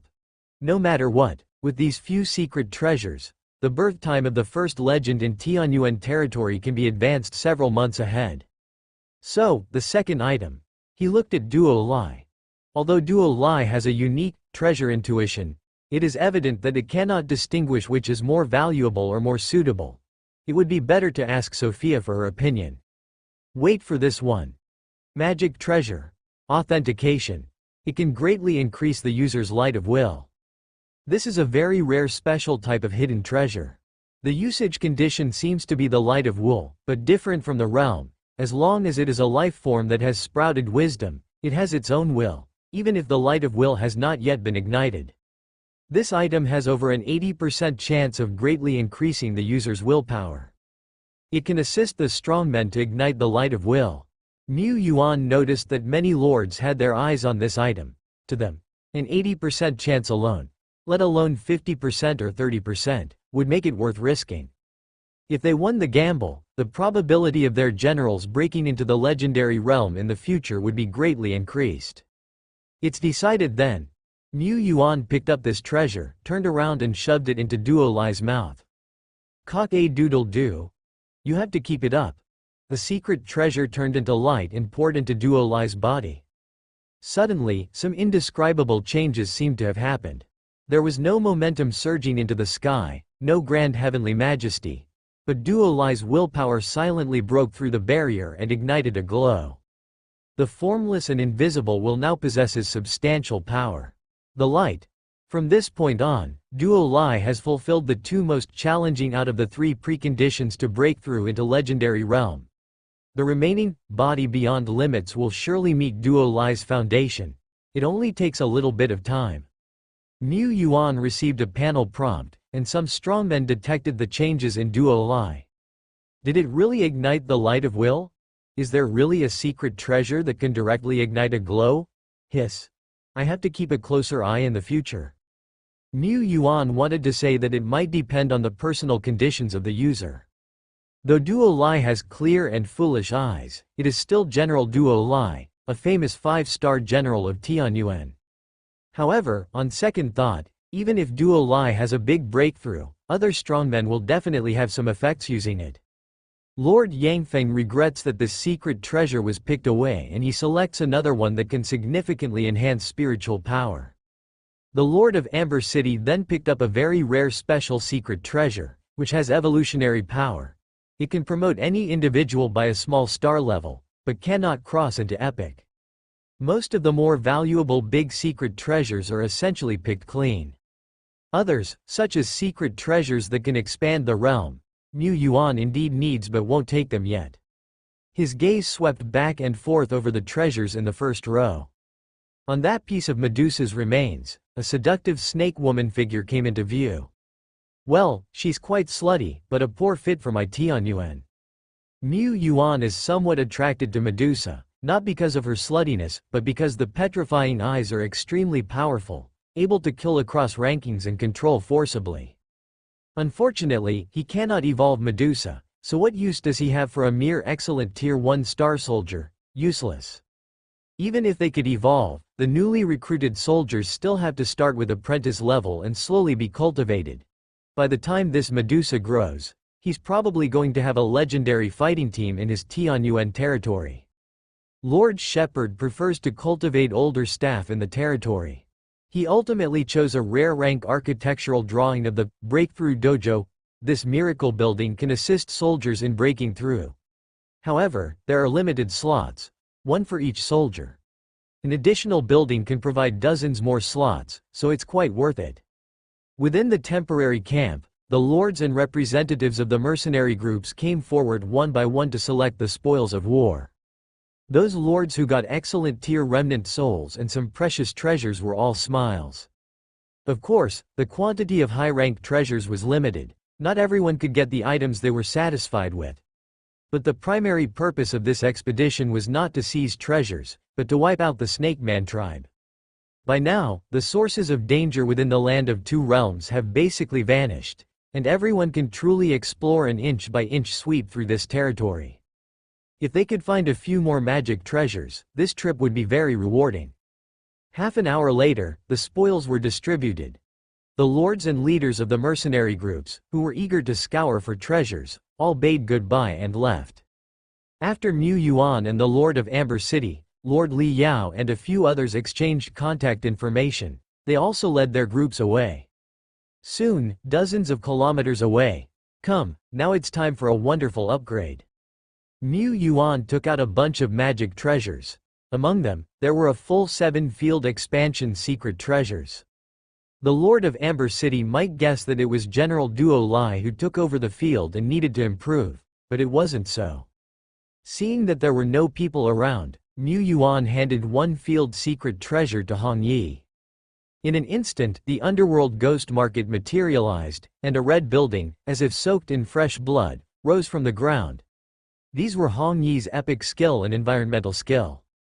The realm born of these two skills, after Hong Yi immersed herself in comprehension for a while, finally took shape. Things just fell into place nicely. Afterwards, Miu Yuan divides the rest of the field secret treasures among Rakshasa, Bone 4, Sophia, Uda and other high-ranking followers.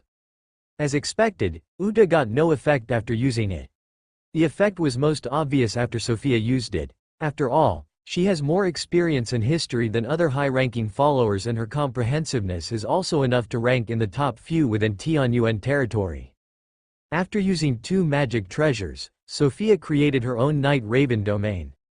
What surprised Miu Yuan a bit was that the efficacy of the magic treasure used by Bone 4 was also quite obvious. Miu Yuan put the second magic treasure on it. With the epic ability of Deathremain's territory as a cornerstone, Bone 4 also created a realm. Skeleton Domain. Similar to the early withered bone realm of Dead Bone, pretty ordinary, but it is also a realm. Only ordinary realms need to be handled by legendary powerhouses. It is extremely difficult to create a realm. Who dares to be picky? The next step is the heavyweights upgrade. General Duo Lai used the upgrade secret treasure. Miu Yuan gave Duo Lai that secret treasure which could upgrade 4 levels, just to be safe. Ding! Prompt. Your hero, Duo Lai, has been upgraded to 4th Order Peak, and will not be able to gain any more soul power experience through the absorption of soul sand. How do you feel? He asked. Benduo has become stronger. Duo Lai could feel that the energy within his body had become more vast, at least 5 or 6 times stronger than before. It seems that there's more. Benduo vaguely senses the barrier. It looked like it was expecting praise. This is indeed impressive. Other peak strongmen have to use rituals to forcefully go into the ultimate sublimation state. Duo Lai may be able to achieve ultimate sublimation with his own strength. But don't attempt this recklessly. If ultimate sublimation fails, Without the help of fields and medicines, you might die on the spot. Mu Yuan said, moreover, your basic qualities still have room for improvement, you can sense that, right? Duo Lai frowned, deep in thought. After a long time, it started talking in an uncertain tone, seems. I can. It's a long way off. It extended 2 fingers as a comparison, but found it inappropriate, so it used its arm instead. It stretched out its arms, as though holding a big ball in between. It could also be a universe. Like, it's probably off by this much. Mu Yuan stared at Duo Lai. Duo Lai returned the stare with innocent big eyes. Mu Yuan fell into contemplation. General Duo Lai seems to be quite some distance away from promoting his basic qualities to their absolute limit. Generally, the gap between the 4th order peak and the 4th order limit is not vast. However, at this stage, the strong cannot continue to strengthen themselves by absorbing soul power from soul sand. If they desire to continue climbing on top of this foundation, they must rely on daily strenuous exercise and the intake of various rare treasures. Both of these avenues are energy-consuming and expensive. Regardless, the enhancement is not very significant. At this stage, each improvement is equivalent to breaking limits. A peak strongman continues to break his limits repeatedly until he cannot progress any further and reaches his real limit. By this time, the 4th order limit strongman is not necessarily able to meet the requirements of the body beyond limits. This depends on whether the strongman has solid foundations from his growth process in the previous stages. According to the official statistics of the Taizan Alliance, usually, a strongman rated as 1 star in excellence, who used the perfect breakthrough stone to break through 4 or more major levels, will be able to meet the requirements of the body beyond limits. The higher the rating, the higher the legendary chasm they face, and the higher the requirement for the body beyond limits. However, the higher rated life form has a higher foundation, so it becomes easier to meet the body beyond limits. For an epic life, even without the use of precious breakthrough materials, natural growth, even wild growth, given enough time, is likely to meet the body beyond limits standard. General Duo Lai currently possesses a domain in the light of Wool, and has even begun to perceive the legendary barrier. He can independently undergo extreme sublimation. This means Miss Duo has already met 3 major standards.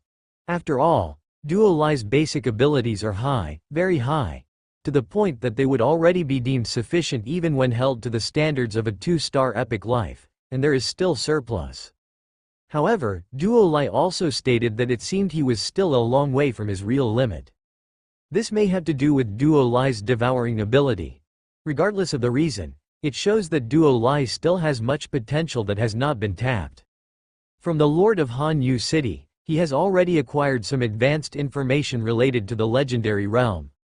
All the data indicates that the stage known as the 4th order limit is crucial. Some are unable to break through the 4th order limit to attain the legendary realm. Some merely manage to cross into the legendary realm. While for some, crossing into the legendary realm from the 4th order limit is just the beginning of their life. 0 order to the 4th order serve as the foundation stones of the legendary realm for most strongmen. From the 4th order peak to the 4th order limit also pertains to just how far a strongman can go in the future. According to the data, if one directly breaks through the legendary realm without tapping into their full potential, they will waste most of this potential, thereby losing a bright future. Therefore, even if the Tianyuan territory really needs a legend to sit at its helm, and even if Duo Lai, at this moment, is already qualified to rush to the legendary realm, yet we would still have to wait. Oh, then I'll just keep on pushing. General Duo Lai pounded his chest vigorously. No problem, the future of Tianyuan territory will be shouldered by General Duo Lai. The once greedy Duo Lai now seems quite reliable, doesn't he? Mu Yuan continued his exploration with Duo Lai and the others. In the meantime, he met with Dead Bone and handed over an upgrade secret treasure to him. He originally planned to give the remaining 2 to Dead Bone for utilization. However, Dead Bone declined. With Duo Lai now not far from reaching the legendary realm, it will be our territory's first strongman to step into the legendary realm. Even if I were to use all of the secret treasures to attain the 4th order peak and climb up to the legendary realm, it will take me much longer than Duo Lai. Given this, there is no need for me to waste a precious secret treasure for such a small amount of remaining experience. It explained. Dead Bone's decision is based on Duo Lai's devouring ability. Indeed, if both of them were at the 4th order peak, Duo Lai would need significantly less time to grind and improve than other strongmen. Even if Duo Lai's room for improvement is vast, it can't escape the fact that all it needs is to eat, eat and eat. If that is the case, let's give the remaining ones for others to use. Mu Yuan accepted. If it were the old Dead Bone, it would not decline. It was never coy about self-improvement, as it would shoulder everything for the Tianyuan territory. Moreover, it tended to shoulder everything alone. It did not want its brothers and sisters to be hurt or worn out because of this. Now, Dead Bone also knows how to share some of the burdens. This is a good thing. Dead Bone is a great general, but the Tianyuan territory also has many capable and tough generals. It is everyone working together, supporting the domain sky. After Dead Bone absorbed the big secret treasure that could enhance 6 levels, it left. Although the Snake Man tribe has been annihilated, there are still some unstable elements around the Land of Two Realms. Dead Bone is investigating these elements and is working hard to stabilize them. The remaining upgrade secret treasure was given to Sophia after a discussion. Her level experienced a minor upgrade. In fact, Mu Yuan preferred to give the secret treasure to Isloa. Isloa is a strongman who possesses both the domain and the light of will. She could step into the legendary realm earlier. Unfortunately, Isloa wasn't around. Mu Yuan pondered whether or not to call Isloa and Lulu to the Land of Two Realms. But the domain needs a great general to defend it, especially when the surrounding areas are not stable and there are many unstable elements. Let's wait and see. Let's go. Let's hurry up. Our focus is now on finding the secret treasure. Of course, we shouldn't lose our caution either. Lord Mu logged into the Duo Lai panel and reached out to take out a treasure of the two realms embedded in the spatial rift. A treasure that can increase spiritual power, that's not bad. Let's go, on to the next place. You said earlier that you found treasure 13 kilometers in that direction, yes? Yes, sir. They quickly set off for the next spot. The space within the Land of Two Realms was incredibly chaotic. A misstep could see you drop tens of kilometers off course. Moreover, it was teeming with wandering creatures, seemingly connected to some wasteland regions. However, after the Snake Man tribe's main force was wiped out, this area was basically low risk for veteran lords leading legions. It wasn't just Mr. Mu, a majority of lords found the exploration comfortable and enjoyable. Only lord teams like Tuna's weaker squad had to be wary of the elite monsters that roamed and ravaged this land. Suddenly, boom! There was a loud rumble from somewhere within the area of Two Realms that could be heard hundreds of kilometers away. What happened? I'm sorry boss, my Black Crow didn't cover that area. No, there's no need for apology, I just asked casually. He said, his face serious. From the staggering noise alone, one could tell that what happened there was extraordinary. The explosive power of Duo Lai's Yang of the Heavenly Fire was probably similar. Sophia had already dispatched her closest Black Crow, which was flapping its wings and flying over at high speed. Mu Yuan switched his perspective. In Langsing, he quickly opened the forum. The interest in this Land of Two Realms was not small. After all, it was a very large juxtaposition, and its range was also expanding. He wondered if a passing player had caught a glimpse of something, and, sure enough, someone had. A lord named Guan someone said, "Damn! There are people from the Shi-Mo Empire here." The cause was that he and a few other lords had simultaneously discovered several big secret treasures. Since they found them at the same time, according to the rules of the Taizan Covenant, they would decide the ownership of the treasures through a battle will. Soon, Guan someone and several other lords were defeated haphazardly. Their defeat was brutal. Of course, since it was a battle will, winning and losing was all in the game, they could only blame their lack of skills. However, one of the lords, through a special means, saw through this domineering lord's disguise. He was not a man of Taizan. He was a powerful figure from the Shi-Mo Empire. Insignificant weaklings. The treasures should be held by the strong. A stout man, his skin a bronze hue and a white headwrap around his head, stood in the air and overlooked several legions surrounding him. I have no interest in weaklings like you. However, you weaklings should be conscious of your own weakness, and you have somewhat displeased me. Turn into sand. The moment his voice fell, a giant hand composed of gravel, big enough to block out the sun, materialized behind him and smashed towards the startled lords in front of him. Boom! The ground trembled, and yellow sand flew everywhere. Some lords died on the spot, some barely escaped, while others managed to escape by using death-substituting or displacement artifacts. The Shi-Mo strongman looked down with little interest. If they were dead, so be it. If they lived, so be it. I must have been exposed by now. But so what? The Shi-Mo legendary figure didn't care at all. The Tai-Zan alliance was already one of the two weakest among the 7 great nations. At this critical stage of the world nearing fusion, could Tai-Zan send someone strong enough to deal with him? In the vast territory of Tai-Zan, he came as he pleased, and left as he wished. Of course, he wouldn't venture into the core area of Tai-Zan, nor would he set foot in the heavy cities of Tai-Zan. There was no need. He lightly pinched the secret treasures and swallowed them down.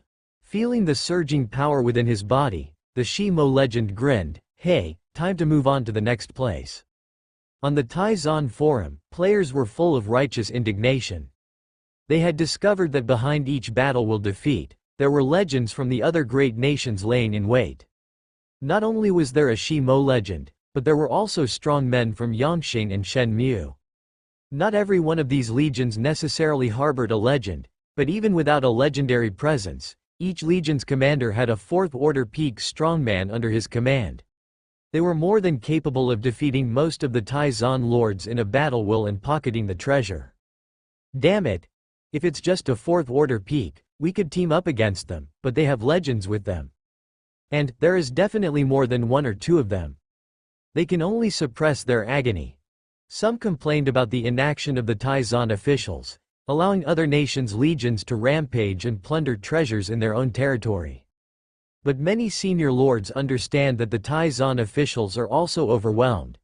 The current focus of the Tai-Zan alliance is to drive out and eradicated hordes of monsters in the area, ensuring a stable merge between 2 realms. Compared to this, the appearance of strong individuals from other countries in the wilderness is a minor issue. But to deal with this minor issue, a great deal of effort must be exerted. Who has spare power to exert? Who is willing to take that risk? Indeed, in this part of Tai-Zan territory, there are too few legendary combat powers to spare, and if a Tai-Zan legend shows up, we can't guarantee that legends from Red Star and Shi-Mo won't join hands. Mu Yuan also frowned deeply. Sophia's crow has found the Shi-Mo legend. This Shi-Mo power seemed not as sharp as the previous Red Star Lord, not noticing the hidden black crow. But what can he do even if he has found the Shi-Mo power? Will he challenge it? Even powerful lords like Lord of Amber City and Lord Yangfeng need to rally 1,000-strong trump card legion to confront the legend. If we could make the legends from Red Star and Shi-Mo nations fight each other, it would be delightful. Unfortunately, that's impossible. They are not monsters with limited rationality. Even if 2 strongmen from different countries encounter each other, they will likely only explore each other a bit before separating. Fighting to death in such a situation is not realistic. Unless... Oh, found it! I understand. News came from the spiritual link, from General Dead Bone. About the monsters. Mu Yuan once considered what would be the result if the serpent deity aggregation and a legend come face to face. He simulated for a while and dared not proclaim that the legend would surely win. But if he were the Shi-Mo legend, why would he need to confront the serpent deity aggregation directly? He could just walk away. The serpent deity aggregation can't keep up, nor would it try. However, the target that General Dead Bone found is not the Snake Man. It is a presence that even it dreads, something it has seen before. The Shi-Mo power was leading a legion only used for camouflage, marching in the land of 2 realms. He was not in a hurry at all. He dared to enter the territory of Tai-Zan in search of the treasure of 2 realms, as he has unique probing methods. Yellow sand eyes. With eyes forged of yellow sand, He explored his surroundings, and most of the situations within dozens of kilometers around him could not evade his eyes. Because of this, he saw Tai Zan people discovering treasures and directly snatched them away. He is no longer pretending to be a lord of Tai Zan now. And the Tai Zan players, they're his informants for finding treasures. It's a lot easier to find Tai Zan legions than to find the treasure of two realms. Suddenly, one of the yellow sand eyes mounted on a high mountain moved, capturing the figure of a human. It appeared to be a group of players, with various types of military units such as the Royal Guard, Big Halberdier, Skeleton General, etc. There were also several players, distinctly exhibiting Tai Zan characteristics. Quickly, there's a big secret treasure up ahead, seems to be the Lord's heart. I know, stop rushing, be serious, Duo. Our team leader already aware. The eyes of several players were clear and naive, but the yellow sand eyes were too far away to pick up these sorts of details. The Shi Mo Power only saw a group of players rushing directly in a certain direction, appearing very anxious. He was following them. Sure enough, a large-scaled treasure came into view. He couldn't confirm what the treasure was yet, but such a large-sized treasure must be extraordinary. However, the treasure has already been acquired. The possessor appeared to be not a player, but a wisdom monster. It was a few goblins. Hey, goblins, the lowest of the races, naturally you become monsters. The Shi Mo legend manifested his army and took it into his mark.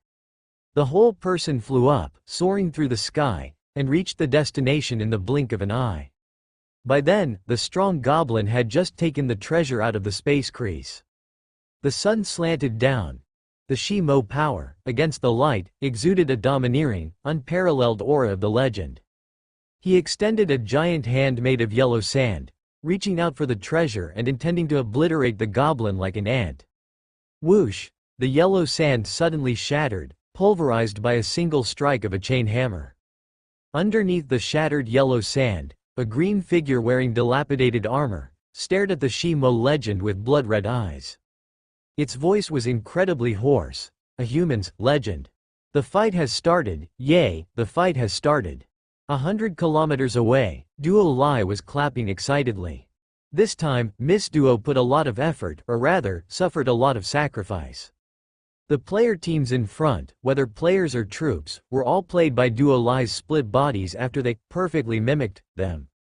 Duo Lai's devouring and splitting ability can split almost indefinitely, but the more it splits, the weaker it becomes until it's only at the level of an ordinary slime. Duo Lai's perfect imitation can even replicate the vast majority of individuals whose information it has collected. Imitating the Skeleton General, Royal Guard, and other types of troops is a breeze for it. It can even use the basic skills of these troops. Duo Lai is extremely perfect in transformation and mimicry, without any flaw. However, compared to mimicry and transformation, Duo Lai's acting is quite subpar. It can be easily spotted as fake. Luckily, the yellow sand eyes of the Shi Mo legend didn't seem to notice the specifics, which saved Duo Lai from being exposed. Afterwards, to increase the realism, all the splitting bodies of General Duo Lai attacked the goblins. And there, they bravely sacrificed themselves. The bodies of the Royal Guard and other troops were hacked in half and smashed to pieces. Their deaths were quite gruesome. The bloody scenes, under Duo Lai's perfect mimicry, were displayed without a single flaw. According to Duo Lai, the blood and fragments it mimicked could sustain for at least a few hours before returning to its original gel-like substance. However, Duo Lai also lost dozens of split bodies, which was a huge loss for it.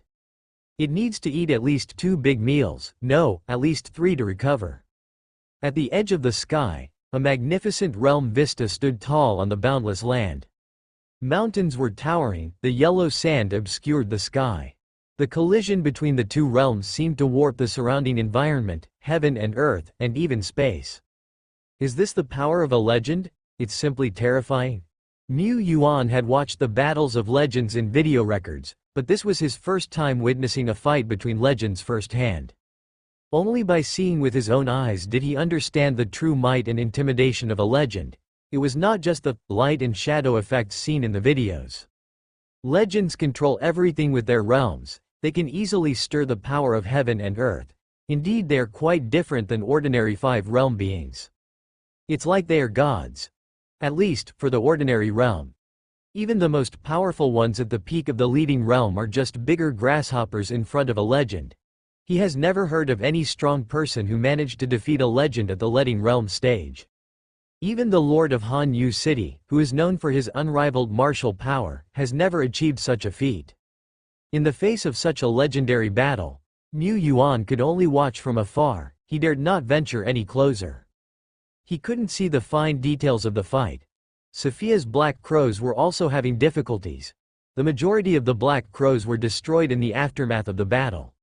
The Black Crow's sight was affected by energy tide and the scene of the realm. No matter what, I've done what I could. Considering the weak strength of Wotaishuan's players here, causing chaos among the legends is the only chance. However, it's less likely that the Goblin Prince and the Shi Mo legend will truly fight to the death. Even if they're fighting fiercely, it's very hard for one legend to kill another. The only thing he could do is stir up the water, if one of the legends got seriously injured. Well, he shouldn't expect too much, but if he were to wish for a desirable outcome, Mr. Mu would rather it be the Goblin Prince's fall. After all, the Goblin Prince has been lurking around this area for far too long. Thinking about the small chance in the past 1 or 2 months that the exploration teams in the Tianyuan territory could meet the Goblin Prince made him very uneasy. He's too dangerous, it's a sure way to get killed. In theory, the Shi Mo Empire is one of the 7 great nations. Shi Mo Empire's warriors are much stronger than ordinary legends, who are only acting as combat power units. But the Goblin Prince, after all, came from a goblin origin. He had been scared away from a fight with a legend of Taizan. Unless something unexpected happens, the battle should end with the victory of the Shi Mo legend. Boom! The world shook as a rolling sandstorm suddenly shattered. A figure wrapped in the dust flew away at a speed hard to catch with the naked eye. But the next moment, a thunderbolt thicker than a building fell from the sky, as if it was going to shatter the entire world. It fell directly on the yellow figure in midair, shattering his sand shield and blasting him deep into the ground.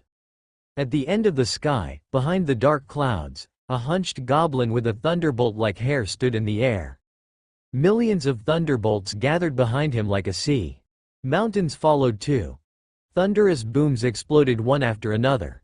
After a while, the roaring stopped, but the yellow figure didn't appear again. Could it be that the legend of the Shi Mo Empire fell? Hiss. But this was not impossible. It seemed that from the very beginning of the one-on-one fight, the Shi Mo warrior was at a disadvantage, showing that the Goblin Prince is not weak in the legendary realm. And the Goblin Prince has another legendary helper. 2 legends, damn it, the danger level of the Shilling Town area has just doubled. He murmured. In another area of the border zone, another legendary battle suddenly broke out. It seemed that the previous legendary battle had tightened the heartstrings of all strong beings. They weren't aware that it was the showdown between the legends of the monster power and the Western Desert. They could only guess, perhaps a Taizan power had arrived. They thought a Taizan strongman would not show up, but anything can happen. Most likely, something unexpected has happened now. Almost all the incoming foreign powerhouses disguised themselves as Taizan lords, making them even more anxious. Looking at you, a thick-browed, big-eyed lord, are you a Taizan strongman? Sophia's Black Crow, Dead Bones Undead, and the real-time updates on the Taizan forum all indicate that there have been several major battles in this area. Which also made many optimistic Taizan players realize that there were truly large predators lurking here. And they were foreign predators. If they were not careful, their corpses wouldn't be preserved. Let's be off. The treasure of 2 realms is indeed enticing, but our lives are more important. If we die, we lose everything. Alas, to put it bluntly, we're just not strong enough to stand by and watch these foreign powerhouses fight over treasures in our Taizan territory. It's unavoidable after all. Why else would the area of 2 realms only appear in our Taizan and the neighboring Shenyao? Shenyao next door is likely facing a similar situation to us. Mu Yuan saw that 2 unidentified foreign legends, after fighting for a few minutes, one of them retreated due to injuries. As expected, it wasn't so easy to decide a deathmatch. The legendary figure who won and obtained the treasure was a giant blue dragon. On the dragon's back stood a young man who might be a lord. He was wearing a dark blue robe, elegant as a scholar. Suddenly, the sky darkened, and a bright moon hung high in the sky. Under the moonlight, a silver-white figure approached, stepping on the moon's glow. She was alone, with a sword. The young man on the dragon looked slightly changed. The lord of Han Yu City. No, this is impossible. Compared to that powerhouse, he was just a shrimp, unlikely to warrant a special trip. He was not so capable. Old Tai Zon powerhouses also saw the figure traversing hundreds of miles in the blink of an eye. They recognized this figure. It's the Moon Sword Immortal, from the Lord of Han Yu City. She was the exclusive soldier cultivated by the city lord through talent. Among them, the Moon Sword Immortal was the pinnacle of this soldier system, her position comparable to an epic. In an instant, she arrived, her endless moonlight breaking the sky. With one strike, the Qingmu realm of the dragon shattered. With two strikes, the epic dragon bled in the sky. The young man wearing a dark blue robe, protecting the severely injured dragon, stared at the figure under the moonlight. You really dare to attack. The Moon Immortal's sword did not speak, simply gathering the bright moonlight that filled the night sky on her silver sword again. Her attacks were simple and brutal, but unstoppable. The bleeding dragon fell. The young man wearing a dark blue robe disappeared without a trace, retreating into space in a hurry. The Moon Sword Immortal paused for a moment, her eyes scanning her surroundings. The moonlight was like water, the earth was vast, and people were nowhere to be seen. She frowned. Hey, the guy hiding in the shadows, come out. The sound echoed through the heavens and the earth under a certain power, reverberating in all directions. After a moment, the night was still lonely, without a single echo, only a few stupid monsters making a few roars. What's with this Moon Sword Immortal acting a bit silly? Mu Yuan muttered. Who would come out just because of a few shouts? Those foreign legends must be hiding their tracks even more firmly. Some of the more flamboyant foreign powerhouses must have reined in their wills after witnessing the power of the Moon Sword Immortal. This Moon Sword Immortal really doesn't seem too smart. If he were the Moon Sword Immortal, he would not make such a loud entrance, he would ambush if he could. Of course, the Moon Sword Immortal seemed to be an honest and upright powerhouse, one who disdained hidden tricks. Just like this, the Goblin Prince became like a quail. Looks like it's time for me, Mr. Mew, the best supporter throughout, to take action. Indeed, the Goblin Prince was scared. Just after he killed a legend, Tai Zon sent another one. A powerhouse so strong he didn't even have the courage to resist? Unbearable, absolutely unbearable. But could he hide? He has always been good at keeping his tracks hidden. I've got what I've always wanted, the heart of the nest. It's time to leave. I never planned to stay long. Just as the Goblin Prince thought this, he saw a blue jelly-like creature hopping towards him from afar, and then it exploded out of nowhere. The dazzling, brilliant, resplendent light shot up, illuminating the entire night sky.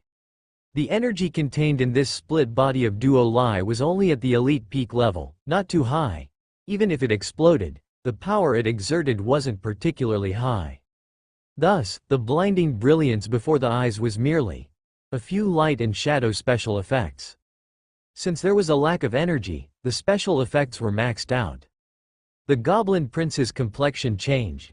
In the next instant, the full moon rotated, and his gaze pierced through space. What followed was a sword-shaped moonlight. The sword light crossed hundreds of miles of space, slashing across the sky. The Goblin Prince retreated underground. The small goblin who wielded the power of Thunderbolt bristled its hair. Holding onto the lightning, it attempted to strike the heavens, hoping to shatter the moon. The next moment, it turned into ash, dying even more swiftly than the Aqua Dragon from earlier. At the same time, on the outskirts of the Land of Two Realms, north side, another legendary battle broke out. The person who started the attack was the Tai Zon legend, Sword Saint Tianhe from Panxi City. The one who dares to invade Tai Zon and harm Tai Zon people should be killed. Sword Saint Tianhe followed the Goblin Prince. When he ran into an outside force intruder, he didn't hold back. Invasions of external forces into Tai-Zon and plundering treasures and Tai-Zon's populace had already happened countless times. Sometimes if they couldn't make a move, it's fine, but if such people are encountered, he must strike down mercilessly. Only then can these intruders be made to act less recklessly. However, aside from the already fallen strongmen of the Shimo, and this legend who was stumbled upon by Sword Saint Tianhe, the rest of the strongmen from various countries concealed themselves and retreated at an extremely fast speed. I've already obtained a lot of magical treasures, this trip is enough for me. Tai-Zon is going crazy, I, the Lord, can't let my noble body get hurt here. They ensured that they remained hidden and thus neither dared to fly nor moved at full speed. Nonetheless, they retreated at an extremely fast speed. After all, they were all high-level lords. Even if they were not legends, they were the very top under the legends. They possessed strong personal strength and deep-seated accumulations, casually taking out some rare tools. With these tools and special abilities, some ran on the ground, some shuttled through space, some changed their physical forms. The lords who retreated the fastest had already ran to the outside of Land of Two Realms by now. How does Mr. Mew know this? He just happened to see it. On the outside of Land of Two Realms, there were still crows acting as his front line at the moment. Therefore, go on, Moon Sword Immortal. Many strongmen who walked past had the dust of dead bones stuck to their shoe soles. The dust was spread on the path that had to be passed. It was nothing unusual and carried no special properties. It just so happened that it originated from the core bones of Wraith Sacred Mountain. With these bones, the dead bones can roughly locate their position. Those who offend Tai-Zon, even if far away, must be punished. Dead Bones found a team of visitors. According to it, the probability of a hidden legend among these visitors was 99.9999% non-existent. The commander of the army, the Lord, had his complexion changed. He did not see anyone, but he saw a gray sword-shaped burst coming at him like the Stygian River. This was an attack that transcended the leader level. At the same time, on the outskirts of Land of Two Realms or on the intersection outside, there were places where loud explosion sounds were suddenly heard. The sounds broke the silence of the night. It was as if 100,000 soldiers were lying in ambush, waiting for them for a long time. How many strong men and soldiers has Tai-Zon actually sent? This is scientifically impossible. The eyes of the Moon Sword Immortal became brighter, and her steps became much lighter. It's not as difficult to find these lurking people. I'm really great. Another legendary battle broke out. The moon hung high in the sky. Mountains and rivers shattered. One by one, the mountains turned to rubble as easily as sandcastles on a beach. There was a dragon's roar, followed by a fall into the abyss. There were strongmen who broke through the air and fled while dripping with blood. This night, the earth trembled, and the world was desolate. Mu Yuan wasn't sure about the results of these legendary battles, but he was sure that at least 4 legends of monster power and from other major countries had fallen. This overall result was equivalent to him, the Great Lord, slaying the legends with his sword. The next day was bright and sunny with a turquoise sky stretching into infinity. The reflection that once shrouded the Land of Two Realms had already faded the day before. The Land of Two Realms on the edge of the dark forest was no longer expanding. That's a relief. Even though the expansion of the Land of Two Realms could produce more magic treasures from two realms, Mu Yuan preferred that fewer of these lands came into existence, which would stabilize the situation. That's what he thought. The top brass of the Tai-Zon alliance were also hoping for stability to peacefully pass the final stage of incorporation. Despite the fact most of the time, changes in circumstances and unexpected events don't usually align with human will. The battle ended last night, and legendary figures like the Moon Sword Immortal and Sword Saint Tianhe had already left without a trace. The entire Land of Two Realms had now become much quieter. Mu Yuan didn't immediately depart, and many other players and lords stayed on to explore at the border area too, but with little success. Presumably, most of the magic treasures were seized by powerful foreigners and used on the spot.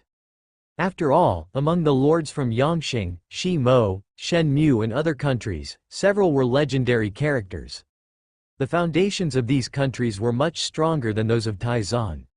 These lords may possess some means to find magic treasures. Just because the Taizan alliance doesn't have them doesn't mean these great nations don't. Last night, even though Moon Sword Immortal and Sword Saint Tianhe killed at least 2 to 3 legendary figures, in reality, most of the foreign lords had withdrawn. After all, legends like Lord Shi Mo who go solo are in the minority. Usually, under one legendary lord, there are other legendary strongmen. Of course, Lord Shi Mo could also count as a relatively green hand in the legendary realm. Take, for instance, the lord assumed to be from the Shen Mu dynasty. Both he and the giant dragon he rode upon were legendary. However, this was merely the power he chose to display. Such lords would typically leave 1 or 2 legendary figures to protect their own territory. After all, territories are fundamental. If the generals were smarter, more discerning, and decisive, the lords wouldn't need to lead expeditions personally. It's just like when Mu Yuan doesn't feel comfortable letting Jun or Uda lead the team on their own. Last night, the Moon Sword Immortal didn't achieve much because she was blocked. The Moon Sword Immortal killed the legendary giant dragon with 3 swords, and then the goblin who wielded the thunderbolt. Her might appeared to not even be on the same level as other legends. But there was one lord from Yongqing who was equally powerful. It was the lord of Yongqing Mu Yuan had initially noticed, who did not hide his appearance and was incredibly extravagant. He wasn't arrogant, he was just daring due to his high artistic skills. Last night, there seemed to be 3 legendary figures in the Lord of Yongqing's team who easily blocked the Moonsword Immortal's onslaught and gracefully departed. Mu Yuan was grateful that he hadn't foolishly tangled with this Lord of Yongqing. Otherwise, Duo Lai and the others would most likely have been annihilated. It was too risky, it was like he had brushed past danger. He had come close to death. When venturing out, one indeed must learn how to preserve their life. Lord Shepherd lingered in the Land of Two Realms for another 3 days. During this time, he found some minor magic treasures which allowed Hong Yi and the Rakshasas to level up. Then he had them returned to the Tianyuan territory, replacing them with Isloa and Lulu.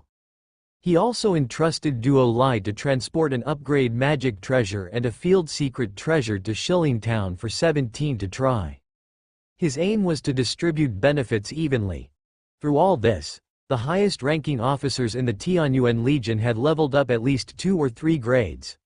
In particular, Dead Bone and Duo Lai had both achieved the 4th order peak and were clamoring towards the 4th order limit, trying to completely maximize their potential. On the 3rd day, the magic treasures that could be found by the Tianyuan Legion had become incredibly limited. They only found a mere 2 in a whole day. One of them was an upgrade magic treasure, but it could only enhance by half a level, not even reaching 1 unit. Clearly, the magic treasures of the 2 realms were dwindling with the passage of time. Some undiscovered treasures had probably completely vanished as the spatial rifts healed. At this stage, it became meaningless to continue searching. There was no need to waste the time of Duo Lai and his subordinates on this. Even during times of peace, Duo Lai could spend time training, practicing, and eating. 1 extra day spent wandering in the wild meant another day's delay in Duo Lai's breakthrough to legendary status. Sophia also returned to Langsing. Mu Yuan was planning for Sophia to establish an intelligence department, but he decided to discuss it after Langsing's full merger. For now, he instructed Sophia to handle her current affairs in Langsing. In these Langsing affairs, Sophia was more adept than Daisy, who lacked experience. This time, Mu Yuan transferred Daisy to Shilling Town. This time, she wasn't leading a trade caravan between the 2 places but instead was temporarily staying in the town to purchase some special resources. These resources were the corpse of high-order monsters. These were high-grade supplements prepared by Mu Yuan for Duo Lai. Climbing from the 4th order peak to the 4th order limit was a process that required time. However, General Duo Lai could significantly shorten the time needed with her devouring ability. It was just a bit costly. What could the Great Lord do? Of course, he'd feed Duo Lai.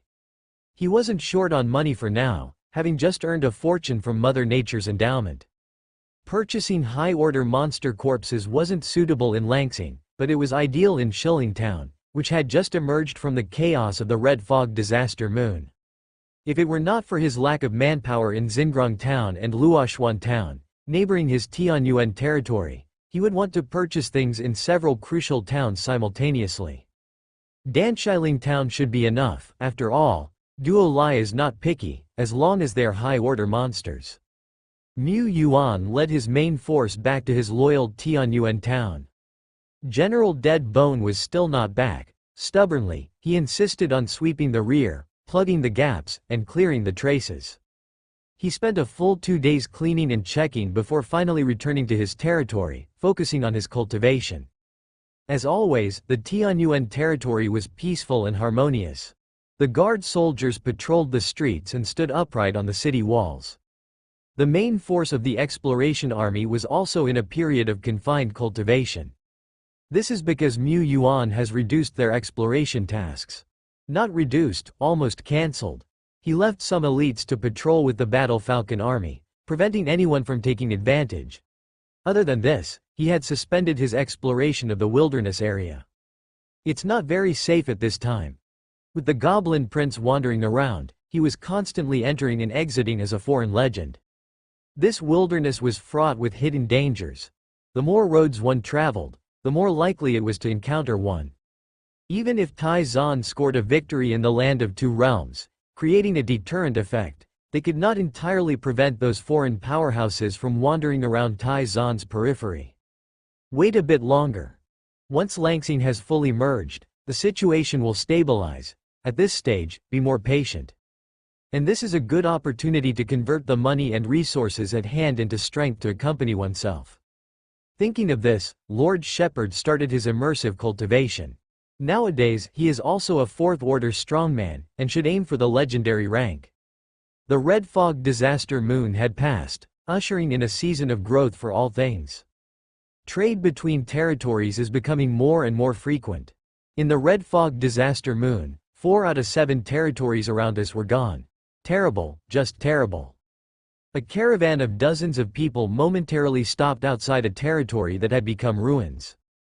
Lord Zhou Yi sighed as he looked at the ruins before him. In some ways, fewer territories in the surrounding areas means less competition and more resources to be earned. But Lord Zhou Yi didn't find it funny, just sadness like mourning one's own plight when the neighbor's house is on fire. During the most intense phase of the previous Red Fog Disaster Moon, he almost didn't make it. If he didn't make it, could there be a desert in the territories of Shilling area? Stop worrying so much.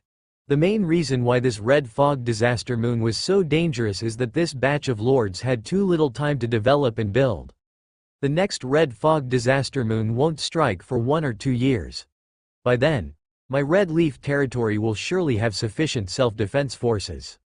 His future is still promising. He can't be scared by the disaster. As a lord he must be confident. The caravan continued on its way, heading for the strongest territory in the vicinity, located to the east of the swamp. The territory of Lord Mu Yuan. He had been there before and had seen the strength and prosperity of Lord Mu's house. He didn't have any standout goods. However, he could bring some local specialties from his territory as gifts and take the opportunity to strengthen relationships. After all, it's a strong neighbor, having a good relationship is always right. If he encounters a powerful monster force that's hard to deal with in the future, he can ask for help. Even if he needs to pay for help, it is simpler, faster and possibly cheaper to ask a nearby lord for help than to hire an army from Shilling Town or even Panchi City. Thinking about that, Lord Zhou Yi was gradually entering the target area. After the Red Fog Disaster Moon, it was indeed much easier to travel in the wild, and they had only encountered one elite monster on the way. It was just a wandering monster. When he reached the eastern part of the swamp, he hardly saw even a hair of a monster. The entire journey was shockingly clean. Once he got out of the swamp, he could see some trampled dirt roads along the way, and the trees were also much sparser. There was a magnificent city wall appearing at the end of the line of sight, like a black dragon lying on the ground. Outside the city wall, there were patches of land under cultivation. Even though it was outside the protection of the towering city wall, The Red Fog disaster moon event and monster attack had just finished. However, the farmers cultivating the land did not seem to show much worry or fear on their faces. They toiled and sweated, yet smiles appeared on their faces. Ahead of them stood arrow towers, and elite soldiers clad in full armor patrolled back and forth. Indeed, it's a supreme sense of security. Lord Zhou Yi was overflowing with envy. A formidable figure, who likely was a junior commander, led a dozen elite soldiers toward them. Zhou Yi greeted him, stating his purpose and identity. "So, you're Lord Zhou Yi. Please, come with me." The one speaking was one of the 3 vampires who entered the territory with Sario. The current Count Vampire, Rob, in the Tianyuan territories, he barely qualified as a junior commander. Although he was undead, since he was clever and was attached to the defensive troops, he was assigned to patrol and guard outside the South City Gate. This was the safest area among the 4 gates of the city, but it was also the most likely to encounter visitors. So, currently, Rob was entrusted with the duty of receiving guests. After getting roughed up by the strong players of the territory, the 3 vampires lost their initial arrogance. They gradually matured and began to contribute to the Tianyuan territory. Zhou Yi simply felt that this strongman was different from those he had met before. He keenly noticed that the commander named Rob was indeed more powerful than him. And Rob belonged to the line of Tianyuan, he wasn't an externally hired player. It seemed that Lord Mu had more than 1 or 2 of these close associates. The gap, it really was too big. Thinking of this, he could only feel envious. He escorted the merchants towards the city gate, chatting with General Rob along the way. Suddenly, there was a commotion in the distance. Another merchant party? No, wait, it seemed different. If it was a merchant party, then its configuration was too luxurious. A squad of at least 20 Imperial guards marched up front to clear the path. Looking back, you could vaguely see rare troops like big halberdiers, mages, knights and so on. In the middle of the procession were 2 rune vehicles reaching 7 to 8 meters long. The vehicles hovered half a meter above the ground, pulled by several puppet warhorses. He vaguely recognized this as a type of cargo vehicle. It also seemed like a merchant party. Certainly, some merchant parties were grandly equipped and didn't just use rock beasts for simple transportation. He had seen such high-grade merchant parties in Shilling Town. Seeing them in Shilling Town was quite reasonable, but encountering such a convoy in the outlying and remote territories of the Tai-Zan Alliance was highly unusual. At the forefront, young man wearing a blue robe. He looked young, probably not over 30, but he exuded an imposing aura as if he usually held a high position. This man, coincidentally, was familiar to Lord Zhou Yi. Among the lords and players living around Shilling Town, who didn't know this person? The town chief of Shilling Town, the official lord who governs the surrounding territories, Mayor Kui Long. There are quite a few official lords, but Mayor Kui is one of the core officials among them. Although the territory governed by Mayor Kui Long is still a level 4 town, Mayor Kui is very young. Shilling Town has only been established for 3 to 4 years. It is said that within half a year, Shilling Town will be promoted to Shilling City. How could Mayor Kui Long, a lord with high position and great prospects, appear here? Upon seeing Mayor Kui arrive, Zhou Yi couldn't turn a blind eye. He stopped at the roadside to wait. General Rob naturally welcomed Mayor Kui. Zhou Yi also took this opportunity to remind Mayor Kui of his existence by striking up a conversation. "It's you, young Zhou. I remember you." Red Leaf territory is a pioneer territory in his jurisdiction, so naturally, Kui Long remembered Lord Zhou Yi. With his words, Zhou Yi's smile brightened even more. "What brings you here?" A large and a small team both headed towards the South City Gate. Along the way, Lord Zhou Yi frequently glanced to one side, curious about the visit of Mayor Kui. But if the other party didn't speak, it would be inappropriate to ask. Zhou Yi could only continually guess in his mind, unable to suppress his curiosity. With Mayor Kui Long's status, he didn't need to run a commercial guild at all. The daily income of Shilling Town alone was an astronomical figure.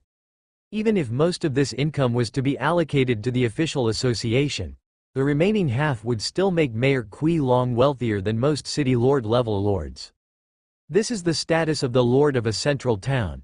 Every official lord dreams of obtaining the position of frontline heavy town manager. Unfortunately, only a very few can ascend to that position. Mayor Kui Long was one of them.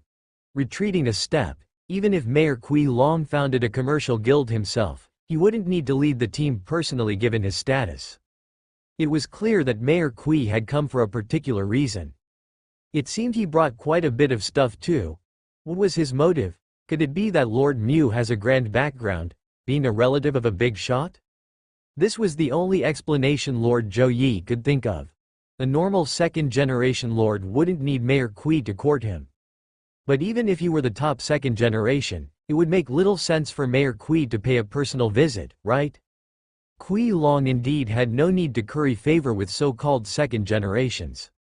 He was backed by Tai Zan officials and was a core member within the official department. Comparatively, his conditions and channels for obtaining treasures were no worse than those of top second generations. He was simply not as free as an independent lord, with many eyes watching, and needing to manage a multitude of tasks every day. But Tianyuan territory was within the region of Shilling Town. Previously, during the Red Fog disaster defense, they owed the victory which resulted in the perfect kill of the perfect appearance of the fallen god's servant to General 17. Out of gratitude and obligation, he, as the manager of Shilling Town, had to visit and express his appreciation. Oh, and it's not just about that matter.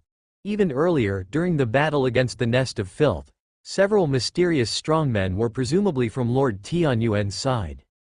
He owed them 2 favors. So even if Mayor Kui Long was extremely busy, supervising post-disaster reconstruction and security patrols in the Shilling Town region, he still set aside many tasks, personally led some of his direct troops, and headed towards Tianyuan. In this, he also had a bit of personal interest. He could have a temporary vacation, get a glimpse of the appearance of Tianyuan territory, and express his sincere gratitude. This was a 3-way win. As for the legendary Tianyuan territory, Kui Long dared to say that from ordinary players to the Great Lord, not a single one was not curious. This stemmed from Tianyuan territory's continuous miracles. It also stemmed from Tianyuan territory's mystique. And this mysterious territory was located within his Shilling Town region. He seemed to be lifting some of its veils. Outside the towering city walls, the territory's citizens were cultivating farmland and transporting supplies. Many of the citizens were robust and vigorous, with exceedingly good spiritual looks. Passing through the city gate, the orderly and tidy buildings lined side by side on both sides of the wide and straight streets. Naturally, it was far less prosperous here than in Shilling Town, as this was an independent territory, not even a pioneer territory. Non-pioneer territories lacked players residing and consuming here, and the town was naturally difficult to prosper. Many old lords, who had managed their territories painstakingly for years, even decades, resembled the castles and towns of ancient times, desolate, deserted, with a foul smell. Even many small city-level territories only appeared modern and miraculous at their core areas. This outer city area of Tianyuan territory, of course, couldn't possibly be filled with modern high-rise buildings or refined buildings enveloped in brilliant light. Yet, the external appearance of the buildings was far from crude or simple. It was clear that what Lord Tianyuan wanted to build were not just simple huts or wooden houses that sheltered against the wind and rain, but brand new, ancient buildings.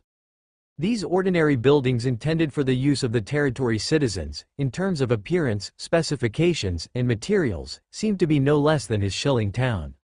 Know this, Shilling Town as a frontline heavy town, is itself financially robust. The welfare treatment given to the citizens is also top-notch. There were hardly any town or city-level territories that could compare. Tianyuan Town seemed able to compare. Of course, Lord Tianyuan was indeed a lord who constantly created miracles. It seemed quite logical he had the ability to build his own territory to be more orderly, cleaner. On both sides of the street, there were also some small vendors selling their wares, and a few tea houses and inns of not so large scale could be seen. This was not comparable to the bustling big cities, but it had nothing to do with desolation or coldness anymore. From this perspective, while Lord Tianyuan held great power, he was not indulging in military aggression. His entire territory was developing in a balanced, steady manner. And balance means sustainability. Mayor Kui nodded. While not far away, Lord Zhou Yi's mouth was slightly agape. When I came here before, wasn't this area still quite desolate? At that time, the main road and the under-construction city wall had just begun to take shape. Crossing over the line of the city wall, both sides of the road were bare. Only after walking for a while could sporadic buildings be seen. But now, not only were the buildings neatly arranged, but they were also cultivating land and constructing buildings outside the city. How long had this been? They surely couldn't have been constructing during the Red Fog disaster month, when everyone was struggling to fend off monster waves, right? He guessed correctly. Engulfed in the red fog, the swelling waves of moontide monsters roared ceaselessly. Every now and then, a monster would rush towards the outer walls of the city. The metallic clashing of sword and gun, along with the booming of artillery, echoed without end. But what business did the battles of the army have with ordinary territorial citizens? The ordinary territorial citizens were undoubtedly frightened at first, but they soon discovered that the monsters were fierce in name only and could not breach the city walls. No, the vast majority of the monsters were slain by the powerful and reliable defenders before they could even reach the walls. Even those flying monsters or monstrous beasts of great size didn't last more than 2 seconds. This situation even gave many territorial citizens an idea to enlist. However, there were no recruitment points in the Tianyuan territory. Only a few with exceptional talents could join the defensive troops. Following Captain Luo Rob, the team headed towards the reception area. The reception area was only a few dozen meters away from the central square and had never welcomed any visiting players. At the end of the road, a figure, clad in black heavy armor and as tall and robust as a tower, walked towards them from afar. His aura was as steady and profound as a mountain range. His helmet-less eyes were radiant, emanating strands of golden divine light. Could this be the external manifestation of the light of will condensed to a certain degree? Mayor Kui long wondered. Upon his arrival, Lulu saluted and said, "The Lord is currently away and will need some time to return. He has specially commanded me to entertain you all." Zhou Yi didn't recognize this burly man in black armor but saw the one who had brought them here earlier, the general, saluting respectfully. So, this man was the real top commander under Lord Mu? Was the one from before a lower-ranking general? Upon hearing Lulu's introduction, Mayor Kui showed a look of surprise but also of understanding. "So it's General Lu, I've long heard of your reputation." Zhou Yi. "That's not right. Brother Mu has only been a lord for a little over half a year, and the battles his generals have fought might not be many. How could their names have been known for a long time? He himself didn't recognize him. Is this the real skill of those who have climbed to high positions in the officials division?" However, Mayor Kui's respect for this General Lu seemed a bit genuine. Mayor Kui Long's long-heard reputation was not a statement made out of politeness. He had suspicions before he arrived, and after seeing several clues in front of Lulu, they all connected together. His guess was confirmed. General Lulu was the prominent warrior who had made it onto the Dragon Gate list and had a reputable name within the Tai-Zan alliance. Giant spirit god Lulu. Even though he was a lord, while Lulu was but a general, however. At higher circles, the difference in status between a lord and a general was not that big. Sometimes, a lord had to treat his high-ranking, high-potential generals as precious as a gem. Generals representing powerful lords were guests of high regard wherever they went. Like the great general demonic flame Wang Qi, he conversed equally with veteran lords such as Quang Dao. And giant spirit god Lulu, his strength was higher than that of demonic flame Wang Qi. Perhaps, in a year or two, this General Lulu would become a legend. Just like the relationship between Sword Saint Tianhe and Lord Pan Shi. The Moon Sword Immortal and the Lord of Han Yu City. There would also be an epic tale between General Lulu and Lord Tianyuan in the future. His future was promising. With such a powerful figure from the Dragon Gate list personally receiving them, how could Mayor Kui not feel satisfied?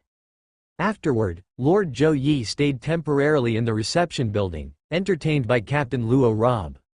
Mayor Kui, under the guidance of Lulu, took took a brief tour of the southern district of the Tianyuan territory. Meanwhile, in the expansive field of the warrior arena, Mr. Mu was standing firm. He hadn't gone far, but he was at a key point in his cultivation, thus he couldn't leave. He was building his own system. The Lord held an edge over the soldier types. He could borrow strength from his own followers and make use of a variety of skills at any time. But this freeloading of the Lord's power had its drawbacks. What was borrowed was ultimately not his own. When borrowing normal skills or advanced skills, the difference between what was borrowed and what was his was not significant.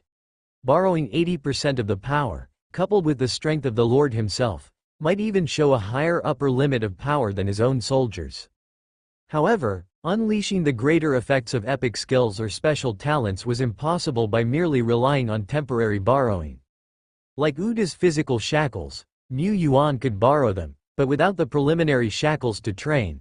Once he incorporated it into his own template, the duration would be short, the side effects would be huge, and the gain wouldn't be worth the loss. Like the management skills of Dead Bone and Hong Yi, he could only borrow a knockoff version, equivalent to the projection of 80% of the power, and since he didn't build the Holy Mountain, or the Ghost Market, himself, of course, the use wouldn't be as smooth as his own. When the territory advances to the 5th level, the Lord's power can undergo a transformation. At that time, not only can the power of the Lord be borrowed to enhance the army, but some borrowed abilities can also be consolidated. This is the fundamental point for the maturing of the Lord's system. But power wasn't such a non-flexible thing. It was a long way from the Tianyuan territory advancing to level 5, and there were limits and insufficiencies in the Lord's power when it came to borrowing epic skills.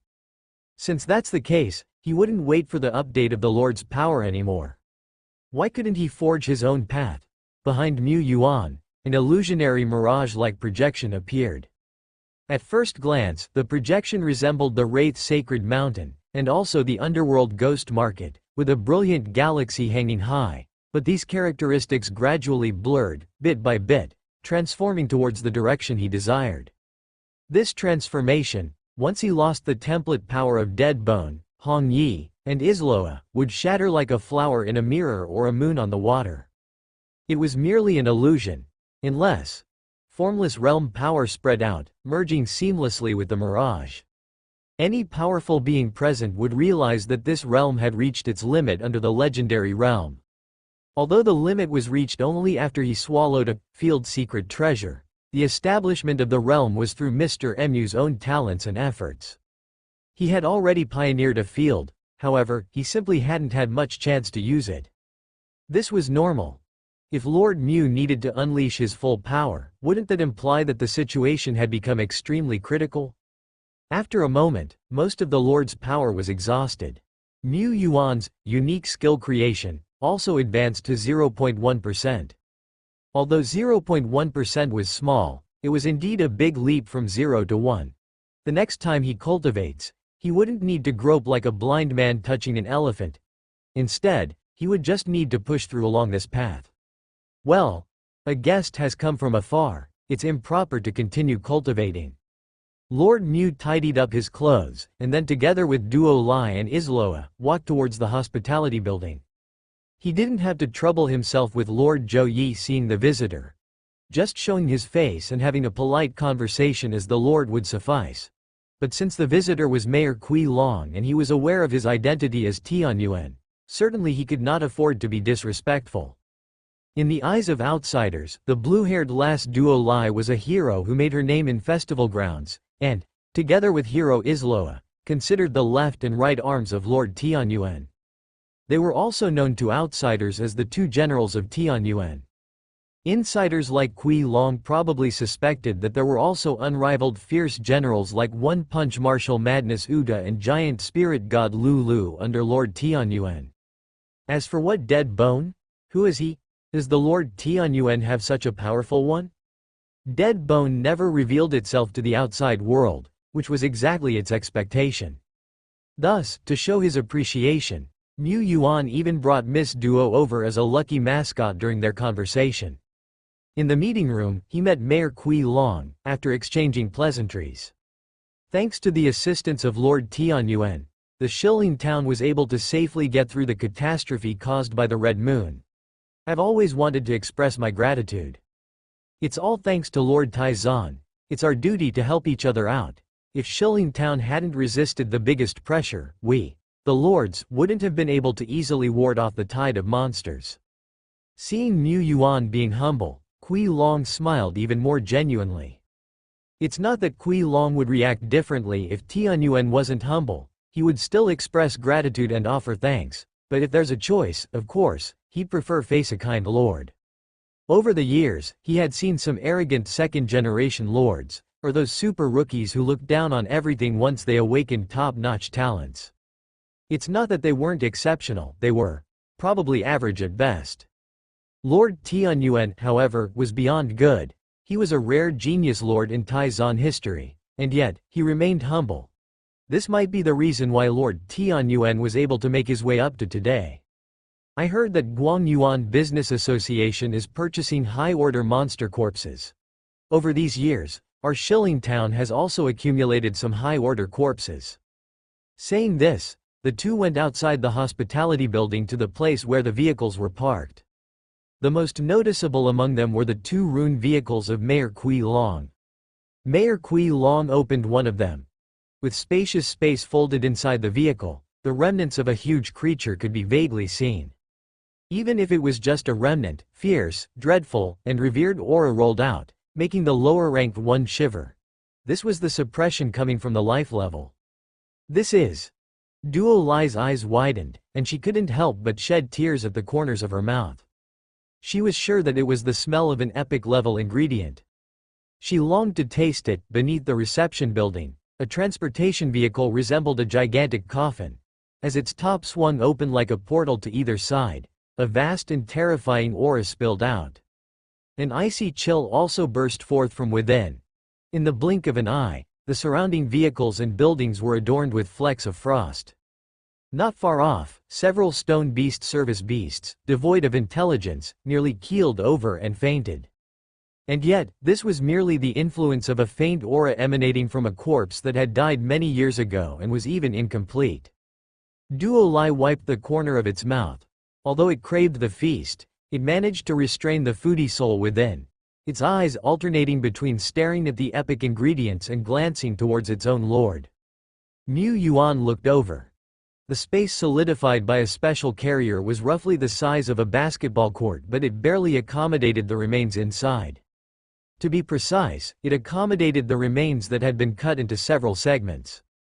One could vaguely make out that it was a four-legged behemoth whose body seemed to be composed of ice crystals, yet its massive head was nowhere to be seen.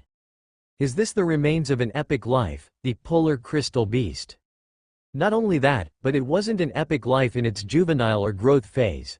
It was a fully matured, powerful epic. Simply put, it was the carcass of a legendary monster. Epic lives of the same stature, all legendary, naturally contain nutritional values far greater than those of non-legendary ingredients. This represents a grand feast and a substantial nutritional boon. According to Mayor Kui, this ingredient, the carcass of this legendary monster, was obtained over half a year ago. At that time, some strong members of the pioneer group stayed in Shilin town, using it as a temporary headquarters and resupply point to sweep and exterminate the powerful monsters deep in the wilderness that threatened the Taizan alliance. The extreme cold crystal beast, an epic life of the legendary realm, was one of them. The pioneer group expended a great deal of effort and even lost some elites to hunt and slay this terrifying monster. Experiences like this had occurred several times over Mayor Kui's career as a lord.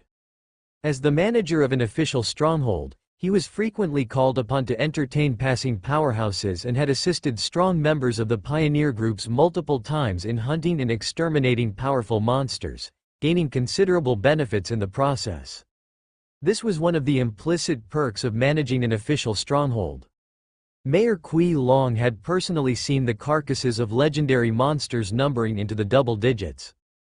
At the time, the lord of the pioneer group took away the beast's head and claws, leaving us with a body that we could hardly make use of. If these materials can be put to good use in Lord Mu's hands and transformed into tangible power, it would be a welcomed blessing for us in Taizan. Lord Mu, please don't refuse, Mayor Kui said. Indeed. Just as with legendary monsters, the value of their bodies naturally varies widely.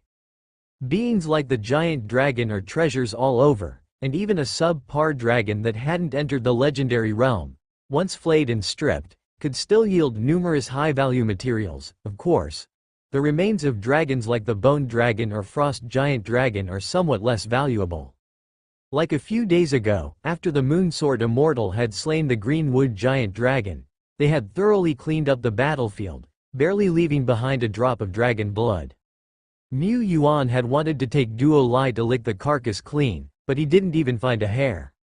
Compared to giant dragons, the carcass of the extreme cold crystal beast is much less valuable, but as an epic life, its worth far surpasses that of some green skins. It was a precious gift. Beyond the carcass of the extreme cold crystal beast, another rune transport vehicle contained over a dozen elite-grade monster ingredients. Although there weren't any Earthrock dragons with exceedingly high nutritional value, there were still types like the Berserk Wild Bull and Shadow-Chasing Demon Fox, which were no less nourishing. This, too, was a generous gift. Mu Yuan pondered. These materials are indeed of great use to Tianyuan territory. Since that's the case, I will accept them. He did not decline. Duo Lai beside him could hardly contain its drool. Mu Yuan was not particularly fond of receiving gifts, but sometimes reciprocity was necessary. In both campaigns, the eradication of the Nest of Filth and the defense of Shilling Town, his Tianyuan territory had indeed exerted a great effort and clinched victory.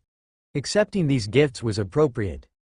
Of course, both the campaign against the Nest of Filth and the support for Shilling Town were actually for his own benefit. He knew what Mayor Kui Long wanted. During critical moments, the mayor hoped to summon powerful reinforcements. This was something Kui Long might not have spoken of, but Mu Yuan would do it anyway. Moreover, the materials, in the hands of other lords, could only exert medium value, but in his own hands, in Duo Lai's mouth, they could be converted into revered powers, staying by his side forever. Had these not been gifts from Mayor Kui, it would have been difficult and time-consuming for him to acquire so many high-order ingredients. Epic ingredients, surpassing rare commodities, were also highly unlikely to be available for purchase in the short term. Mayor Kui lingered in Shilling Town for half a day before leaving with a smile. The legendary Tianyuan territory was right near his own domain. What kind of chosen fortune was this? With such an emerging powerhouse nearby, would he, Kui Long, ever lack achievements? He was set to become the most dazzling rising star among the official lords. Once the integration with Langsing concludes, I can proceed to upgrade Shilling Town to Shilling City. Not long after Mayor Kui departed, Lord Zhou Yi also took his leave. After all, he was a lord, and his territory was still eagerly developing. It wasn't suitable to remain outside for too long. Otherwise, he would have had to find another way to strengthen relations with Lord Mu. Before his visit, he had thought of revising the proposal for a small regional alliance. Of course, this time, he planned to offer the position of the alliance leader to Lord Mu. Unfortunately, from the few probing sentences he tried, Lord Mu had no intention of forming an alliance, even if he himself were to become its leader. After all, he's a man whom Mayor Kui holds in high regard. His stature is too lofty, he thought. No matter how you look at it, having a strong territory nearby is far more of a benefit than a disadvantage. What really piques one's curiosity is just how strong the generals under Lord Mu's command are. Lord Zhou Yi mused to himself. Today, as he visited the territory and passed by a training field self-built by the locals, he witnessed the power displayed by General Luo Bo, which was at least 2 notches above the strongest general in his own domain. Then what about General Lu Lu, whom even General Luo Bo greatly respects? He is probably a third-order warlord-level powerhouse. Once we get more familiar, I must find an opportunity for my generals to spar with the likes of strong individuals such as Luo Bo and General Lu. It would also help my own generals to improve, he thought, glancing at his 2 moderately intelligent generals beside him. As soon as the visitor left, Duo Lai couldn't wait to rub its little hands together. Wow! All these ingredients are fabulous. It turned to Mu Yuan. Hey, how about we have a culinary feast tonight? Duo Lai always thought of the others, never considering enjoying these goods alone. Of course, while the other generals would mainly sample the dishes, Duo Lai's intention was to absorb all of the ingredients to build another Tower of Ascension upon its own peak of evolutionary stage. Devouring this super talent would not only help General Duo Lai reach the pinnacle of perfection more rapidly but would also continue to extend its maximum limit. Like reaping what you sow, devouring is theoretically a talent without limits, a bug-level gift. Of course, since Duo Lai is already at Epic 2 Stars Life, devouring excellence-grade ingredients will only offer slight increases to its limit. It won't be significant, but devouring epic ingredients would greatly increase the limit, extensively excavate potential, and even awaken some more advanced talents and skills. Such epic material, which might uncover only 10 to 20% of its value in others' hands, would not go to waste even by 1% if eaten by Duo Lai. But before Duo Lai devoured it, the carcass of the extreme cold crystal beast had other uses. To the northwest of Tianyuan territory, Mu Yuan and Duo Lai stepped into this place. As soon as they crossed the boundary of white ground, it was as if they entered the power of winter. Snowflakes fluttered, and the bitter cold cut to the bone, with the whole world appearing snow-white except for a few colored specks here and there. A blue shadow arrived leisurely. "Good day, respected lord." An ethereal voice sounded from a slender and delicate dragon's shadow. It's the water mirror dragon, Difu. Looking back, it once possessed the innate pride of the giant dragon kind, but now it could only say, "Ah, praise the Lord is the greatest." It had witnessed the process of Uda, the dragon power strongman from next door, getting thrashed by Sario to thrashing Sario. It is said that nowadays, Uda is among the few strongest in the entire territory. All of this, of course, is thanks to the Lord's great force. Of course, no matter how powerful Uda became, it remained but a brutish thug, whereas if it were to evolve, it would surely become more beautiful and elegant. Mu Yuan stroked the scales of the water mirror dragon. The scales shimmered in the sunlight, just like the blue dragon, which was full of zeal at the moment. The water mirror dragon hadn't taken part in many battles, but that didn't mean its contribution was low. There are many places in Tianyuan territory where one can shine and contribute. For example, half a month ago, it helped Isloa develop a large-scale magic suited to Tianyuan territory. 1000 Prism Large Reflection. This technique replaced the previously fixed defensive large-scale magic in the magic furnace. Later on, Isloa used this as a foundation to develop some city defense components. The latter is still not quite mature, and Isloa and Difu are researching it. Diffuse skills and talents are mostly in spell defense. In certain strategic uses, she is unique. It's a pity that she is just a dragon, however, it's not entirely without a solution. As Lord Shepherd has a shallow understanding of Evo power but has vaguely found out that Evo power evolves with the advancement of oneself and the territory. Now, it's been a long time since the last evolution of Evo power. The next evolution is probably not far off. Moving forward, snowgirls can be seen shuttling between the ice and snow, tending to precious materials specially grown in the icy environment. In the distance where the snow is even more ferocious, some snowgirls seem to be engaged in heated construction work. Building fortresses of snow. At the end of the Ice Spirit Coldpool region, next to the towering city walls, stand two magnificent and tall white fortresses. If a warlord at the legendary realm were present, they would notice that the roots of heaven and earth and the elemental particles are converging on these two fortresses like a waterflow from all directions. The fortresses of snow are being built up bit by bit and strengthened little by little. Because these fortresses are not ordinary buildings, nor are they miracle buildings, but skills. As the surge of the particles of heaven and earth comes to a halt, the gates of the two large fortresses open and women in plain white dresses, surrounded by snowflakes, emerge from within the castles. Their complexions are very white, not pale, but more like the white of a dead person. After all, they are not human. They are elemental beings, born through the evolution and transformation of ice spirits, epic elemental life. Qing Shuang, Han Shuang. Rank: Lord of Frost, Epic 1 star. Talents: Power of Winter, Ice Cold Heart, level 3rd order 1st level. Skills: Ice Spikes, Ice Storm, Cold Tide Funeral, Ice and Snow World, Snow Country Fortress. Artistic conception. Initial stage, both of them ascended to epic life only recently and, after ascending, made a breakthrough to the 3rd order warlord level. Around the officers they are not very outstanding, with about the same standard as Bone 2 and Bone 3. Of course, these two Lords of Frost have less experience, and it's not impossible for them in the future to reach the levels of 17 and Lulu. They are the designated commanders of the 4th Main Force, the Ice and Snow Army. This army is not yet useful, and the same goes for Qing Shuang and Han Shuang, but only by carefully nurturing them can they one day become one of the pillars of Tianyuan territory. Qing Shuang and Han Shuang aren't particularly special, but their awakened epic skills are very interesting to Mu Yuan. Snow Country Fortress, Epic Skill. Description: With the authority of the Lord of Frost, harness the power of ice and snow to build an unyielding eternal fortress.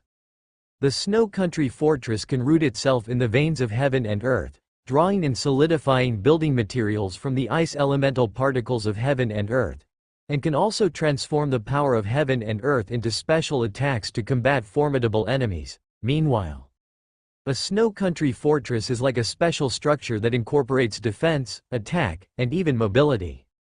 And it has the potential to grow. This is a management skill, but unlike the Wraith Sacred Mountain. Essentially, the Skeleton Lord still focuses on enlarging the Deathremain's territory, then channeling the territorial power back into oneself to strengthen oneself, or using the entire territory's projection to suppress enemies. The emphasis on the Snow Country Fortress is on external construction.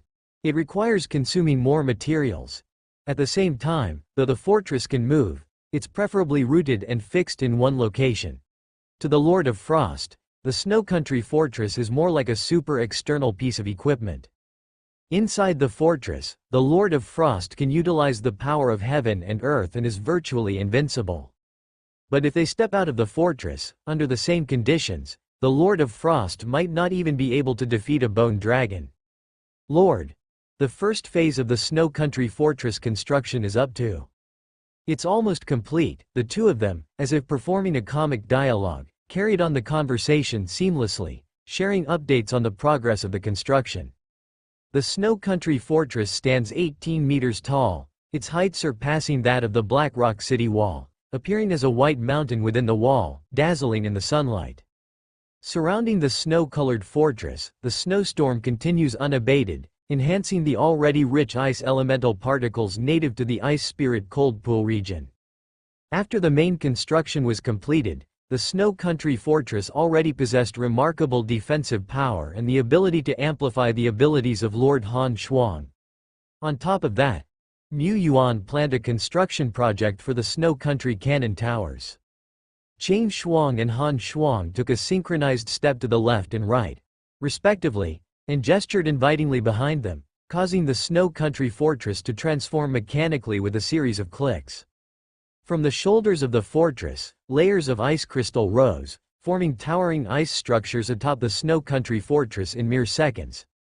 The tips of these towers gathered endless streams of cold, solidifying into ice spears and ice blades, raining down on the lands outside the city like droplets. In the blink of an eye, the ground outside was covered in white frost, seemingly entering a winter realm like that within the city walls. Ice blades pierced the earth, cleaving slashes several to tens of meters long.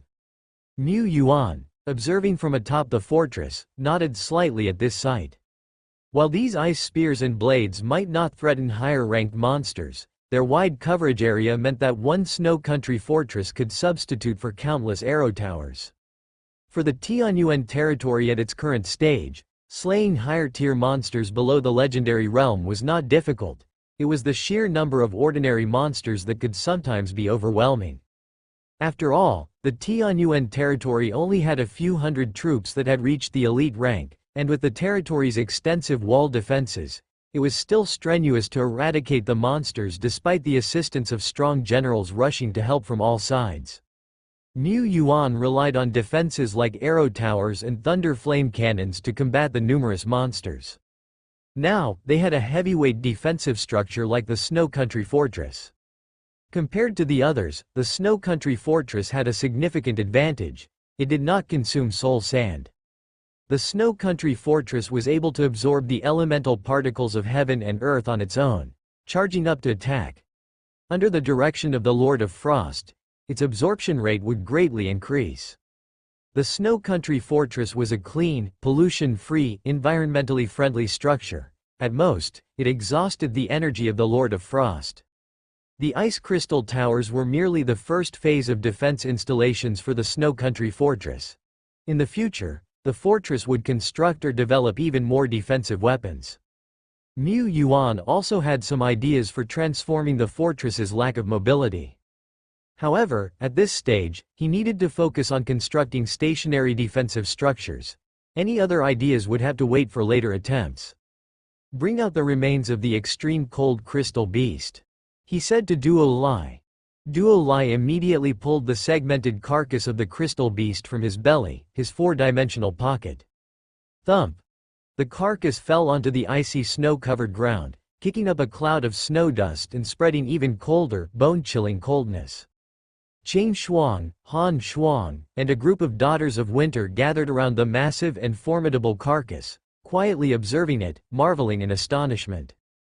Soon, the two elemental creature lords, Qing Shuang and Han Shuang, began to harvest the extreme cold from the carcass of the extreme cold crystal beast. Construction and upgrades of the Snow Country Fortress required various materials, which weren't limited to physical substances. In fact, various types of cold air were what the Lord of Frost needed the most. The Lord of Frost could use these chills to effectively enhance the power of the Snow Country Fortress. Under their direction, the Snow Country Fortress hummed into operation, with the visible cold air streaming up like rivers, floating into the majestic ice fortress.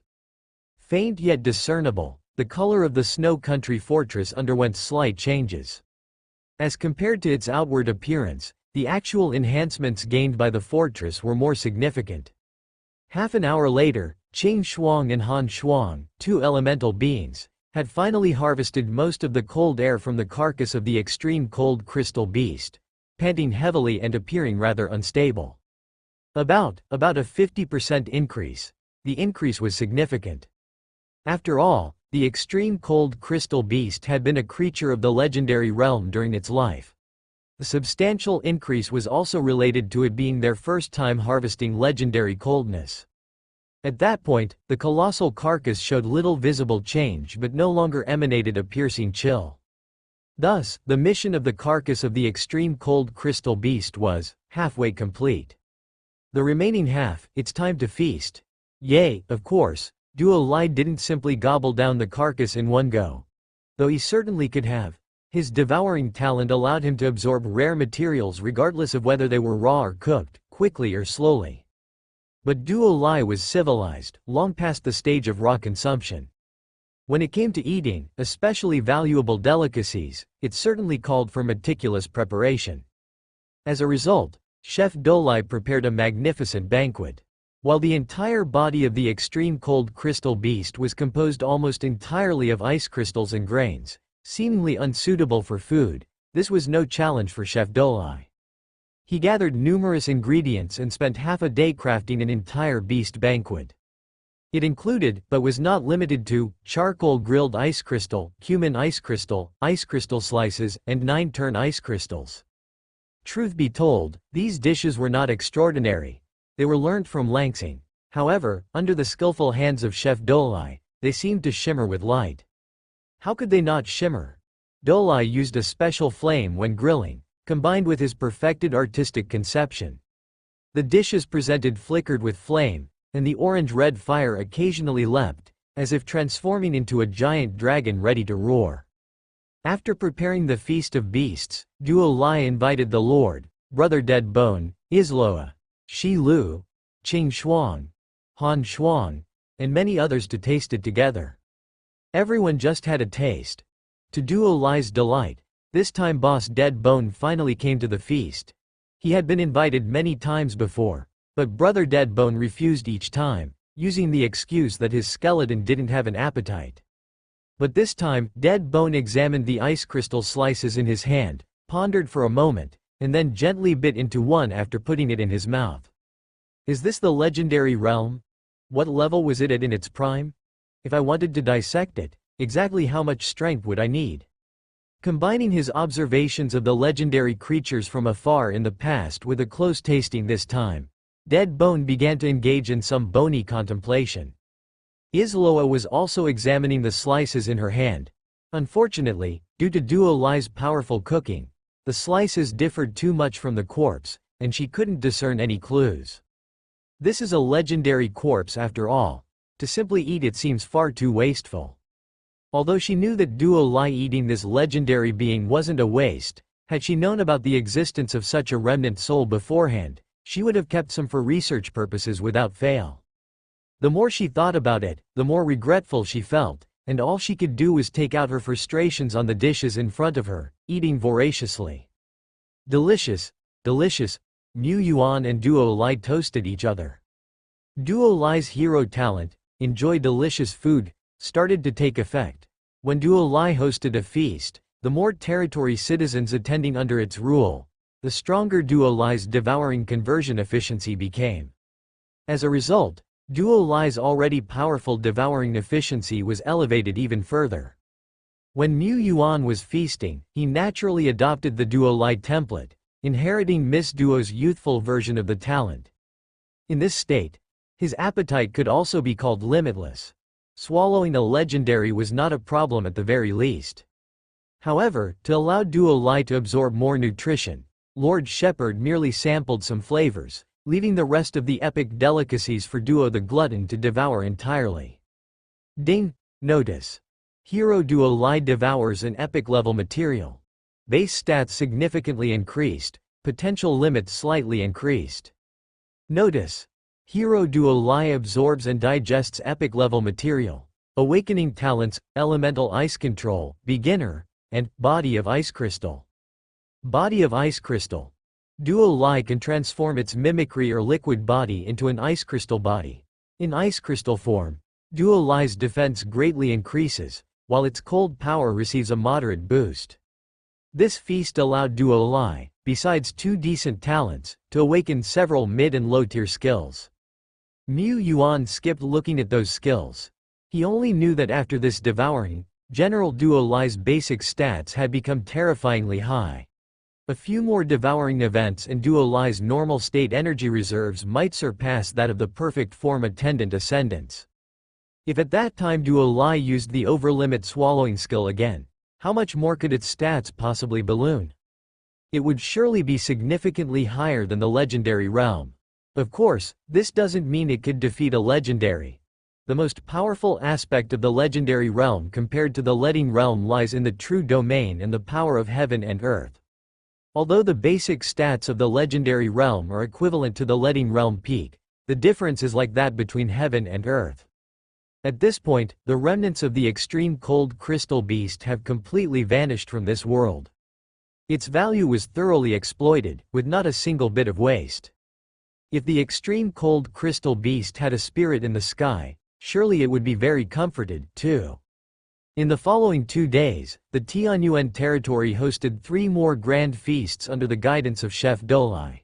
Everyone enjoyed themselves tremendously and expressed intentions to come again. Duo Lai was a few small steps closer to the peak of the leading realm. During this period, Langxing grew even more turbulent, and the border areas of the Tai-Zan alliance witnessed numerous high-level conflicts. Many foreign powerhouses, lured by the scent of treasures, entered the Tai-Zan domain repeatedly and came into conflict with the local lords of Tai-Zan. In the most severe incident, 2 outlying territories were obliterated by a foreign lord. Although, later on, this lord was caught up with by high-level players from the Tai-Zan Lianji and turned to ash on the spot, it couldn't make up for the fallen outskirts.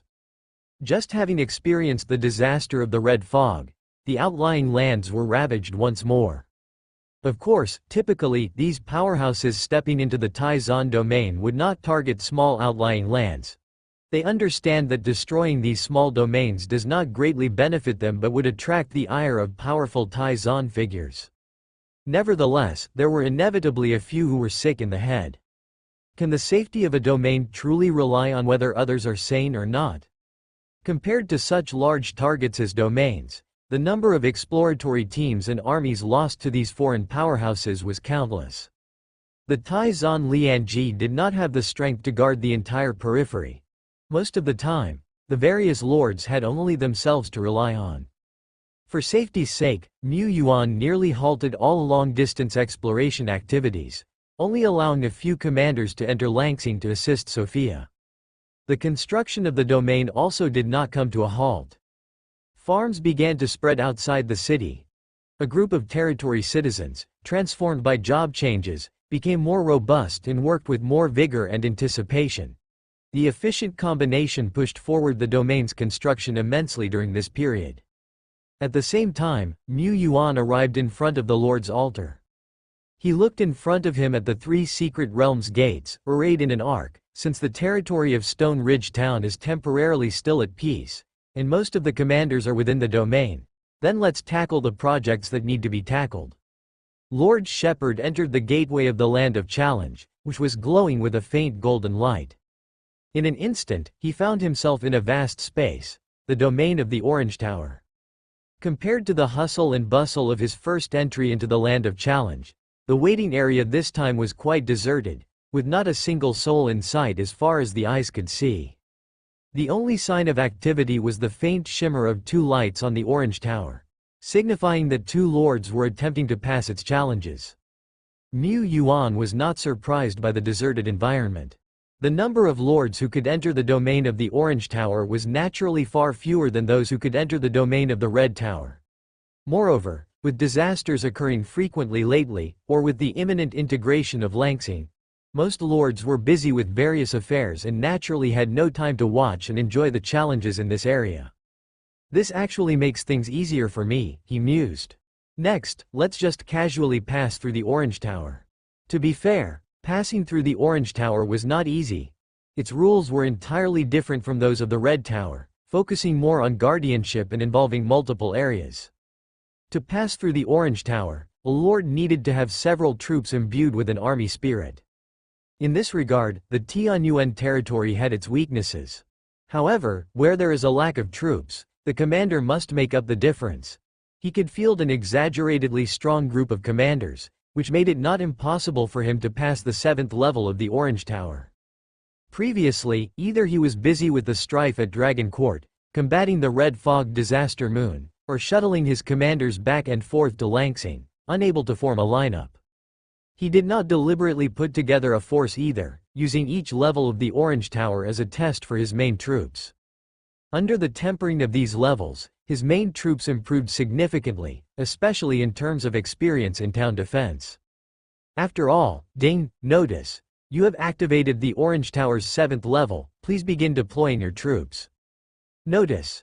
You may deploy a total of 3,000 units of combat power for this challenge. But in actuality, the Tianyuan territory did not even have 3,000 main combat troops. There were only a few hundred elite-level troops. Adding up all the professional-level troops, there still weren't 3,000. The majority of those were not part of an army soul corps, and in a battle of this scale, they would only play a minor role. That was one of the reasons he felt it wouldn't be easy to pass. After all, the more troops a challenger could deploy, the stronger the guardians of the levels would be. As his thoughts raced, the fog that shrouded the land before his eyes dissipated as if it had been swept away by great hands, revealing 3 towns standing on the vast land beneath the dense fog. The 3 towns were very far apart, with mountains and rivers separating them, effectively cutting off any possibility of mutual support between the towns. The challenge of the Orange Tower was to defend the towns. If the towns were breached, or if the number of civilian casualties exceeded a limit, defeat would be declared. This meant that a lord had to distribute troops relatively evenly among the towns. The Orange Tower tested whether the combat power of a lord's troops was balanced. Even if a lord had troops led by a legendary realm strongman, it would not be possible to pass through the Orange Tower if their forces were not strong enough. After all, a legendary realm being could not defend 3 towns at once, unless capable of cloning oneself. Mu Yuan did not have any legends under his command, but coincidentally, he had a good number of invincible fighters at the peak strongman level of the ordinary realm. Ding! Notice. You have completed the deployment of your troops. The challenge of the Orange Tower's 7th level officially begins now. On the vast land, figures began to appear on the walls of the 3 towns, one after another. Inside the first town were the undead, their soul flames flickering faintly. The skeleton morticians raised their bone swords and roared silently. Inside the second town were the human race's troops with the most extensive experience in defending towns. The god archers quickly found their vantage points and gazed into the distance. Outside the third town, the figures of treemen appeared. On the walls, ice elementals like Han Shuang and Qing Shuang stepped forward, ready to serve as the ranged combat force stationed there. Above the azure sky, facing Lord Mu, who existed in the form of consciousness, an old general with white hair and beard also emerged from the void. Above the vast azure sky, within the emptiness, 2 figures existed purely as consciousness, facing each other from a distance. Opposite, the old general had white hair and beard, yet his face bore not a single wrinkle, his entire figure tall and straight. Holding a long halberd and clad in silver armor, his cape flapped in the wind, a picture of awe-inspiring might.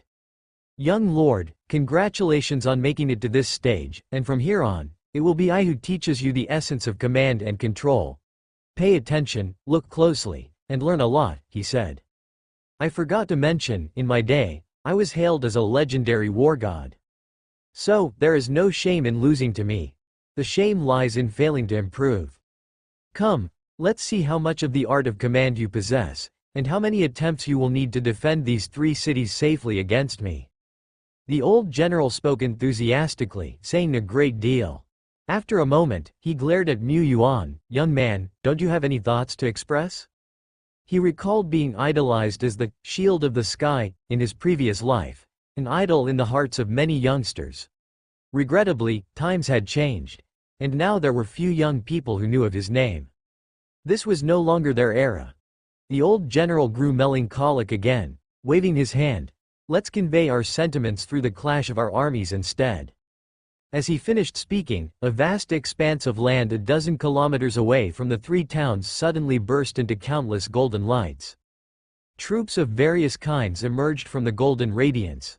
Goblins, gargoyles, giant scorpions, man-niu, and jackal men, among others. Catching sight of the troops under his command, the old general sighed once more, then cast aside all his melancholy and distractions, focusing with seriousness. Under his direction, battalion after battalion pushed forward, overcoming all obstacles in their path.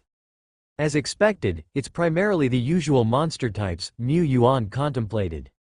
Similar to a monster tide, the enemy before him also overwhelmed the defenders in numbers. The enemy numbered in the tens of thousands, and among them were many elite peak forces, a substantial number of third-order warlords, and a 4-order peak commander in charge of the troops. Most importantly, compared to a monster tide, the Orange Tower's attackers were more elite and more systematic. They were already hastening through the woods, moving with great speed while maintaining formations that hinted at concealed lethality. Mu Yuan had a premonition.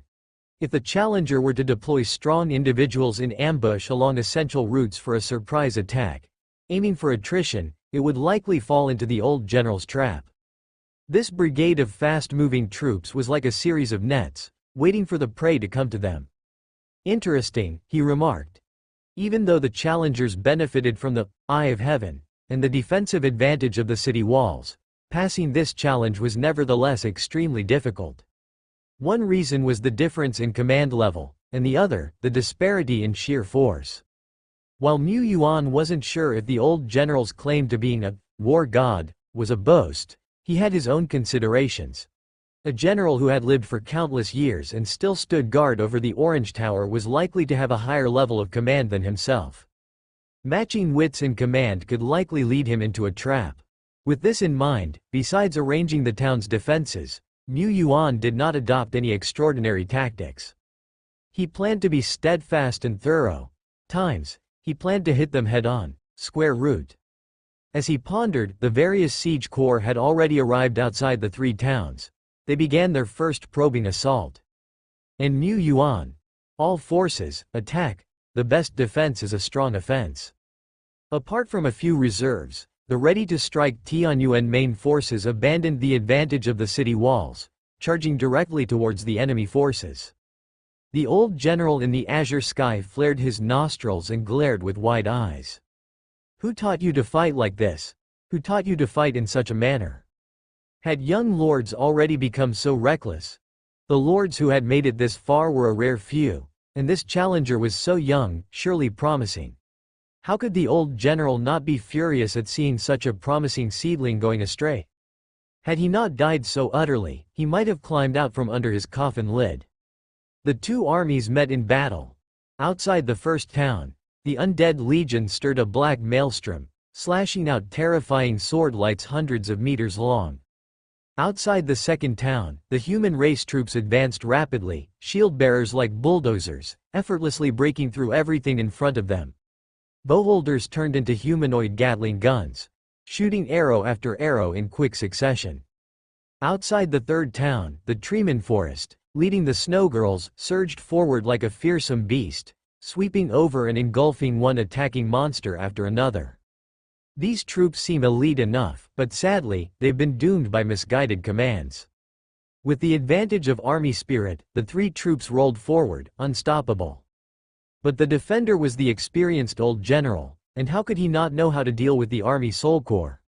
On the surface, the three corps were slaughtering mightily, but any experienced commander could tell that the three corps were already trapped. They had fallen into a position that was difficult to advance from or retreat to. The attackers kept their rhythm and continuously dragged on, biting firmly onto the army soul corps while spreading their positions to ensure that the soldiers annihilated under large-scale skills weren't too numerous. Indeed, when the complete troop legion resonated, manifesting the army spirit, they were invincible. But how long could an entire troop resonate the army spirit? Half an hour, at most an hour. And that is with minimal expenditure.